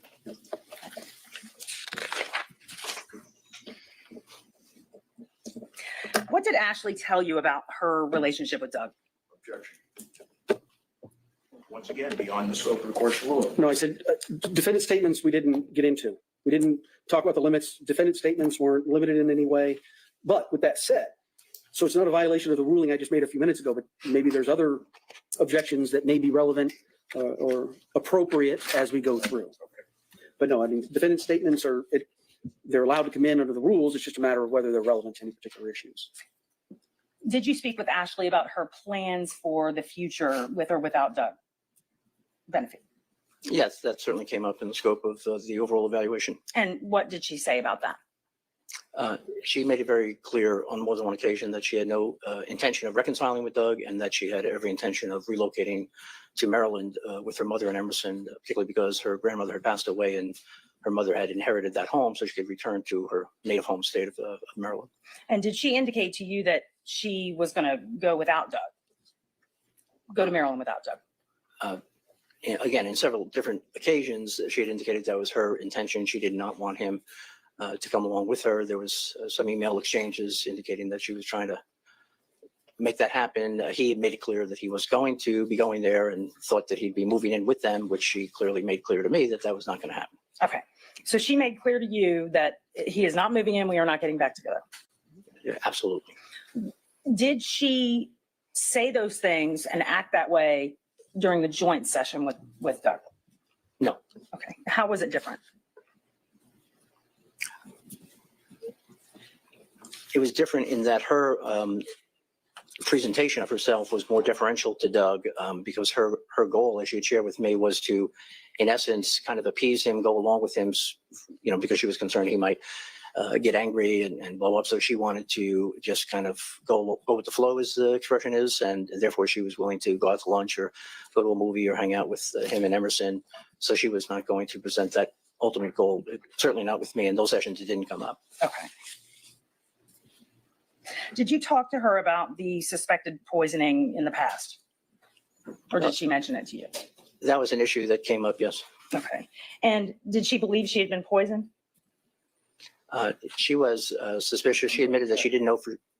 Object, she's calling for an opinion as to the substance of the comments.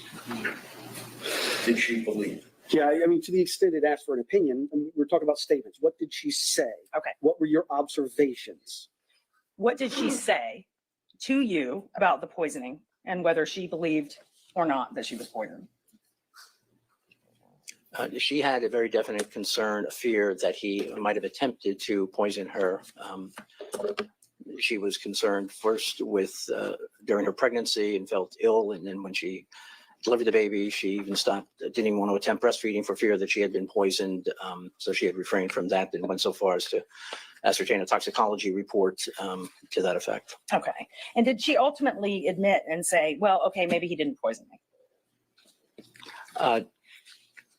I don't know if she certainly didn't say it that way. No. How would she have said it? She said, she explained to me a bunch of physical symptoms she had, and she was worried for Emerson, and she did admit that she did not know if he had poisoned his former wife, Renee, but she had that suspicion. But she could not say conclusively that he had attempted to poison her, no. Okay. And did she indicate to you that something about, I know you're the professional here, but do you know what I'm talking about? Yeah, I believe you're referencing towards the end of the evaluative period. She wanted a resolution, and she was very frustrated with the system, CPT, the courts, Judge Moreland, et cetera, because she felt no one was helping Yes. Emerson, no one was doing anything. I put it in my report. Troy, sorry, I gave you the lowdown version of this. She claimed he was poisoning her in her tea. She had toxicology done, no evidence of that. He was a Christian CrossFitter and sent her a lot of inspirational quotes. We saw the text messages yesterday. Everything seemed kind of fine in those, but apparently she has alleged CA 6 times, I believe, and she claimed he poisoned her. She claims that she had an escape packet ready for that day where it happened, that she had rented a car to get away. This is going to be an interesting case. Let's just say that.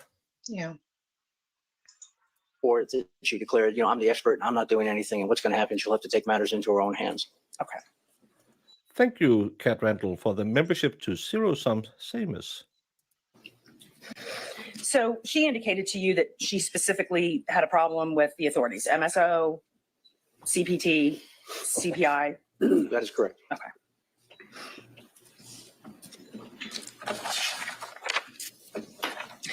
And at some point, did she say to you she needed all this to be done? We're running out of time. Yes, she did. Tell me about that. What did she say? It was during that same interview session where she really wanted to just kind of be able to move on with her life. She was looking forward. She explained to me that her mother had retained the help of a realtor to sell her home in the Lakewood Ranch area, that they were preparing to move. That was her intention. So she just was hoping to relocate, reestablish herself. She shared with me that if she had been able to establish a permanent residence of at least 6 months, that she could then appeal to the authorities, the Child Protective Service authorities in the state of Maryland, in hopes that they would help her. Okay. And was she frustrated at you because you weren't helping her? Objection. To the extent it calls for speculation, if she made words, then that's one thing, but Did she ever express frustration or anything that would have led you to believe she was frustrated with you? Objection. What she said. Did she say that? yeah, that's how I take it. I mean, hopefully I'm being very clear. We're talking about not speculation or what you think or what you guess or what might have been. We're talking about words that were uttered by that person over there. Ashley expressed her frustration at the overall situation to the extent that I was part of that situation, then yes, but she never specifically singled me out. Okay. And did she indicate to you that Doug was still abusing Emerson? Or that she thought Doug was still abusing Emerson? Not at that point, because they, at her initiative, had agreed to basically spend time with Emerson together as a family. And so there were no, during the course of my evaluative process, there were no complaints or fears about that, which she attributed to her presence. Did she discuss with you the past allegations of abuse against Doug? She explained each one of them, yes. Okay. And, but she said after that they were living as a family. Not living, they did not live or stay together. They didn't even have any intimate relations. They would do things like take Emerson to the beach or go to his condominium unit to the pool, or they would go out as a couple for dinner and grandma would watch the baby and things like that. But Ashley told you she had no intention of being with him. Unequivocally. Okay. During the time that you spoke with Ashley, did she ever say that Doug physically harmed her? Not physically, no. Okay.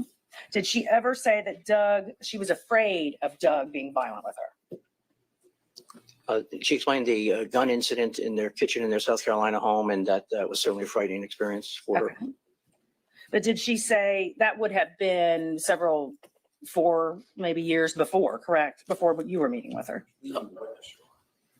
I'll sustain. He would help me. Was that incident Did it just happen or was it a long time before? Maniji, I think that's why they call it the black swan, because maybe she's paranoid. There's no evidence of this happening. No evidence. No one has. That's why I want to follow this case, because I didn't really look into it now before now. But when Dave made his 45th retirement, I found it quite fascinating. It was well before my involvement. Hey, Did she complain of any other things, acts of violence or aggression from Doug since then? What she explained to me about Doug was that she felt that he had a violent temper. They would get into these yelling, screaming matches, and he would punch holes in the wall. Again, that was again in their home in South Carolina. Okay. None of that was recent during the time I was involved with them. Okay. So during the time that you talked with her, she never brought up anything more recent than South Carolina for violence.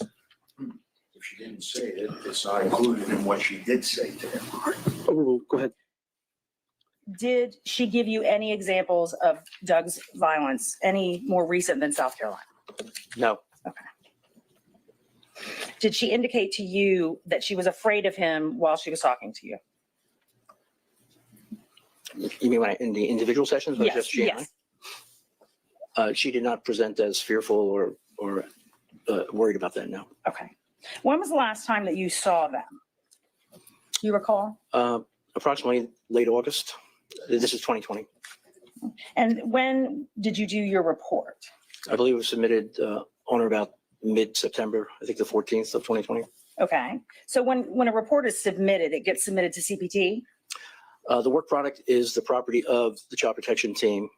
So that who handles it and anyone else who wants to see it would have to get a court order from the judge. Okay. So even the people that you're interviewing have to get a court order to get that evaluation? That is correct. Okay. Did your sessions with Ashley and Doug together, did you have any concerns for the safety of Ashley or the baby after your sessions? I did not. No further questions? Cross? Yes, sir.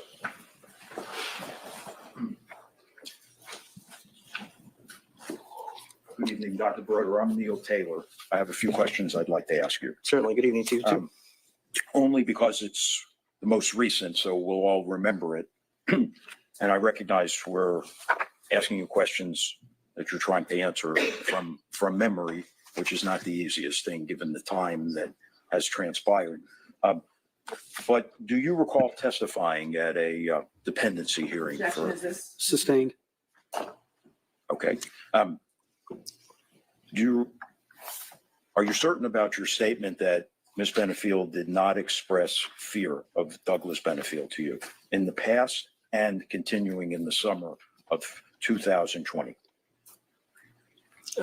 My notes in my report reflect that she had certainly expressed fear that Doug could not parent Emerson, and she was not comfortable with him having Emerson, like for an overnight, for example, so she wanted to do whatever she could to block that. All right, may I approach the witness, Your Honor? Okay. Let me pass this to you and see if this helps refresh your recollection.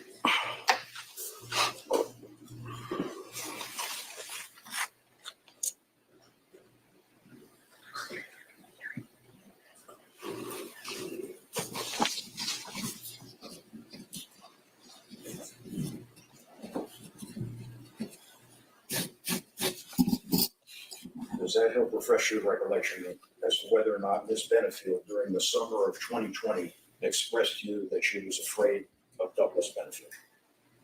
Yes, based upon the previous experiences in South Carolina. All right, now, the judge has restricted us, as Ms. O'Donnell told you, to things that Ms. Benefield told you. And you've been very candid and helpful, but I want to just ask you a few additional questions. She told you, among other things, did she not, that Doug had he was very angry with a real temper? She expressed that he would get very angry, yes. She expressed to you, told you that he was very controlling. She certainly felt he was controlling, yes. Yeah. In fact, I believe she said to you that he was highly manipulative. I don't know if she used those exact words, but she felt that he was controlling, yes. Let me see if I can refresh your recollection.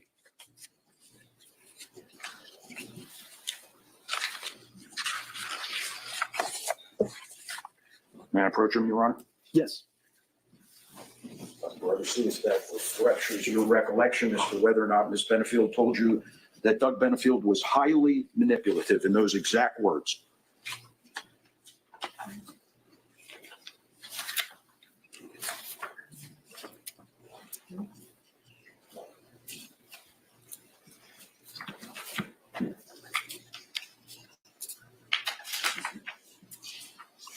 That's my statement, yes.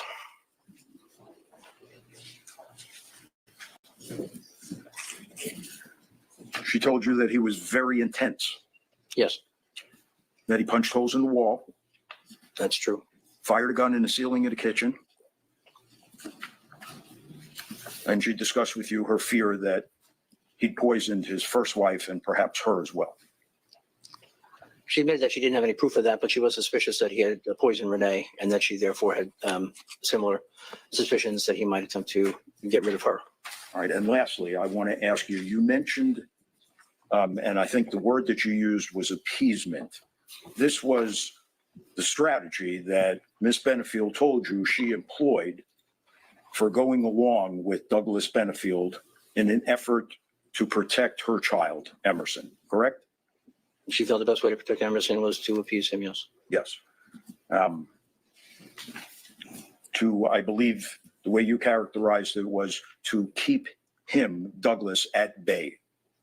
Yes.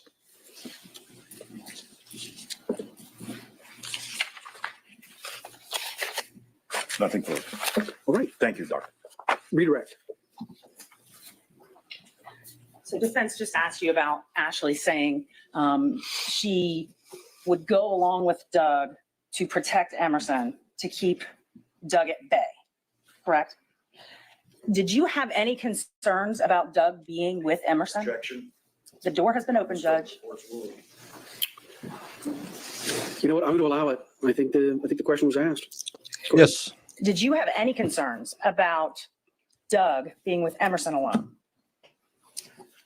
Well, let's put that in context. When you're doing these kind of evaluations, you have all sorts of hypotheses to start out with. But as part of the evaluation, I have to see parent and child together, both in terms of the separation from one parent to the other, as well as their interaction. After observing him with Emerson, and the first time just happened to be due to scheduling issues at his own apartment, I did not have any concerns at all. Okay. And did you observe the two of them together? Yes. The child and the father? Yes. Okay. And was there anything about their interaction that stood out to you? Emerson had been with her dad in the pool that afternoon prior to my arrival. And when I got there, she had just woken up from a nap. I was a complete stranger to her, and she therefore clung to her father and stayed on his lap and cradled herself. And he was comforting her and soothing her. And I kept my distance as he and I talked. And it was pretty clear that even as she's waking up, she was looking to him for comfort. Okay. And so Ashley says she's staying with Doug just to protect her daughter. But this is a situation where CPT and law enforcement had all been involved, and it culminates in you. And did you have any concern about Doug being with his daughter? I'll sustain. That's been asked and answered. So Ashley said to you that Doug could be violent or angry, punch a hole in a wall, things that happened in South Carolina, correct? Yes. Did she ever say anything to you like, I am so scared he comes after me all the time? No, she never used that expression or that phrase. Did she ever say, I was afraid anytime that he was going to hit me? No, she never expressed that at all. But yet she's scared because he's so violent. Correct. She said she's scared of him because he has a violent tendency. Yes, but the context was typically about how can she best protect Emerson and how come I and the rest of the quote unquote system were not doing enough to protect Emerson. Okay. Thank you. No further questions. Nothing further. All right. Can the witness be released? Yes. Yes, sir. All right. So you're releasing your subpoena. Thank you very much. Thank you, Your Honor. Take water with you if you want. Good.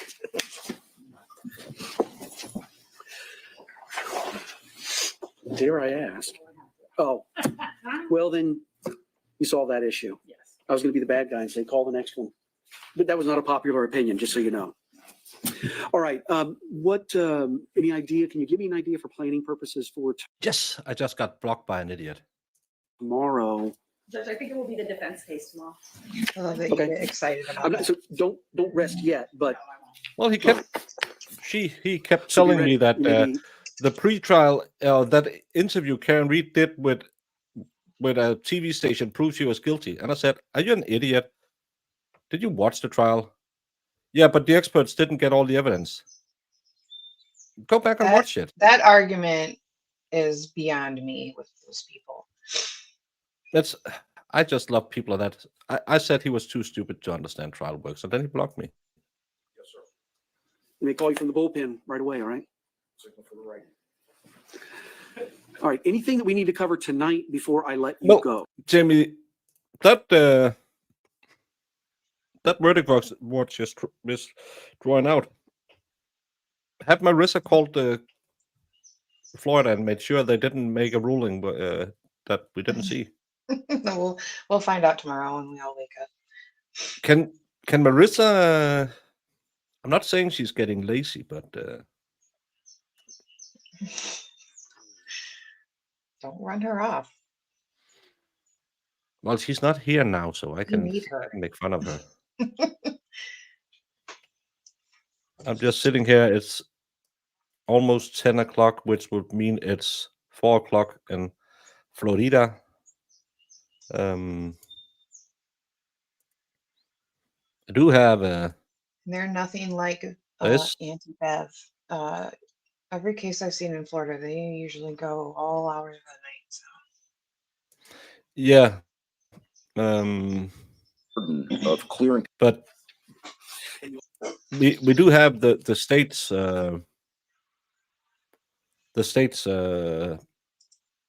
part of the stand your ground. It's an hour. If I run it on a 125, I could probably do it. No, she's having a phone call. She's working, so I can make fun of her. So that's fine. She knows I mean it in jest because I'm not like Jamie. I don't go out of my way to make enemies. I make so many, don't I? Yeah. Actually, they could have ended it yesterday because they just needed a DNA expert. Closing arguments lasted 40 minutes combined. Defense closing argument was, it could have been something else.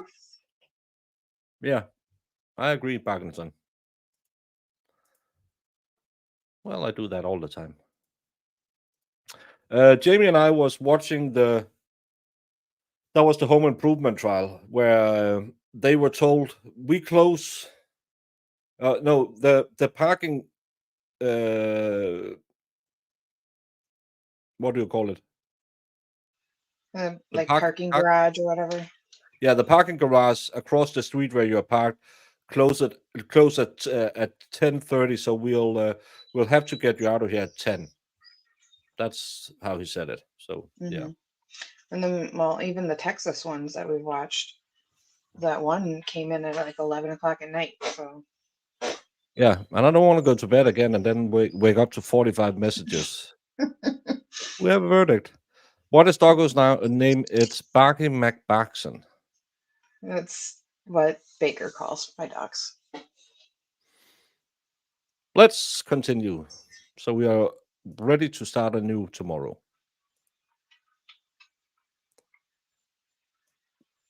Boom, boom, boom, boom.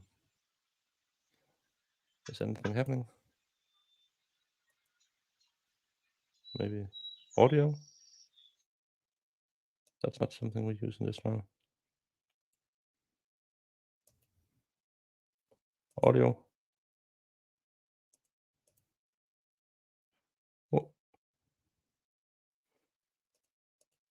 What?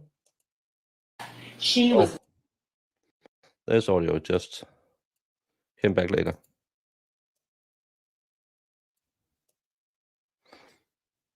That's a good start when they forgot to put the audio on to begin with.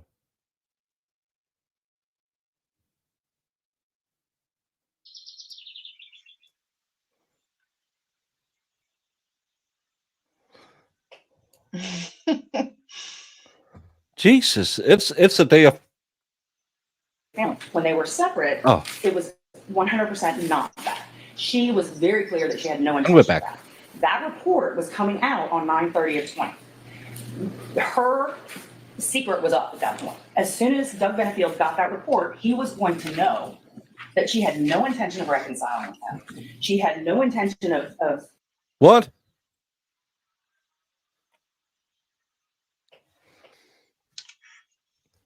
Tell me, are we on verdict watch and they're not showing the verdict? Jesus Christus.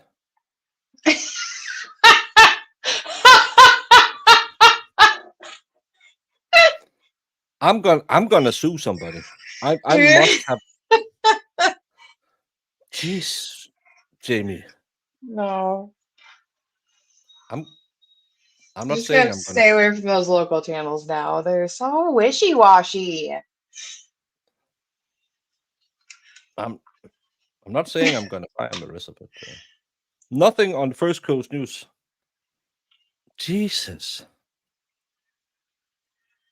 I mean, it was pretty obvious, but I get it. I like finishing like Yeah, ending stuff this is on like shit. coitus interruptus. It's the feeling isn't as good.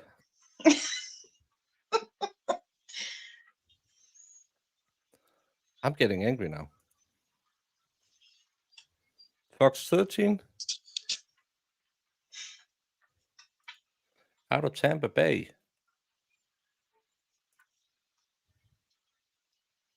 Well, they didn't show a live of it either. Mm.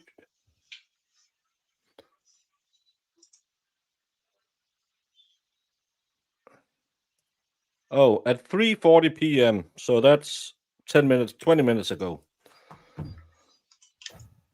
Well, now we started. I want to finish this so we are ready for tomorrow. I hate this. Thank you so much, Betsy. I don't have a Snickers bar. I have a Yankee bar. Yeah, he eats Yankee bars.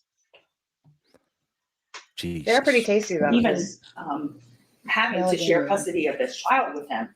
So that date was sort of D-Day, if you will. And the defendant knew that. When this shooting took place, the only evidence that you have of self-defense, other than my husband attacked me, is what's in the motion, which is not substantive evidence. There are pictures that there may be a scratch on the side. There may be a little scratch on the abdomen. And you can see from the pictures taken the day of, 3 days later, and also the booking photo, which is about 5-6 weeks later, that she has no swelling, no bruising. There is nothing wrong with her body except for those scratches on her abdomen. There is nothing about those injuries to signify a need or it being reasonable or necessary to pull out a gun and shoot someone. And the physical evidence, while it does not give us definitive evidence of what exactly happened, it does give us some information.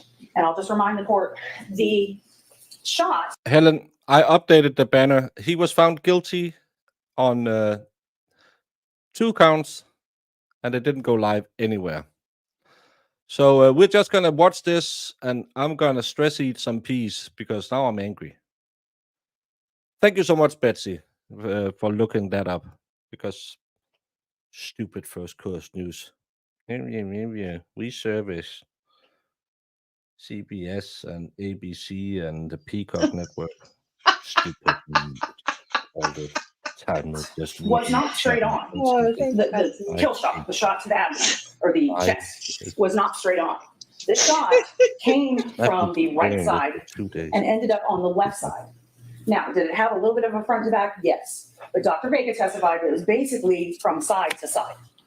So any implication that this defendant was coming at her at the time of the shot is disproved by the fact that he turned sideways, at least when that shot happened. Then you have the shot to the leg, which is it is the right leg from the back calf out the knee, or right below the knee, on the outer side of the leg, at an angle that he would either have to be falling backwards, and the way Dr. Vega explained it, he would have to fall backwards, and basically his feet would have to be at the level of his face for that shot, if someone were standing, for that shot to have gotten that trajectory that path, he would have had to have fallen and his feet slipped up in the air. And that is just not reasonable that someone would fall that way. What is more reasonable is that he had turned and was beginning to run, and the calf was up this way when the shot was fired. So there is no evidence of what danger there was. There is no evidence that there was any necessity to use deadly force. We have no substantive evidence of any of that. All we have is that at one time she said that he was attacking her. Even if you take that as substantive evidence, what does attack mean? Does attack mean push? Does that warrant a shot? Does attack mean, elbow? Does that warrant a shot with a .45? No. The court has none of that information that would justify use of deadly force. So the court must rely on what the state has presented. And the state has presented a vast motive to get this man out of her life so she can have this child to herself.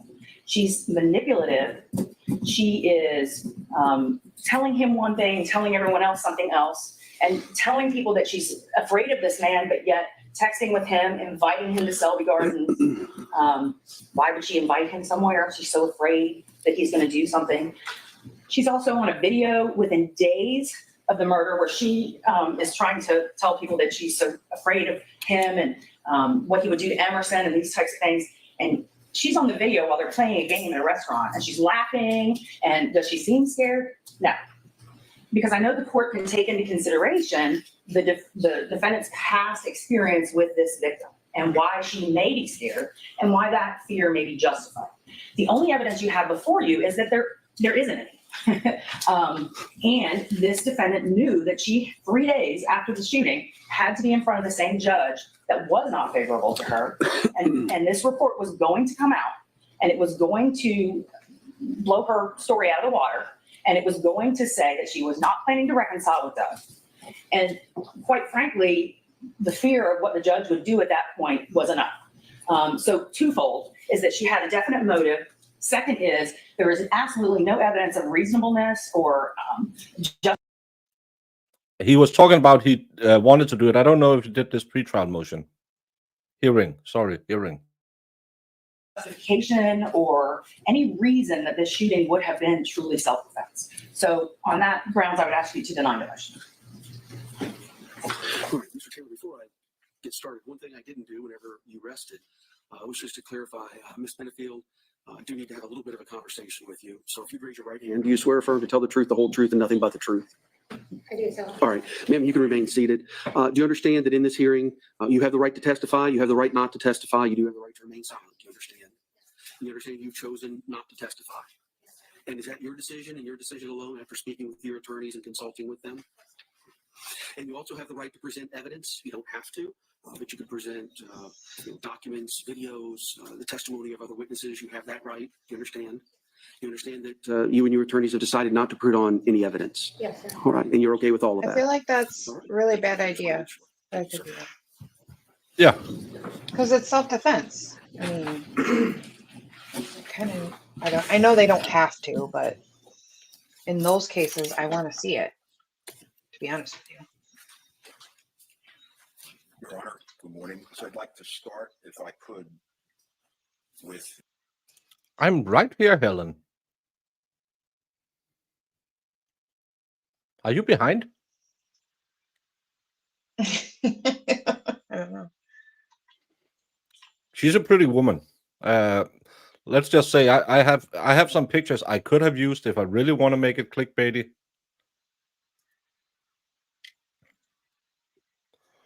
Oh yeah, she's she's all done up. She's really pretty.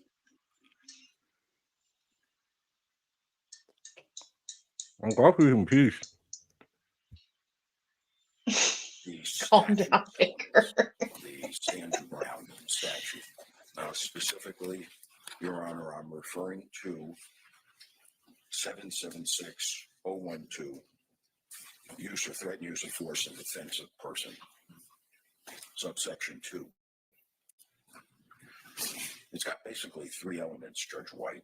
The individual claiming the stand your ground needs to be in a place where they have a right to be. This was Miss Benefield's home.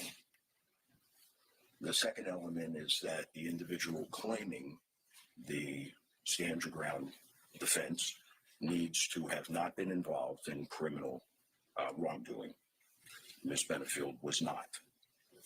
And the third element, Your Honor, is that the individual seeking immunity under the statute needs to have felt that under the circumstances as they perceived them at that time, that the use of deadly force was justified for fear of great bodily harm or death. We have filed the stand your ground motion and made averments therein. Specifically, Your Honor, as to the facts that Miss Benefield knew about Douglas Benefield at the day and time of this. Well, I don't need to show evidence, but it probably helps a little bit. But he's going to argue that the statute shows this, and that's why they should allow it. Yeah. The only thing about these pieces, they get stuck in my throat. They are, beginning on the first page of our motion, that he fired a handgun into the ceiling to intimidate her from speaking any further, that he threw a loaded gun at her, that he punched their dog in the face hard enough to render the dog unconscious, that he regularly carried a loaded concealed firearm, that he unlawfully placed a tracker on her car, and Miss Benefield frequently observed him tailing her car, that he was caught by a neighbor at night standing in her backyard and peering into Miss Benefield's home, that he punched numerous holes in the walls of their home, and that his previous marriage had a history of domestic violence. Now, again, this is what Miss Benefield knew and believed on that day. And this has never been addressed in this hearing. It's been ignored. Now, I understand why it's been ignored. Ms. O'Donnell's competitive. She's a good lawyer. She's presented what she could. She doesn't have any evidence to rebut this. But, again, as far as Ms. Benefield's belief and understanding on that day, we attached to our exhibits Mr. Benefield's own admissions about not only firing the gun in the house, but I think it's, again, because it runs to what Miss Benefield believed and knew at that time, this is the individual she was married to. In his deposition under oath, which we attached to exhibit number 1, Your Honor, which was taken on July 17, 2018. He said, Jack, did this come out in the hearing? Well, I think that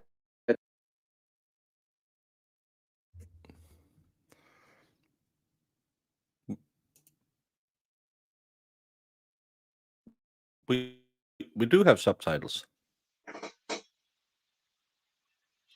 You have subtitles. Everyone behind? Helen, yes. I think you're way behind. We did. Am I?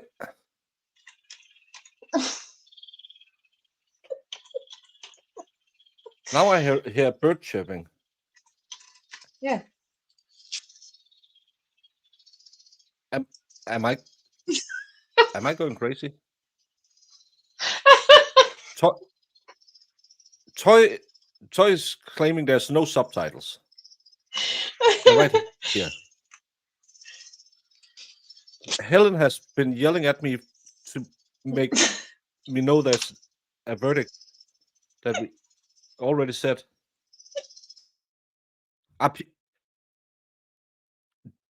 Jamie, have you made them? Is it you? Did you put them up to this? No. Are you trying to make me go mad? No, but it's cracking me up. I ain't gonna lie. Yes, but if I put the subtitles at the bottom of the screen, I get yelled at from Peter A, because then my little hide the watermark guy, I have had the subtitles up here for 3 months, at least.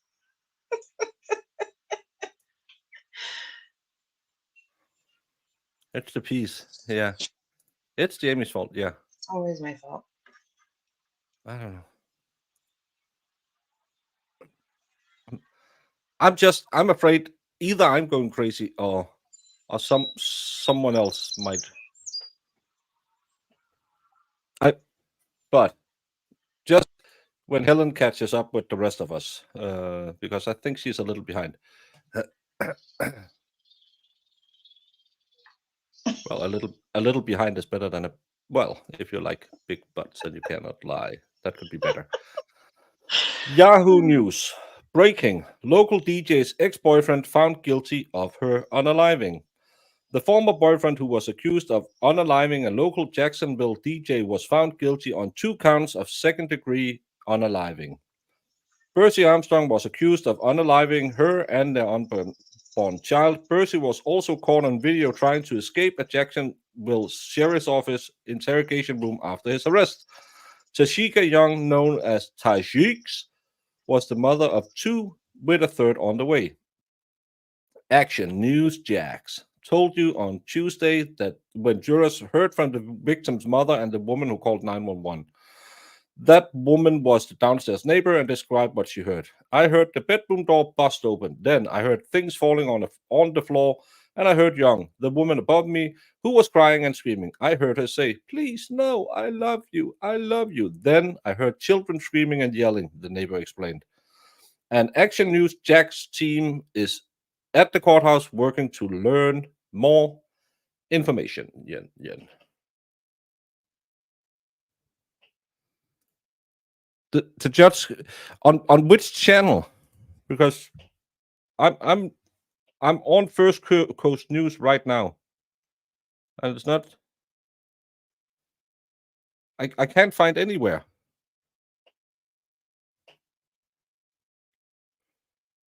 I am looking for it. It's not.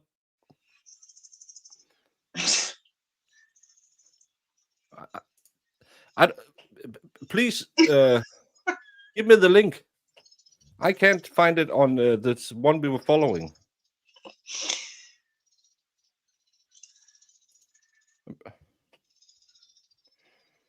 If anyone can find the link, please send it to me either on Discord or on Twitter. Because it's not.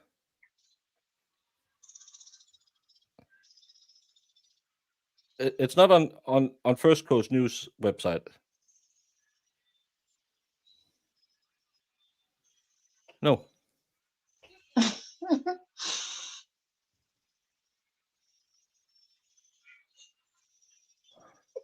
Please share the link.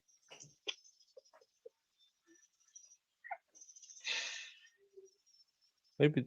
Nope. This is unavailable on my location. Stupid EU law.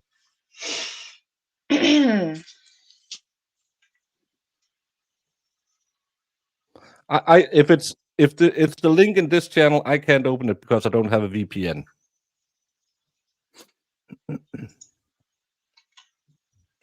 Until we get it, let's get back to this one.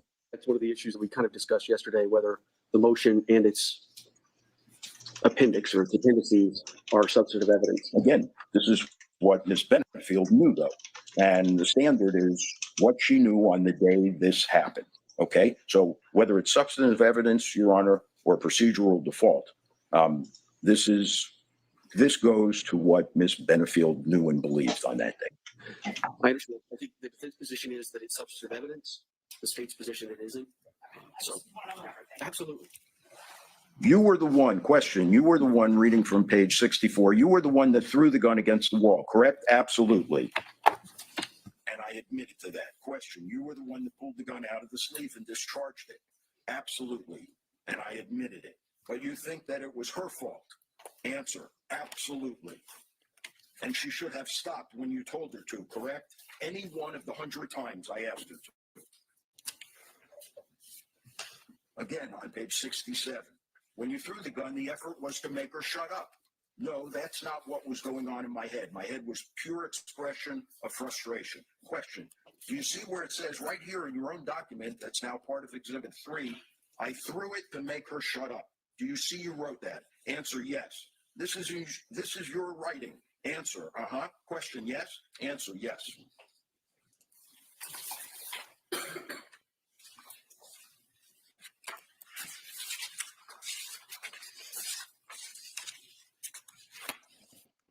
I put the link in chat, so if you can open it and see it at your end, maybe it works for you, because I can't do it.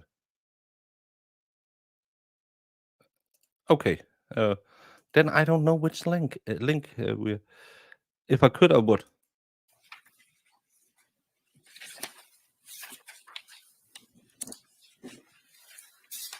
Again, Your Honor, in the deposition of July 17th from page 72, question, and you admit that that happened on or about that day you hit the wall to get her to stop talking. Answer, I hit it out of frustration. It had the effect of stopping her for a minute. Page 73, question, so you hit the wall where? I was inside the closet and hit it from on the inside of the closet, just about where there's an ADT alarm. Question, it put a hole in the wall? Answer, yes, it did. And then it went through, my fist went through the sheetrock and sort of hit the outside. Your Honor, I can't imagine. I know when I'm at the range, and most people, I don't know that I've ever seen anybody at the range without earplugs. I cannot imagine the terror of having a firearm shot while I'm sitting at the kitchen table in my house. Nothing on Twitter either.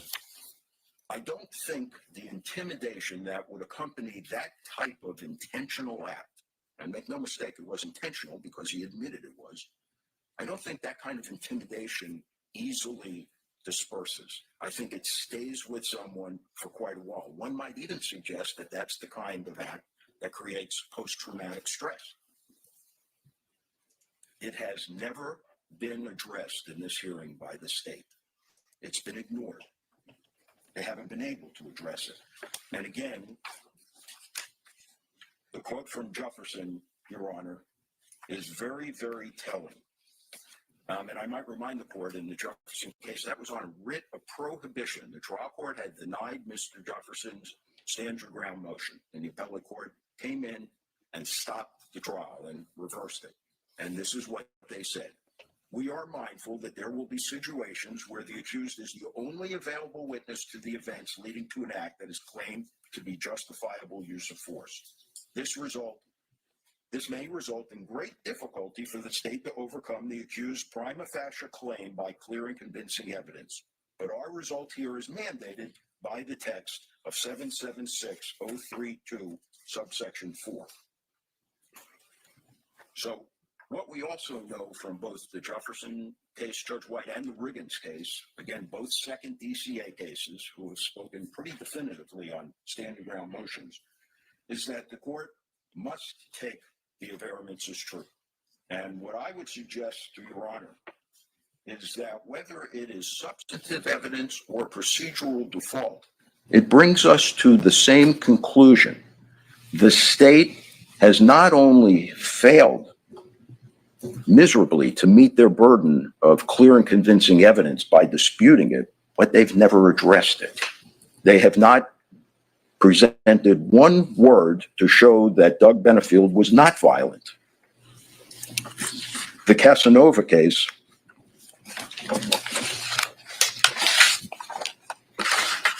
had this to say about that, Your Honor.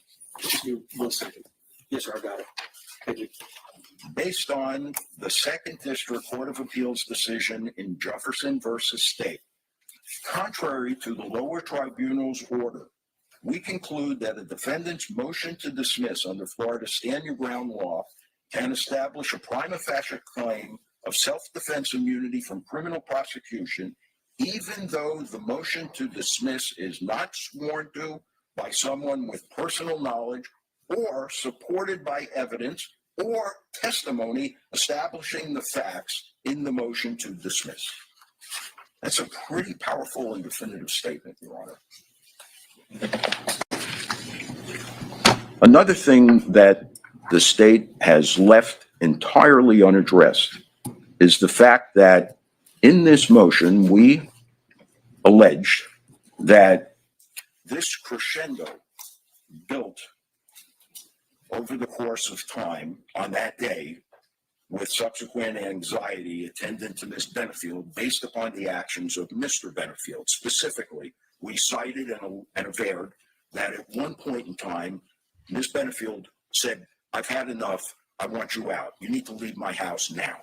We've clearly established Mr. Benefield did not live there. We then further articulated that when he would not leave after she issued and finally found the strength to confront him and tell him, "Get out," she decided to leave. What did he do?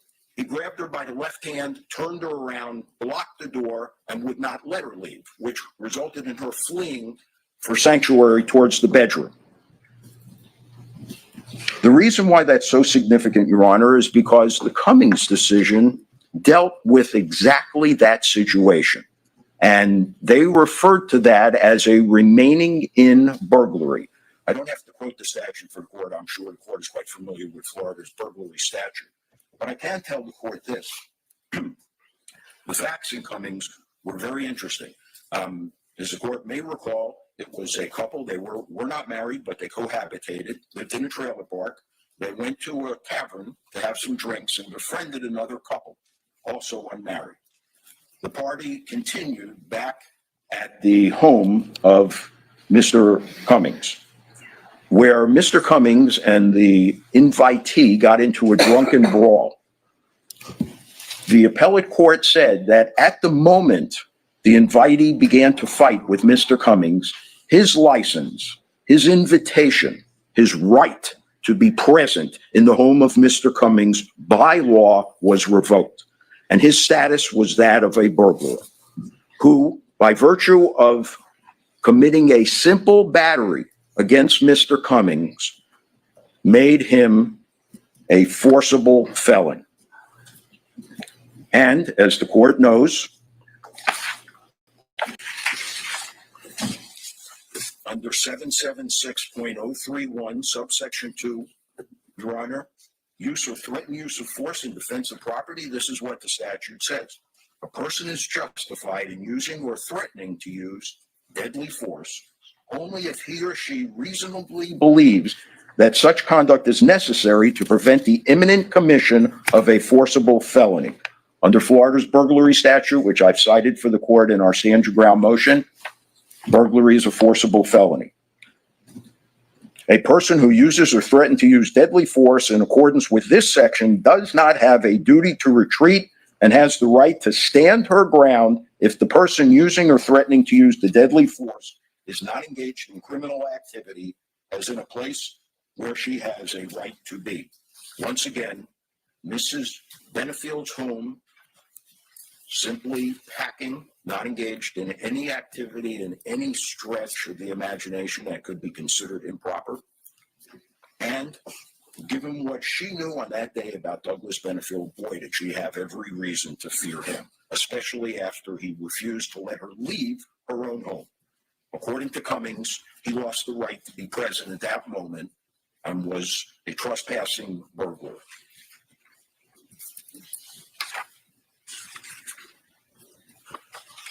And they go on to discuss the remaining in statute.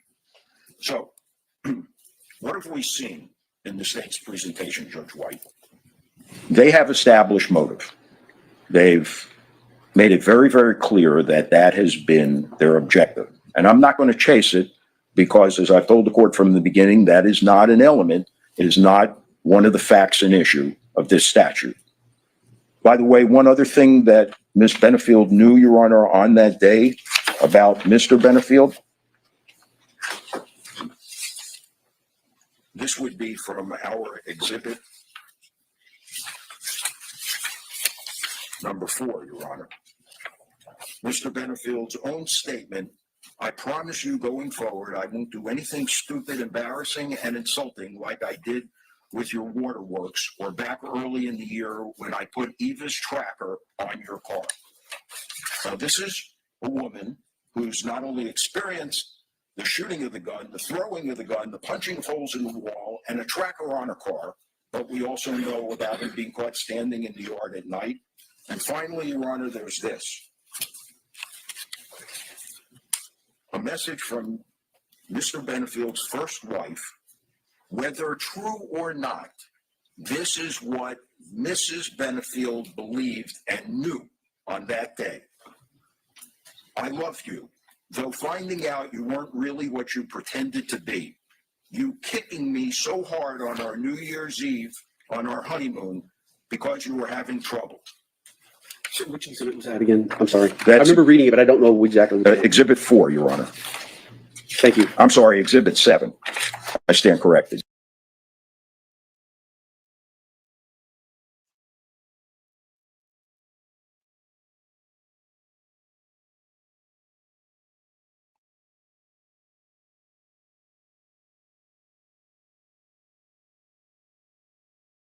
Now, what? Who?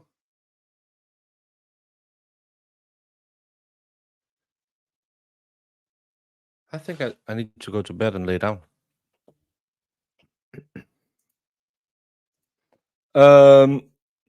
She claims she was afraid to leave him and the kid and stuff like that.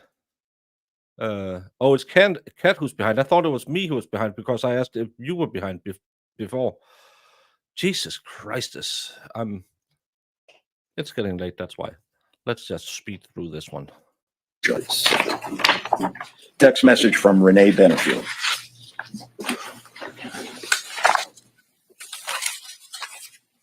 Thank you very much.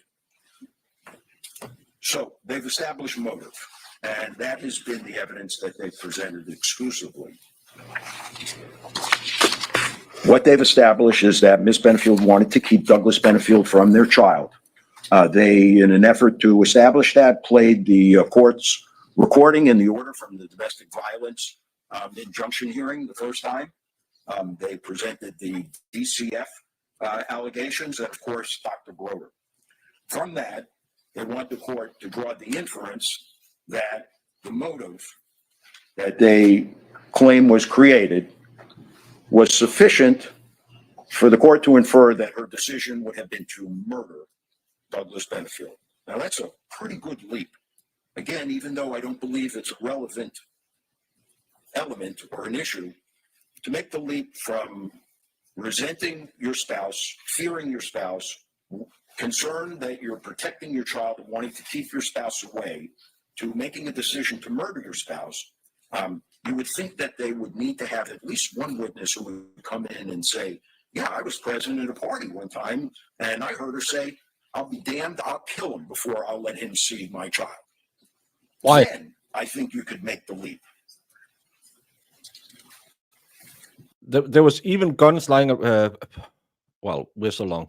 There were even guns lying around the house. So it's yeah. The law. It's not as clear cut a case as the other one. Let's just say that. So it's going to be interesting. Tomorrow we will watch the hearing that was held yesterday while we were sitting here arguing about how stupid the sound was in the other trial. We will watch that hearing tomorrow. Then maybe we'll get more into evidence. But instead, here's what the state's witnesses. I think it's good now because I put the booster on and it's full audio. I can hear everything. What? I hear it fine.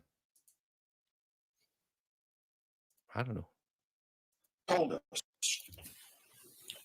Detective Warren told us about what Dr. Quintal had to say about Douglas Benefield, that he was a fake, that he used God to try and ingratiate himself, that he was a controller, that he was violent. Dr. Broder, that Ms. Benefield told him she feared Douglas Benefield, that he was an intense personality, angry, a manipulator. And even, Your Honor, Attorney Stephanie Murphy, she was frank enough to acknowledge that in her practice, she's represented quite a few abused women, that the Respondents against whom they seek protection are often violent, manipulative, and controlling.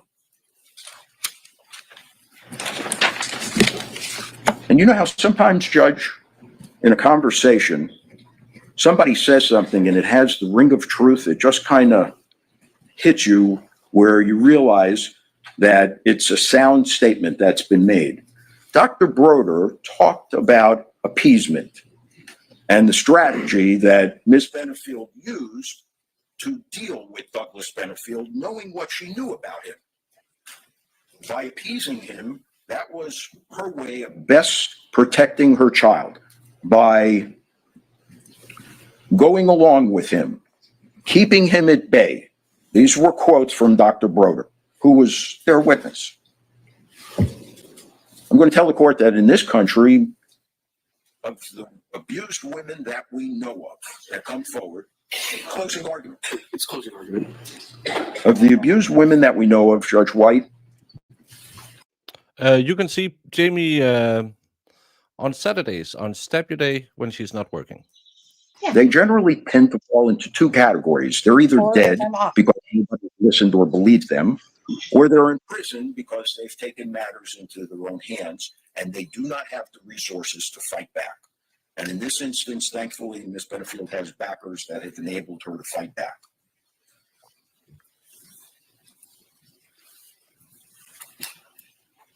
It's very frustrating when I can't read my own notes, Your Honor.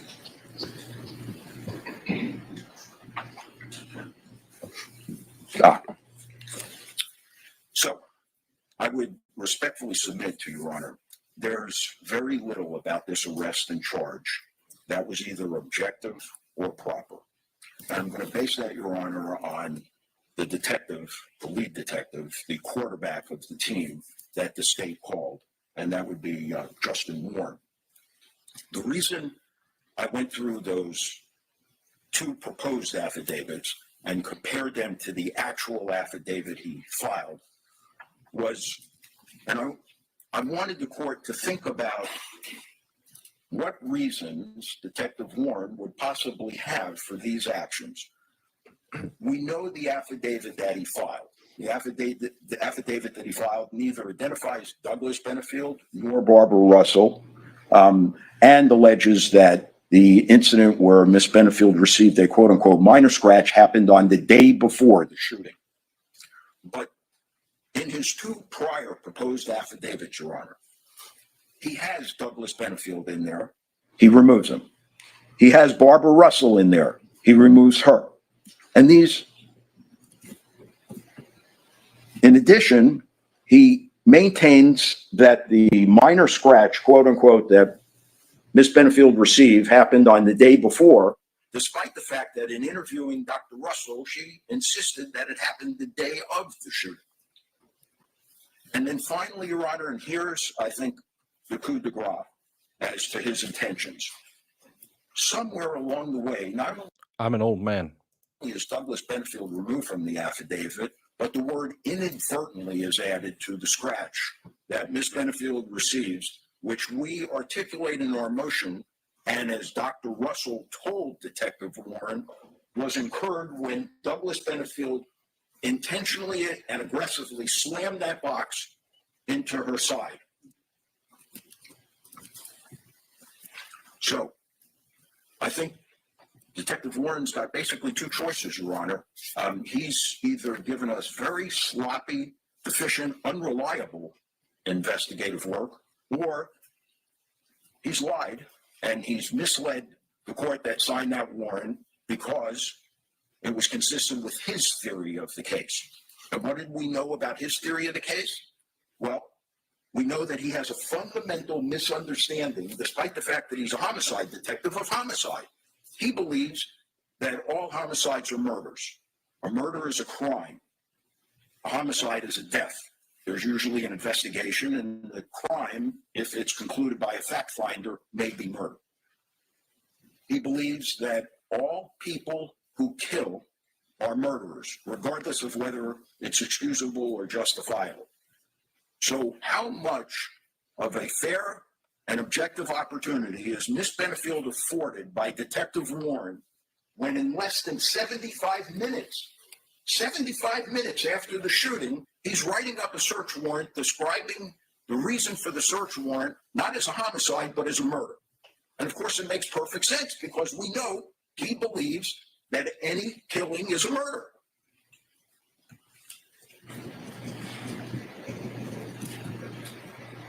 That's not enough, though. In addition, he misrepresents in his affidavit the 2 wounds that Douglas Benefield has suffered. He says specifically that self-defense has been ruled out because it does not appear that Douglas Benefield was facing Ashley Benefield when he was shot, despite the fact that the medical examiner says just the opposite. And what's worse is the medical examiner's opinion is released the day before Detective Warren files his arrest warrant. And you know, in the scheme of common sense, Judge, we've all been at this game for a while. Let's not kid ourselves. Detective Warren hasn't been sitting in his office waiting to hear from the medical examiner's office. He's called the ME's office and he said, so what do you got? You know, is there anything you can tell me? Is this possibly self-defense? So he gets the shot to the chest wrong because he says he wasn't facing her. And then he gets the shot to the knee wrong, but he gets it wrong because his theory is that Douglas Benefield was facing the closet when he was shot, which makes perfect sense. That he would be shot in the outside of his knee instead of the inside. And that's the warrant that he presents under oath to a circuit judge. And the reason he's removed Douglas Benefield's name, even though Detective Warren couldn't even bring himself to say that he's never had a judge question him about an arrest warrant before the judge signed off, I dare say, without knowing, that's certainly not going to be Your Honor's position. I would guess in time, if not already, the court's asked a couple of questions once or twice before signing an arrest warrant. He doesn't want that in there because an astute and street smart judge may say, well, what was the relationship between these two? Can you tell me a little bit more? Might this be self-defense? He's completely misled the court.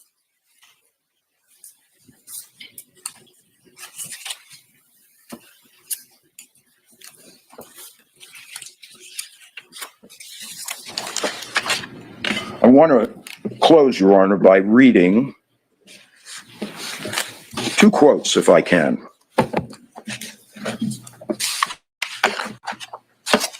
This is from a 3rd District opinion, Your Honor, Guillermo Penovar versus State of Florida, 338 Southern 3rd, 990. It's a February 2nd, 2022 case.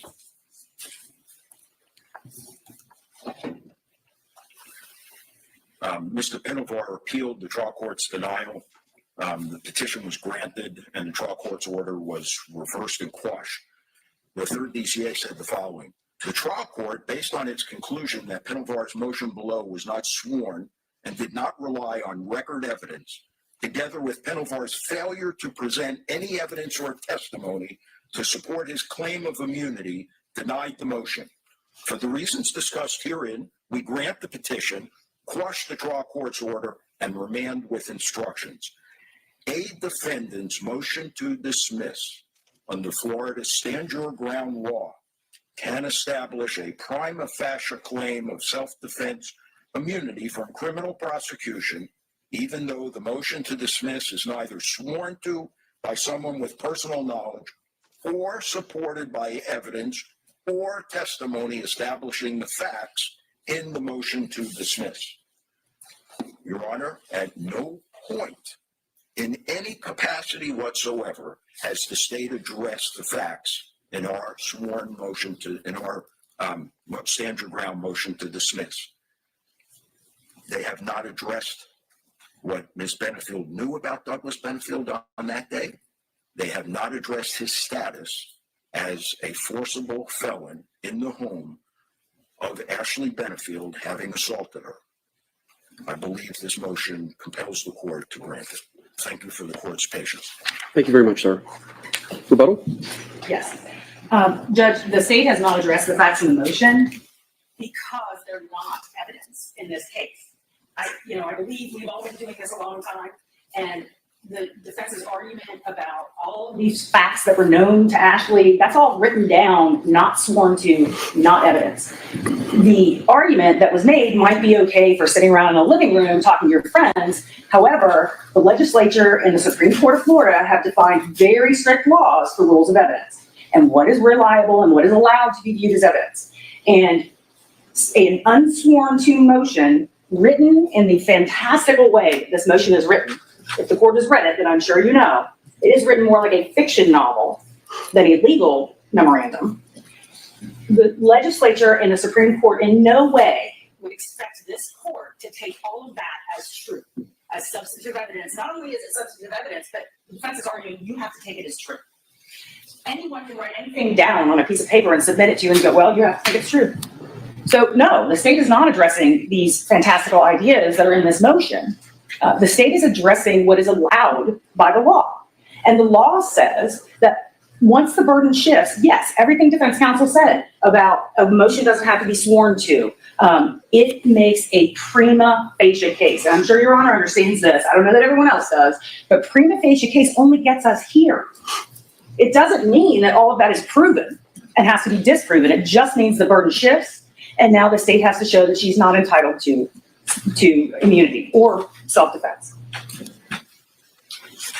Even if the court wanted to take what the defense said as evidence, what we just heard was... Yeah, I think this could be a really good case because, the defense lawyer might be a little fresh, but they seem like they're going at it. I can't wait for watching the pretrial hearing tomorrow. Me neither. Wasn't it the other lawyer who was up there before? I might have missed it. As I've told Jamie more than once, I don't see color. Doug Benefield grabbed her arm and blocked her way, I believe is what the defense counsel said. In no courtroom would that be enough to shoot someone 3 times. Additionally, even with the state's evidence, she was the only one that was armed. There's no indication from anyone that Doug Benefield was armed. You saw the pictures of him laying there, dying on the floor. There's no gun next to him. There's no knife next to him. There's no, bat next to him. And you saw, like I said, the pictures of the defendant. And multiple times, she was not beat up. She did not have serious injuries.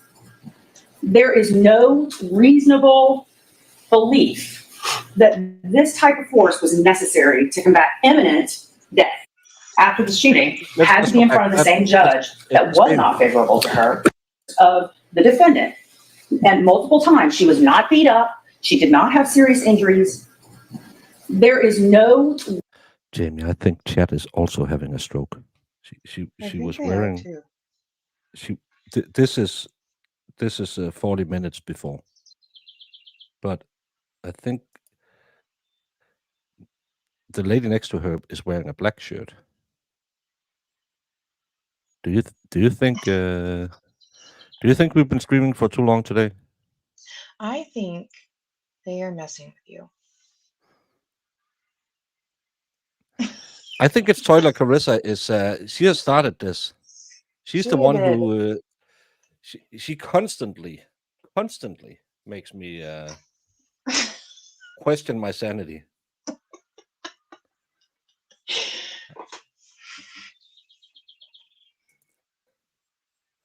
It's not gray. I showed you it was red.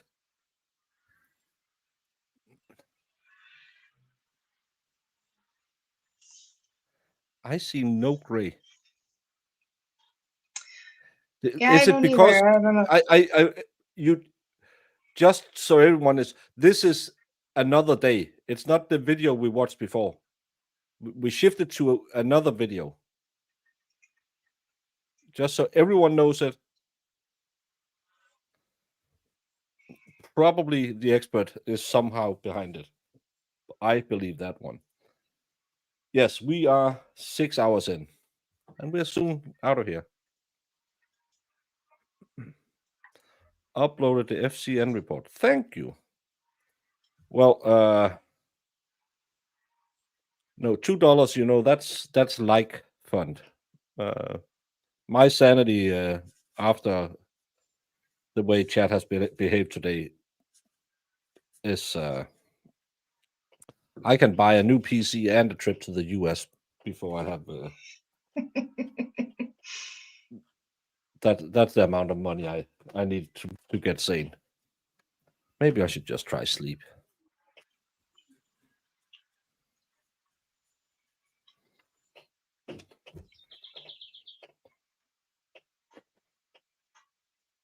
Thank you, Lynn, for admitting that Toilet Carissa.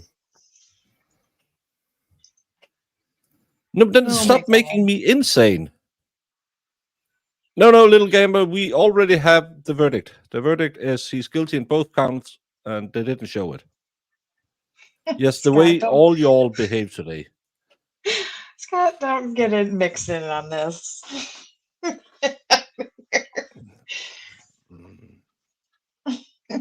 Yes, I had day 1 and now day 2. Yeah, I'm thinking Marissa has been oddly quiet for the last 2 hours. I think she's been sitting there saying, "Hey, make stupid go crazy again." I did that when we were looking for the video. I said, "Should we just play it and get it out of here?" To shoot someone 3 times. Additionally, even with the state's evidence, she was the only one that was armed. There's no indication from anyone that Doug Benefield was armed. You saw the pictures of him laying there, dying on the floor. There's no gun next to him. There's no knife next to him. There's no, bat next to him. And you saw, like I said, the pictures of the defendant. And multiple times, she was not beat up. She did not have serious injuries. There is no reasonable belief that this type of force was necessary to combat imminent death or great bodily harm. And the state would ask you to deny the motion. All right. Thank you both very much. Did you want to submit proposed orders? You don't have to. I'm just putting it out there. I know in some cases we do, some cases we don't. I'm sorry. Go ahead. You'll do much better than I would anyway. All right. I would begin to try to approach the quality. Now, I did speak with the court reporter's office, and unfortunately their staffing is a bit low right now. So it might be a little bit of time before I can get a transcript because obviously, as we talked about, either side is going to appeal. So I figure we'll get a transcript anyway. That way I can cite to portions of the actual record in support that might also streamline your appeal. So I will just say that I'll get an order out as quickly as I possibly can in light of all of those issues. All right. I would assume you can release that date that we chose in September. So do we need to let your JA know, or are you? No, she's listening in. Kelly, we need to release that date. At least you did that. I was joking how I tend to talk to the air because I know my JA is listening. And I said I wasn't going to do that because it looks weird, but so thank you for doing that. All right. Thank you both very much. Excellent presentations over the last day or so. I appreciated the written work product. The presentations have been excellent. So thank you very much. Thank you. Can I say back at you? The court's order told me all I needed to know about Your Honor's academic acumen, but I want to tell the court I had not spent enough time in front of Your Honor until this hearing to be able to reflect on Your Honor's temperament, which has been wonderful. We appreciate it. Well, nice to meet you all. Also, I did last night go over the remaining emails, the ones, and so I will be issuing an order on that as well. Thank you. Thank you all. We'll be off the record. So this was all the arguments in the stand your ground hearing. I don't think I will surprise anyone. This is a spoiler alert. It was denied. You could probably tell that because trial starts next week. Tomorrow, we will not be using First Coast Crap News Network to do something. Tomorrow, we will watch this Monday's hearing in this case, Tuesday's hearing in this case. just to get that out of the way as well. So if you watched it, please, cero spoileros. That's no spoilers in Spanish, Jamie. If you live in America or have a VPN, Betsy have shared in the Bursey Armstrong thread on Discovery, where there's 50 seconds video, maybe. What is this? What is that? Oh,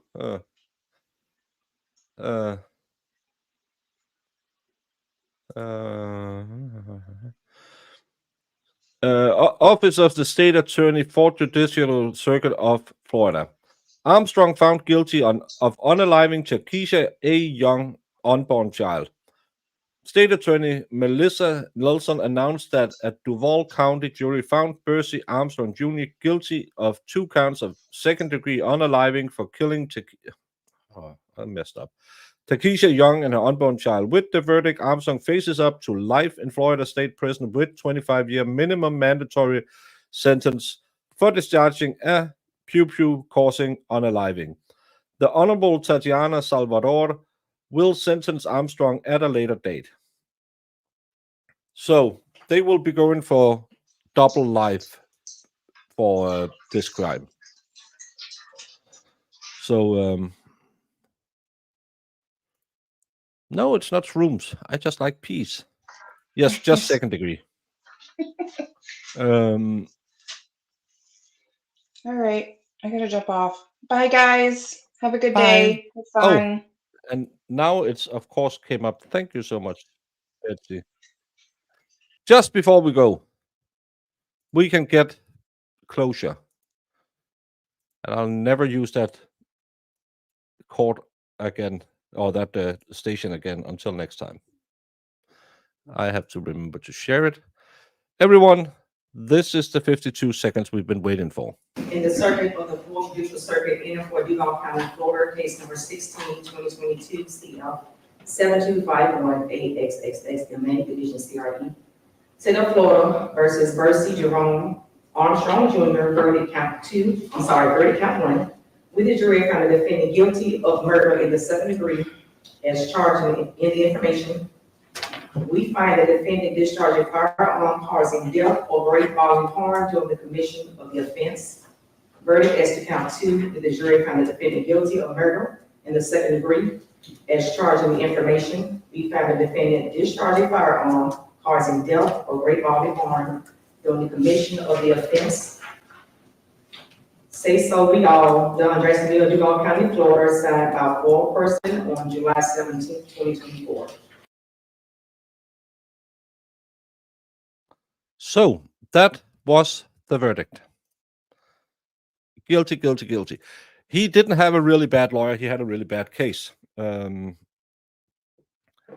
That lawyer gave him whatever he could give him. The problem is there was not much he could do because all the evidence pointed to him.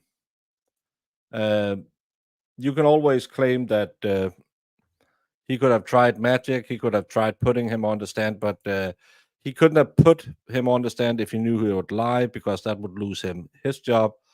So he got the best defense he could get with the facts presented to the defense. Tomorrow, I will come back if Toila Carissa promises me she won't conspire to make me crazy again.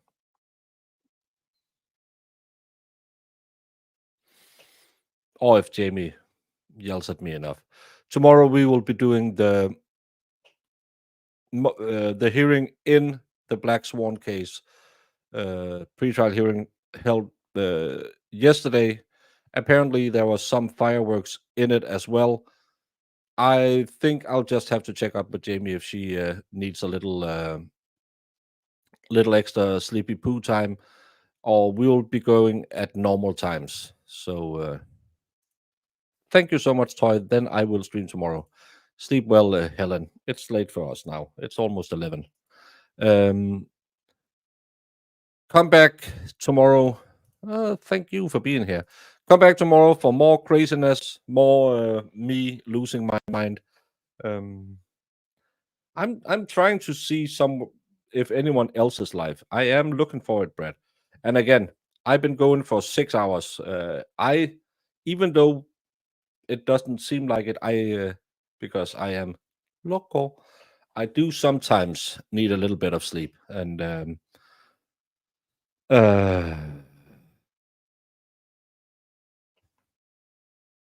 I can keep it going for 3 more minutes because then someone else is starting. So I can ship you over there. That's someone doing the Idaho 4 case. I don't know anything about that, so I'll chuck you over there, and then you can enjoy the Idaho 4 case with a lovely person. But no, tomorrow we'll go back to this Black Swan case because that'll be my main case to follow. Now the Karen Reed case is done. I just wanted an easy case, and I got it with this idiot. And for all of you who just started watching trials during the Karen Reed case, this is a normal trial. Couple of days, in, out, bam, bam, thank you, ma'am. Especially this case, it was a clear-cut case. I bet they offered him some kind of deal, and he said no. But again, he didn't. It's like the Adam Montgomery case. They put on no defense because they knew we could talk all day long. We couldn't sway the jury. So this is just most cases we cover. Of course, we try to find the ones that's a little spicy because it's not a business, but it's still. If I have to sit here for this many hours, I really like to be entertained, and I like to have people watching us because that makes the chat even more booming. And I didn't lose my sanity over a normal trial. I lost it because there was a conspiracy to make me cray-cray.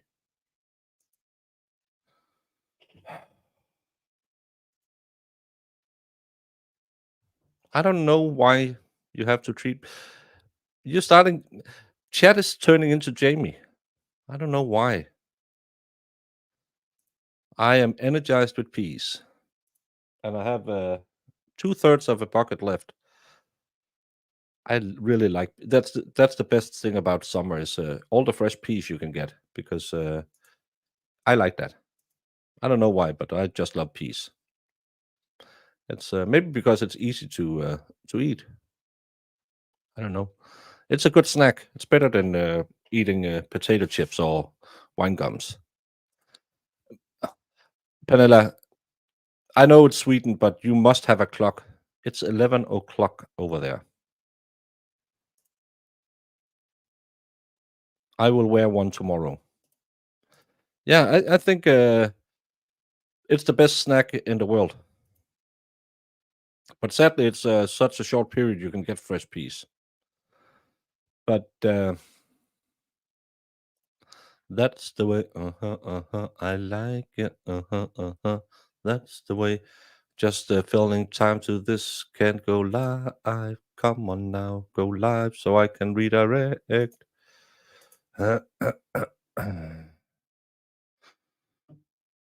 Baby peas are so good. I never really gotten into those. What do you call them? Sugar snaps. Never. I like the ones where they're fully grown. I like those. It's the same with the what is called edamame beans or whatever, those soybeans. A lot of people like to eat as snacks as well. Not my kind of things. Mashed peas with mint sauce. I like mashed peas with fish and chips. Thank you for all the help today, Betsy. Snow peas. Don't know those. But no. We'll get ready for this tomorrow. This Black Swan, so we are up to date when it starts next week. I'm gonna sign off because I'm starting to ramble. It's not a good thing when I start to ramble. Then I keep streaming for 4 more hours saying nothing. So I'm gonna send you out there somewhere, and I hope they're alive when I'm done playing my world peace. Yeah, let's get world peace. Thank you so much, Panella. I will try. Everyone, go out there. If you are like us in Europe, go to bed. Sleep well. If you're all of you Americans, have a great, wonderful day. If you're the Aussies, good morning to all of you, and have a wonderful day. I'll see you back again tomorrow at around 3 o'clock European time, around 9 a.m. Eastern time, which will be around 10 p.m. Aussie time, I think. 11, roughly. Stop talking. What exhibit are you referring to? I'm going to make this 100, Your Honor. All right. 100. 100. Because it is 100% 100%. correct. So you literally built a cannon? Yeah, it's pretty awesome. All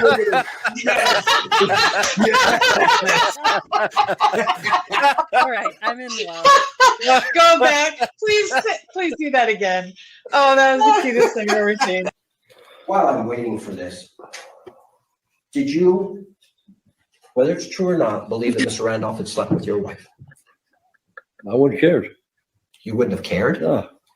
Did you believe he had slept with your wife? No. Did you believe he slept with your mother-in-law? Probably did. Everybody has.